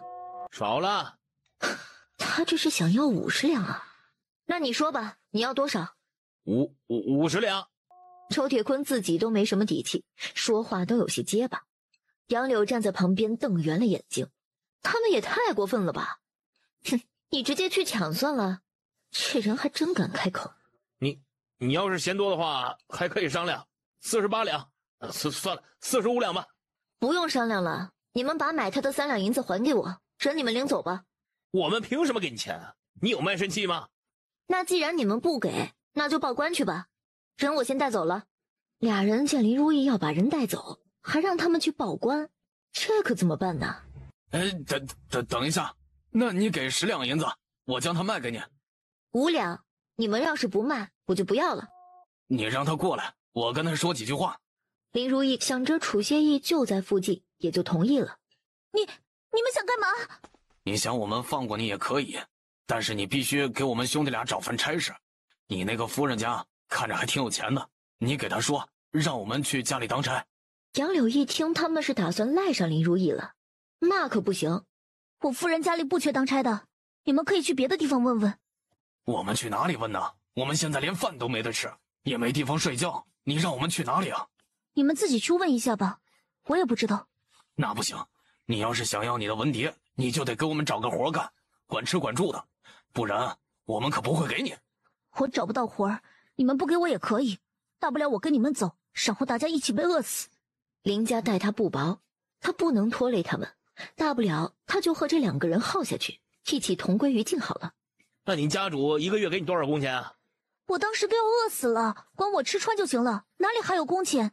这么一看，杨柳的主家心也太黑了，估计去了日子也不能好过。那你给他们干了那么久，你让他送你一些吃的，应该可以吧？你想干什么？你找他要一些吃的，然后跟我们走啊。他连工钱都不给你，你给他做一辈子活吗？现在你文牒在我们手上，他不能强留你。杨柳倒是没想到，这人还算有点良心。现在看来，这人脑子灵活，心地也不算太坏。他肯定不会轻易放我走的，他们家很厉害，大家都怕他们的。你们要不然见好就收吧。2位大哥，我当时跑也是害怕，我也没怎么你们买我的时候就花了半袋苞米，你们没有吃了我也算积德了。现在你们到了这里，我家夫人还肯给你们5两银子，你们已经是赚了。要不然就这样吧，反正咱们现在啥也没有，要这个女人也没啥用啊，卖到别处未必能卖到5两银子。那行吧，就卖吧。很快2人一起去找了林如意，说他们愿意5两银子把杨柳卖给他，可是必须要现在给钱。林如意身上带了钱，当即数了5两银子给2个人。给钱可以，咱们可说好了，一手交钱一手交人，今后他的死活就跟你们没关系了。你们要是再来找我麻烦，我可就不客气了。放心吧，文牒都给你了，他自然和我们没关系了。他们点了一下钱，就将杨柳的文牒给了林如意。林如意看了没问题之后，就直接带着杨柳走人了。2个人随便转了一圈，然后就直接回了家。没事吧？杨柳轻轻摇摇头，下一秒扑通一声跪在了林如意的脚边。你干什么呀？快起来！如意，之前住在你们家，你们供我吃喝，我已经不好意思了，现在还因为我以前的事情花那么多钱，我真的很感激你。这个钱我以后会想办法还给你的，但是这一跪是感谢你的帮助和照顾，谢谢。哎呀，你快起来吧，咱们马上都是一家人了。你救了我3哥一命，我们本来就该谢谢你的。现在你马上都要成我3嫂了，大家都是一家人，不要这么见外了啊！大家都是平辈儿，不要下跪，快起来。林如意将杨柳拉起来，她根本就没在意这个钱。小妹，花了多少钱？这个钱以后我和杨柳会还给你。也不多，就5两银子，你们想还也可以，等你们成亲了，自己攒够了给我吧，反正我也不急着用。好，我们以后攒够了给你。林福的话音刚落下，就听到门外响起了敲门声。难道是刚才那2个人反悔了？楚谢意让他们先回屋，他去看看是谁，将人打发了。看到外面的人竟然是林东。妹夫，我3哥在你们这儿吧？在。啊，那就好。昨天晚上他说有事跟你们回来一趟，我等到半夜也不见他回来，今天早上也没有去。我还以为他出事了，可把我给急死了。那他在就行，我先回去了啊。四哥，你先等一下吧，我问问三哥，然后赶马车送你们过去。林东一听，点了点头，扶着门框擦了一把汗。楚歇义快步回到屋里，和林如意他们说了一下情况。楚歇义马上去赶车，将林福和林东两兄弟送回了窑厂。林如意在家陪了一会儿楚子君，想着给他买一个益智类的玩具，可以消磨一下时间。等天快黑了，楚歇义回来了。一进屋，看到林如意拿着笔在写什么，非常认真。林如意将图画完了，笔伸了个懒腰。你什么时候回来的？回来一会儿了。你又是画的啥？这个是数字华容道，1到8的。你以前玩过吗？楚歇义轻轻摇头，他没有玩过，也从未听说过。你看，一共9个格子，其中1到8是能活动的小木块，还有一个是空格。把这些数字都打乱，然后再按照1到8排列好。你别看听起来简单，可是一开始想要玩好不容易的。我打算给子君做一个玩，他在家里太无聊了，这个玩意儿可以打发时间，也能锻炼他的脑力。你觉得如何？娘子，这个玩具挺有意思的，子君肯定会喜欢的，就是辛苦娘子了。刚才我进来看你一直在埋头画图，很累吧？我告诉你啊，这个看着简单，我画了1下午，确实有些累了。这肩膀啊、脖子呀，还有腰，都有些酸痛呢。辛苦娘子了，有你这样的娘是他们的福气，为夫这个当爹的反倒没啥用，只能为娘子捏捏，缓解一下疲劳。林如意坐着享受帅哥的按摩，舒服的不得了，嘴里面还偶尔溢出了舒坦的语气词来，这可让门外来叫他们吃饭的杨柳红了脸，最后决定还是不打扰他们了，等他们完事儿再说吧。楚安安看他们一直没出来，马上跑去叫他们，听到林如意舒服的呻吟声，爹爹娘，可以吃饭饭了。好嘞，我们马上就来。在一家人坐下吃饭，就听到楚安安在跟楚子君说，你很快就有弟弟妹妹了。这是什么情况？你在说什么呢？刚才我在门外听到爹和娘在捏小娃娃。捏小娃娃？以前村里的毛蛋说，他爹娘在屋里听到他娘说好舒服，就是他爹在捏小娃娃，放到他娘肚子里。过一段时间，他娘的肚子就变大了，娃娃就长大了，再生出来。这小朋友也太可爱了吧！捏小娃娃放肚子里，这也太有爱了。胡说，我和你娘没有。他这养的什么闺女啊？别说安安了，刚才我去叫你们吃饭，也听到了。林如意知道他们这是误会了。我说刚才是他帮我捏脖子和肩膀，你们信吗？杨柳和楚安安互看一眼，然后摇摇头，表示我不信。第二天，林如意很早就起来了，因为答应要给书院的院长做一个蛋糕。两个人到了书院门口，就遇见了一个熟人。你这小师妹是不是没有家呀？不是说大家闺秀应该大门不出二门不迈吗？她怎么天天往外跑？不用管她，我们先送东西。两个人走过去，经过吴淑贤的身边，都当没看见他。吴淑贤也跟着他们一起进去，和他们保持了3步的距离。淑贤，你怎么来了？放过爷爷，我是来给平姑奶奶贺寿的，是今日吧？我没来错日子吧？没有，就是今日。上次你回去之后啊，她还一直念着你呢。本来昨天就该到的，马车出了一些问题，所以今日才到。还好是赶到了，要不然我就罪该万死了。没事，就算是晚了也没啥，就一个生辰，又不是啥大事儿。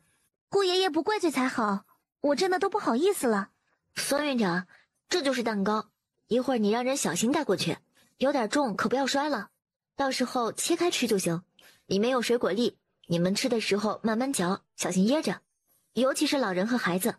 好，谢谢你了。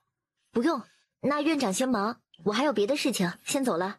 楚歇义对着方清远拱手作礼之后，就跟着林如意一起走了。两个人在经过吴淑贤身边的时候，感觉他想开口，可是最后也没说出话来。两个人从书院里出来，林如意故意走得快了一点。娘子，你在生气吗？没有啊，我生什么气啊？我娘子心胸宽广，不是小心眼的人，是不可能生气的，是为父想多了。林如意听到楚谢意的话，气得脸儿都绿了，一甩手走得更快了。娘子，我知道你为什么生气，我也不知道他为什么来这里，反正我和他早就说清楚了，我也不会和他见面的。如果我有半分假话，随便你怎么处置。林如意其实刚才生气啊，真的只是因为吴淑贤太烦了，现代都没有他这么脸皮厚的舔狗，人家都成亲了，而且拒绝那么多回了，他还要贴上来，真是有点烦了。那你不生气了，可以吗？楚谢意看林如意的脸色没那么难看了，马上就放心下来。两个人走回了家，林如意他们坐在堂屋里吃饭，突然听到门外响起了敲门声。楚谢意大步走到院子外，打开门就看到陈文琪还带着一个人站在门外。那人看到他的时候，眼睛明显瞪大了。楚兄，好久不见，我刚回来，想请你与令夫人去百味酒楼吃饭，正好介绍一位京城的朋友和你们认识，你看现在方便吗？我们已经在吃饭了，两位若是有事，一会儿我们去找你们。家里饭菜没有多余的，就不留两位在家用饭了。薛兄，要不然我们先去酒楼用膳，等会儿他们来找我们，我们再详谈如何？薛志廷看了一眼楚谢意，然后轻轻点了一下头，对着楚谢意拱手。那我们便在陈兄家的酒楼恭贺楚公子和令夫人。这薛志廷的语气里还带着两分恭敬。难不成楚谢意有什么身份？楚谢意点点头，看着陈文琪带着薛志廷离开，才将门关上。谁啊？陈文琪带了一个人，是京城来的，应该是为了香姨子的事情来的。那你怎么没让他们进来呀？他们先去百味酒楼吃饭了，我们吃了饭过去。行，那快吃吧，吃了饭咱们去看看。林如意和楚谢意吃完饭就起身往百味酒楼走去。路上林如意和楚谢意说话，感觉他有些心不在焉。你怎么了？想什么呢？楚谢意回过神来，停下脚步看着林如意。怎么了呀？跟陈文琪一起的那个人我认识，他也认识我，知道我的身份。那人和你是敌是友？不算敌也不是友，只是见过一次，交情不深。那如果我们和他做生意，对你有影响吗？还不清楚，要看他怎么想的。之前见他的时候，感觉他人还不错，家里是做生意的，经常有不少铺子，布匹、胭脂水粉、米面油都有做。那要不然我先去和他们谈谈口风，你就先别去了。不用，我们一起去。不要担心，不管发生什么，我和孩子都会在你身边的。谢谢娘子。既然你都叫我娘子了，肯定是要福祸同当才算得上夫妻啊。楚谢意的内心很感动，其实他更想他出事的时候，他可以带着孩子们离开他，不要管他。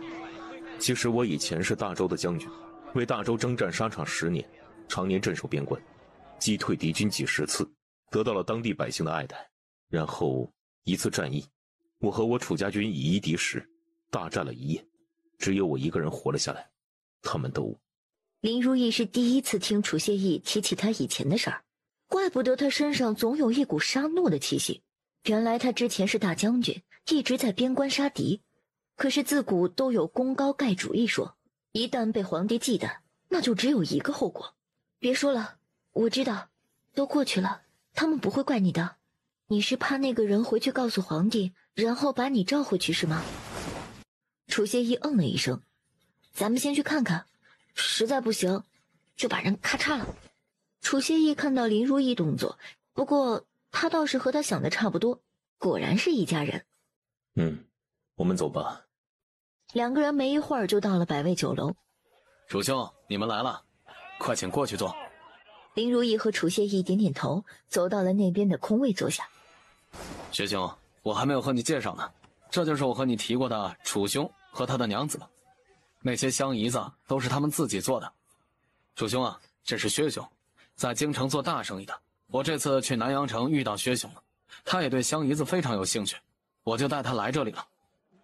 在下薛志廷，见过楚公子、楚夫人，突然来拜访，多有打扰，还请两位见谅。薛公子客气了，既然是来谈生意的，咱们就开门见山谈一下吧。楚夫人，是这样的，薛公子在京城做生意，在南阳城也有不少的产业，他对你们做的香姨子很有兴趣，想和你们合作。怎么个合作法？主夫人，在下想了2个合作方案，您看你们可有兴趣？第一呢，就是我买你们做香姨子的方子，保证只在京城和南阳城卖，别的地方你们可以继续买。第二就是你给我供货，但是需要送到京城去，路途有些遥远，就看你们是否愿意。林如意听了之后，看了一眼楚协义。2位可以不着急回我，可以先考虑一下，也可以商量一下。娘子，你与陈公子先出去一下，我单独与薛公子说2句话。陈公子，正好我有点事儿想和你说呢，咱们去别处聊聊吧。好。陈文琪也不傻，马上跟着林如意出去了。2个人走出房间之后，去了另外的包厢。如意，你有什么事情要与我说？陈公子，咱们也算是老熟人了，我也不啰嗦，我就直接问了。既然那位薛公子是你认识的人，为何你不直接和他合作呢？如意，你是聪明人，本来东西就是你们做的，瞒得了一时，也瞒不了一世。这里送货到京城去，确实路途有些遥远，一次送那么多货，也容易被人盯上。想要把货物安全送达，可不容易。所以你把他带到这儿来，是想让他直接和我们合作？能否谈成合作，还是要看你们自己，我说了不算。陈公子是生意人，那你觉得我们应该选择哪一种合作方式啊？其实2种方法都各有利弊。这第一种呢，毕竟方便，一次性把钱拿到位，应该是一笔不菲的收入。只是如果将来你们想去京城和南阳城做生意，就没机会了。这第2种呢，可以长期发展，一直都有持续的收入，可能你和你的子孙后代都能合作，衣食无忧肯定是没有问题。这不好的地方就是送一次太麻烦了，来去至少要花2个月的时间，而且还怕路上出意外啊。那如果是陈公子的话，你会怎么选择呢？陈文琪右手摸着下巴，思索了几秒。如果是我的话，我会选择第1种。毕竟除了京城和南阳城，还有很多地方，还能赚不少钱，还不用这么费心费力的。林如意轻轻点了一下头。其实2者选择起来，当然是第1种更利于他们目前的情况。有没有一种法子能留住京城的市场，又不用这么费心呢？陈公子和那位看着关系还不错，可有听说过他打算出多少钱买房子啊？薛兄为人谨慎，并未和我透露过。陈公子，你是见过大世面的人，凭你做生意的经验来看，这个方子要多少钱比较合理啊？这个我还真不知道，毕竟这个是独门秘方，也算是贵重的物件，还能一直做下去，肯定不能太便宜了，价值万两都不为过。只是这个也要看薛公子。2个人谈话的时候，隔壁屋内的楚协义也在和薛志廷谈话。草民见过楚将军。薛公子认错人了，这里没有什么将军，我只是白沙镇羊角村的一个楚姓猎户。薛志廷闻言，马上就明白了楚协义的意思。是我眼拙，将楚公子认错了。薛公子是做大生意的人，头脑应该很聪明，尤其是在说话这方面，最应该注意才是。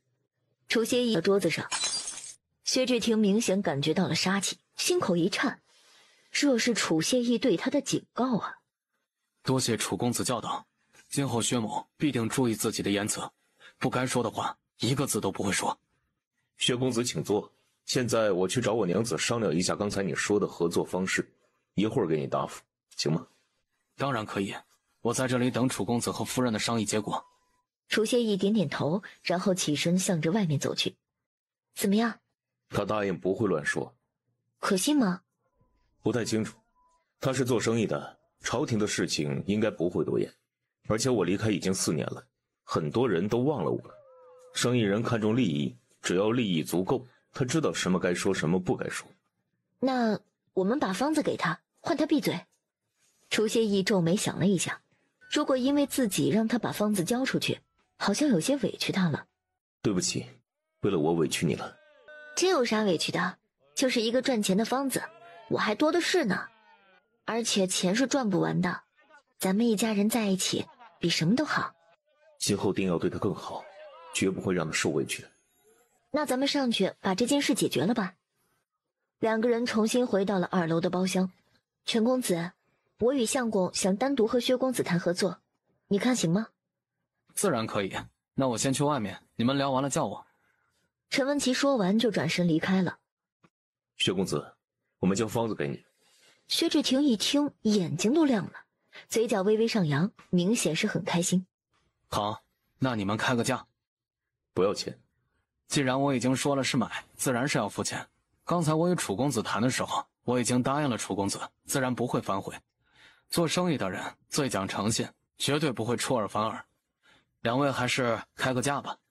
薛志廷可不敢免费拿，只怕有命拿，却没有命带回去。既然薛公子那样说，你说你想花多少钱买吧？我出3万两。林如意却突然想到了另外一个法子。薛公子，你不愧是做大生意的人，3万两实属是抬举我们夫妻了。我这边还有另外一个合作方式，不知道薛公子有没有兴趣啊？楚夫人请讲。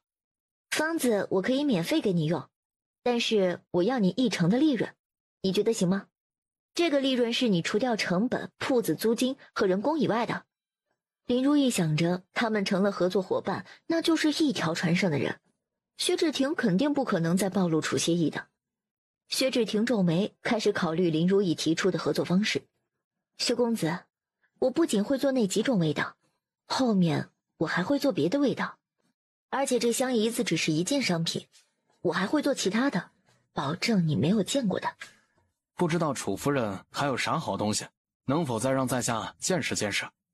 香姨子用来洗澡、洗手、洗衣服可以，但是洗头发的呢？我还能做专门洗头发的洗发露，和你们平时用的皂角可不一样啊，保证比香姨子更受欢迎。可有实物啊？现在还没有，但是最多1个月就能做出来。薛志廷一听还要等1个月，他可等不了那么久，有些犹豫起来。薛公子可以先考虑一下，等你考虑清楚了，可以去找我们。今天时间也不早了，家里还有别的事情，我们就先告辞了。好，我明天给你们答复。楚协义点点头，然后带着林如意离开了百味酒楼。两个人回到家里，林如意去给他2个哥哥送饭去了。他上前用力地敲了敲门。谁啊？四哥，是我给你们送饭来了。小妹，你怎么来了？平时不都是三嫂送来的吗？我过来跟你们说点事儿。啥事儿啊？你们做了多少了？陈文琪说3天之后要拿走200块，我看看还差多少。林如意将饭菜提到桌子上放下，然后往门口放成品的房间走去。我早上数了一下，有163块了。今天白天又做了24块，应该差不多了。林如意将现有的都数了一遍，还真是187块。他四哥记得可真清楚。对了，小妹，这2天做完的油渣，我想明天给爹娘送一些回去，反正那么多也吃不完，他们在家里可舍不得吃了，这些不吃掉也是浪费。行，那一会儿我带回去，我明天给爹娘送过去吧。正好我也回去看看他们，再带些别的回去。陈文琪3天之后要来提货，你们这2天得辛苦一点，把东西做好。咱必须得确保东西没问题，够200块。之前因为鼠疫，本来说好500块的都没做够，这每块都少了50文了，现在可不能再出错了。行，数量绝对是没有问题的，就是天天熬油，这老鼠确实多，每天我们都要抓好几只，就怕那些畜生去咬坏了那些香姨子。晚上我和三哥都是轮流看着的。辛苦三哥四哥了，我明天去买一些老鼠药吧，你们平时放一些，顺便再去抓2只猫过来。林如意知道不是自己亲哥哥，谁会这么负责呀？1个月给他们10两工钱，真的不算多了。成，村里李拐子家里有猫，抓耗子凶得很呢。要是有猫崽子，你抓2只来。林如意点头记下了。咱们下个月开始要做1000块，你们感觉能忙得过来吗？只要材料齐全，是没问题的。就在这时，大门外又传来了敲门声。3个人对视一眼，不知道会是谁。我去看看，你们拿着家伙在里面守着。林福也顺手拿起了一边放着的木棒。谁啊？是我。林东赶紧将门打开。妹夫，你怎么来了？你马上驮着啥呀？我去买了一些肥肉。如意说可以用这个熬油，还有一袋牛油果。他说别的动物油也能试试。你这牛油是从哪里买的？有个村子的牛死了，主人家正在卖肉，我看牛油没有人买，就买了下来。你说能试试，我就买回来看看能不能做，主要是油还挺多的。林如意一听是死了，也不知道是病死的还是正常死亡。本来他还想拿牛油回去炒火锅底料呢，想想还是算了，就用来做手工皂吧。将东西交代好，林如意和楚谢意就先回去了。第二天早上，林如意起来回村子给他爹娘送油渣，两个孩子也想回去玩。楚谢意赶着马车送他们回去。马车刚到村子口，就看到了他二哥和爹在地里干活。爹，二哥。林三江抬起头来看了一眼，发现是林如意。如意啊，你怎么回来了？回来给你们送东西，看看你们。旁边那些干活的都停下来，羡慕地看着林三江。人家的闺女多有本事啊，自己做生意还搬去镇上住了，而且还这么孝顺，隔三差五的就回来看望他们，真是让人眼红啊。哎呀，回来就回来，带啥东西啊？走，你娘和你大嫂在家里，回去坐。女婿也回来了，路上辛苦了啊。小旭见过岳父，我一会儿还有事情，让如意和两个孩子去家里坐会儿吧，我忙完就来接你们。啊，那你有正事要忙就去吧，我带如意他们回去。多谢岳父体谅，下次我定登门谢罪。不用不用，我们都是普通乡下人，没有那么多规矩。你有正事就去忙，哪有什么罪不罪的。我把东西送到家里，然后再走。不用不用，交给我就行了。你有正事就去忙吧啊。林如意对着楚谢意挥挥手，示意他可以走了。外公，我帮你拿一点东西吧。不用，外公能拿得动，你自己走路小心一点哦。那外公慢一点，骑不动了就休息一下。真懂事儿。几个人刚走到林家门口，就看到大哥林成在院子里。小妹，你们回来了，快进来坐。林如意点点头，然后自己去后院找他娘。婆婆，你也看到了，相公最近一天比一天瘦，饭也吃不下，他就觉得自己现在像个废人，什么活也干不了，还不如死了算了。你就帮忙给小妹说说，让她给相公安排个事做吧。工钱我们可以不要的，至少让相公不要那么想啊。相公也是您的孩子，您不能看着他真的去寻死吧。林如意想到刚才看到林成，他的精神状态确实是不太好。你让我怎么去和你小妹说？你小妹也有一家人，现在老三老四给她干活，还把老大弄去，怎么没了她，我们家就吃不上饭了，就要饿死了。孙荷花一听到沉香哭，他就头大。他当然心疼老大了，可是也不能去坑自己女儿吧。我说了不要钱，就随便给相公安排个事做，让他不要多想就是了，哪里是坑小妹啊？吃的住的不要钱呀，如意的钱是天上掉下来的呀，你一天天的净会胡说。那小公变成那样，还不是因为二叔？陈氏，你给我闭嘴！你要是再敢多说一句，我撕了你的嘴！老二现在什么样子你看不到啊？一天话都没有一句，起来就去干活，吃了饭就是干活，出去的最早，回来的最晚，你还想要他怎么样啊？你想让他死啊？没有老二，现在家里的活早就堆成山了。你要是还有点良心，这话今后就不要再说了。沉香也意识到自己说错了，马上低着头不敢说，只能偷偷的抹眼泪。娘，我回来了。哎呀，死丫头，你怎么来了？也不提前说一声，家里啥都没有。我给你们带了些油渣回来，顺便回来看看大家。上次你们带回来的，我们还没吃完呢，你们留着自己吃啊。孙荷花拉着林如意的手往外面走去。我们也吃不过来呀，每天做香姨子需要用很多猪油，每天都有油渣的。那我们也吃不完呐，要是这个东西能卖出去，那就好了。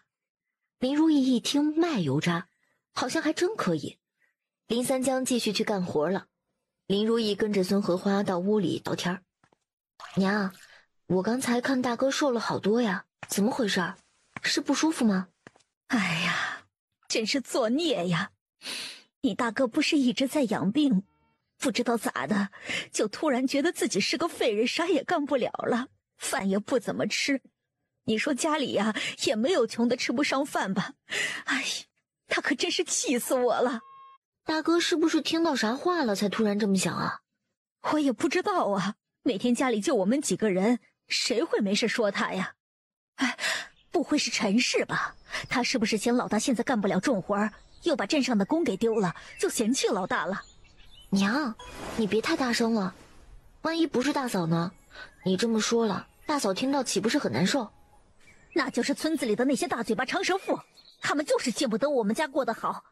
尤其是你们搬到镇上去住了，一个个眼红的要死，指不定怎么在背后说些烂事儿呢。以前都不知道村里这么多红眼病。娘，外人说啥都没事儿，主要是咱们一家人得一条心。我去找大哥聊一会儿，看看他什么想法。实在不行，他就跟我去镇上，我给他安排个活儿。啥活儿啊？老三和老四还干不完，是不是他们偷懒了？没有，三哥和四哥每天挺累的，我给大哥安排的活儿和他们不一样。你那有啥活儿老大能干呢？我得先和大哥聊完了才能确定，这事儿你就别管了，交给我吧。对了，二哥最近咋样？老样子，没啥，你去看看老大吧。林如意看他娘不说，他起身走出去。大哥，你这是要做什么呀？我打算编2个背篓，你们家缺吗？我给你们也编2个，只是我手艺不太精，编的不是很好看。你不嫌弃的话，我给你做2个。啊，那我可真得要，我家里还真缺背篓呢。我哥做的肯定是最好的，我怎么会嫌弃呢？哪里好了，就是不太好，要不然怎么拿出去卖都卖不掉啊。挺好的呀，只要能用就是好的。大哥，我有个事儿想找你帮帮忙。小妹，是不是你嫂子找你说了啥？你别听她的，我现在这身子啥都干不了，去了只会给你添乱，你别管她。不是大哥，大嫂啥也没跟我说，是我真的有事儿想请你帮忙。啥事儿啊？啊，是这样的，三哥和四哥不是在给我做香姨子吗？我现在还缺一个采购和一个记账，我男人在负责采购，我想找你给我记账。这我可不行，我连字儿都不认识，我哪里会记账啊？不识字没关系的，我教你一个记账的法子，你只要照我的记，这样其他人才看不懂，咱们才更安全啊。可是我连字儿都不会写，记账肯定要记下来呀。没事儿，我可以教你，当然我也得看你的能力，如果你真的干不了，我也不会让你做。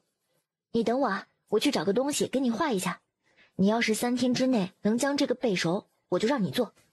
林如意跑到灶房里，在灶孔里找了一个没有完全燃烧完的炭，画了一个99乘法表格。林城看着林如意在门板上写画画，完全不知道那是什么。大哥，这是1到9的数字符号，你先跟着我学一下，把这些符号都记住。林城对这个还挺有兴趣，一会儿功夫就把1到9全部记住了。大哥，你别着急，你用3天把这个口诀背熟，到时候我会考你的，只要你能答对，你就能给我做账房先生，给我记账。那个只需要坐着，耐心细心，不出错就行，不需要什么体力的。